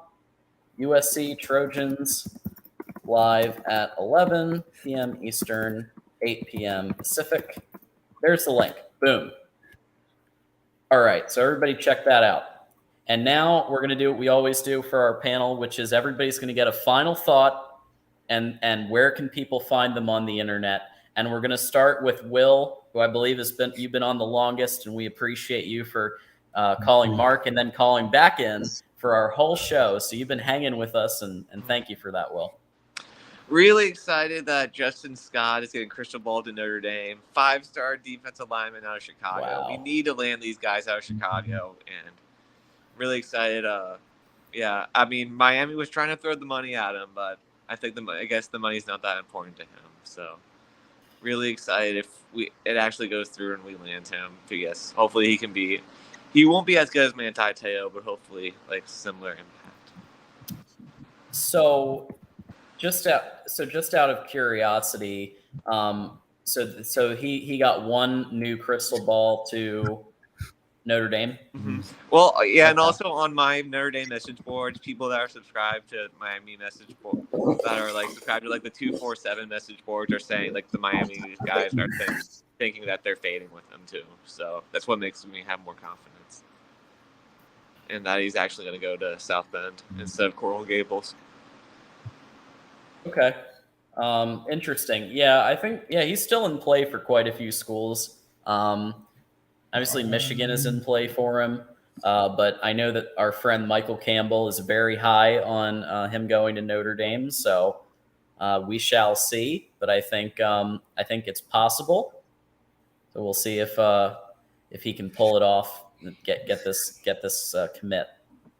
But Will, so you've got your channel, Will ND. I've just posted the link to it there. I'm gonna try to do some. So this is my ideas I have. I want to like start to interview like fans of the team. So like I would like to interview you, John, and maybe too. And I want to do I'm in. During the season. I want to do. Thank you for the subscription, Casey. During the season, I want to do like a fan like matchups and stuff. So like during the big games, so I would have like one fan to one team and one fan to the other team. So that's what I'm thinking. I want to do this year. So it'd be fun. That sounds awesome. So like I would do like an LSU and an FSU fan before that game. So that's a good idea. Yeah, it'll be fun. Well, I'm in for whatever. So yeah. So we're excited about that. So definitely, so apparently you've already gotten a subscription. So people, the link is right there. Subscribe to Will. He's got a lot of great football takes, and we're gonna have a great season just across the board, I think. On our channels. All right, Will, have a good one. Okay, next up, Buckeye fan Sean Garner, final thought for us, and if you'd like to share, you don't have to, but if you'd like to share somewhere people can find you. Oh, just thanks for having me on. Great conversation. Fun to look through the schedules, familiarize myself with what teams have coming up. Shocked, there's like very few marquee non-conference games in the Big Ten this season, like just nothing outside of the Notre Dame game with Ohio State, and then like I guess if you want to say Michigan State, Washington, I mean there's like nothing. Yep, that's so this is this is otherwise you've got like Virginia Tech type teams. You're right. There's not a lot. Yeah, and I mean the way the college system has been set up for years, I think it sort of incentivizes teams to fatten up on weaker competition. It doesn't hurt. We've seen it in the past. It doesn't hurt you in the playoff rating, and exposing yourself to possible losses really can be damaging. It really can be fatal. And so I mean, as someone who always loves the non-conference games, loves seeing the non-traditional matchups. I hope with the changes coming in college football that those will get incentivized more. And this is kind of an outlier year too. I mean, normally the Big Ten does have a few more of these than this season, but next year, look out, because in 2024, for example, Michigan plays Texas. That's going to be a pretty big game. Yep. And I believe there's a few other pretty Ohio solid State plays non-cons. Ohio State has a home and home with Alabama coming up. Alabama coming up, 25 and 26. Yeah, but there'll be so there's there's hope, but so anyway, had a lot of fun. Don't really have any place where I can share any. I don't really share much on the internet in terms of college football. You guys have a great night. Absolutely. Thanks, Sean. Take care. You too. And we're finishing off with Erica Goldberg. So you got any final thoughts for us? Nothing that I haven't shared. I agree about the schedules. I would like to see Iowa do harder schedules. I don't like the fact that they've got fixed opponents, like 3 of them, and then Iowa State. I think that's garbage, but I think I'm in the minority as far as the Hawkeye fan base goes. I think a lot of people like that, although some don't. I mean, I'm not the only one who doesn't like it. But that's my final take for the night. We didn't really get that much into that topic, but I don't like how that turned out for Iowa. I wish that it didn't, because I feel like we should be playing other people outside the conference more often. I just think it would be more fun. So that's it.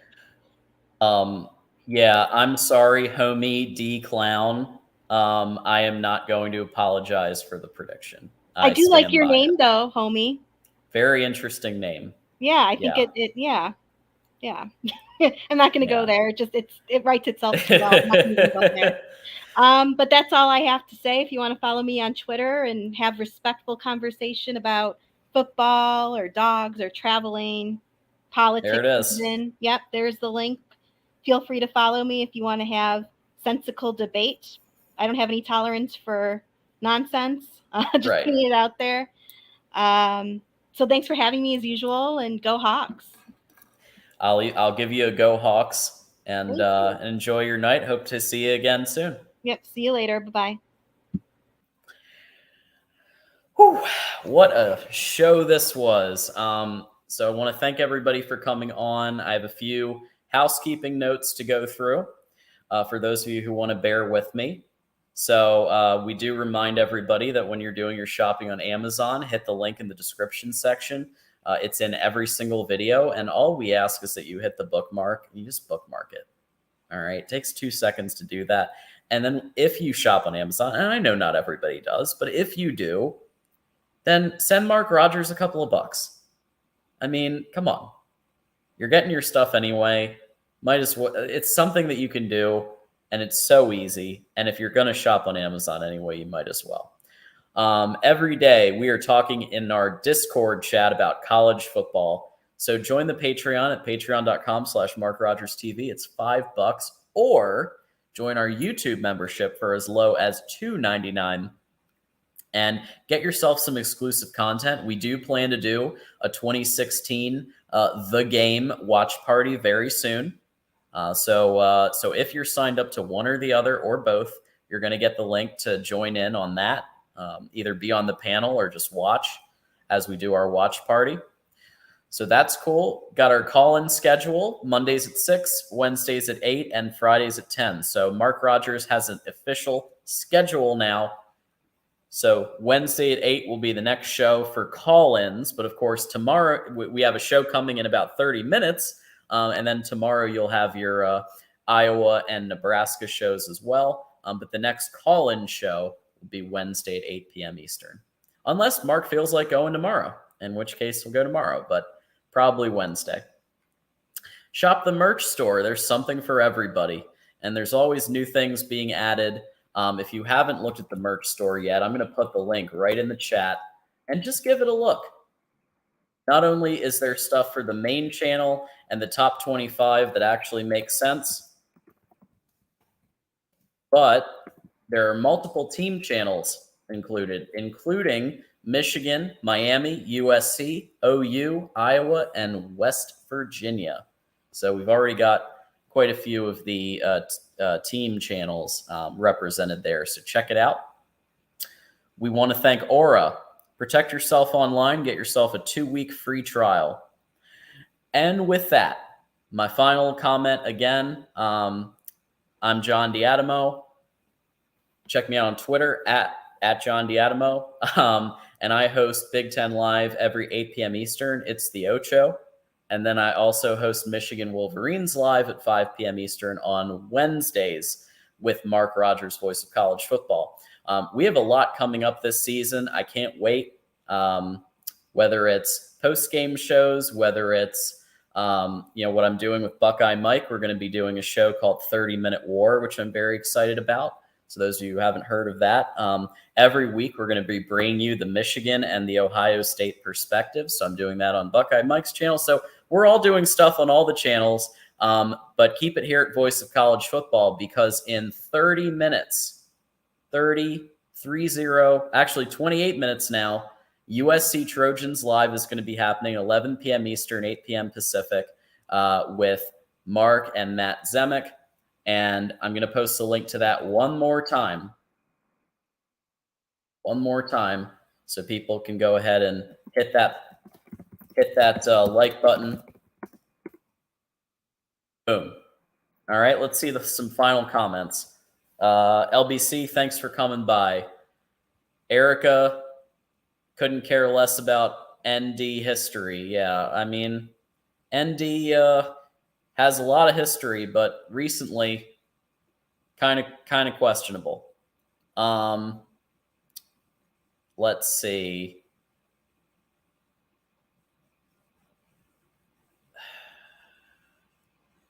I am glad that you got a laugh.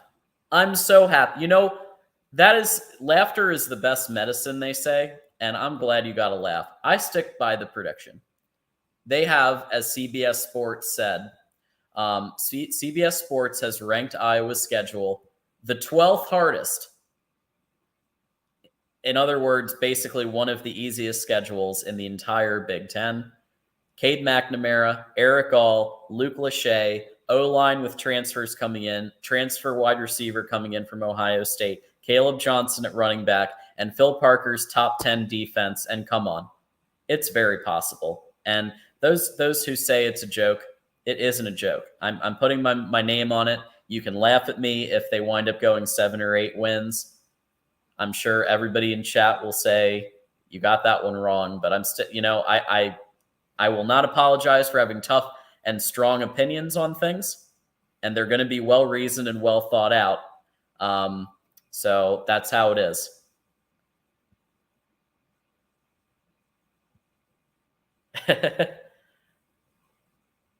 Yes, Tim, haters going to hate. People do like to hate on Iowa, and I don't understand why. They've been a solid program.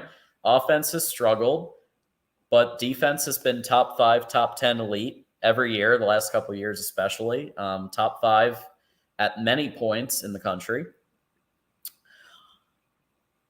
Yes, go ahead, homie D-Clown.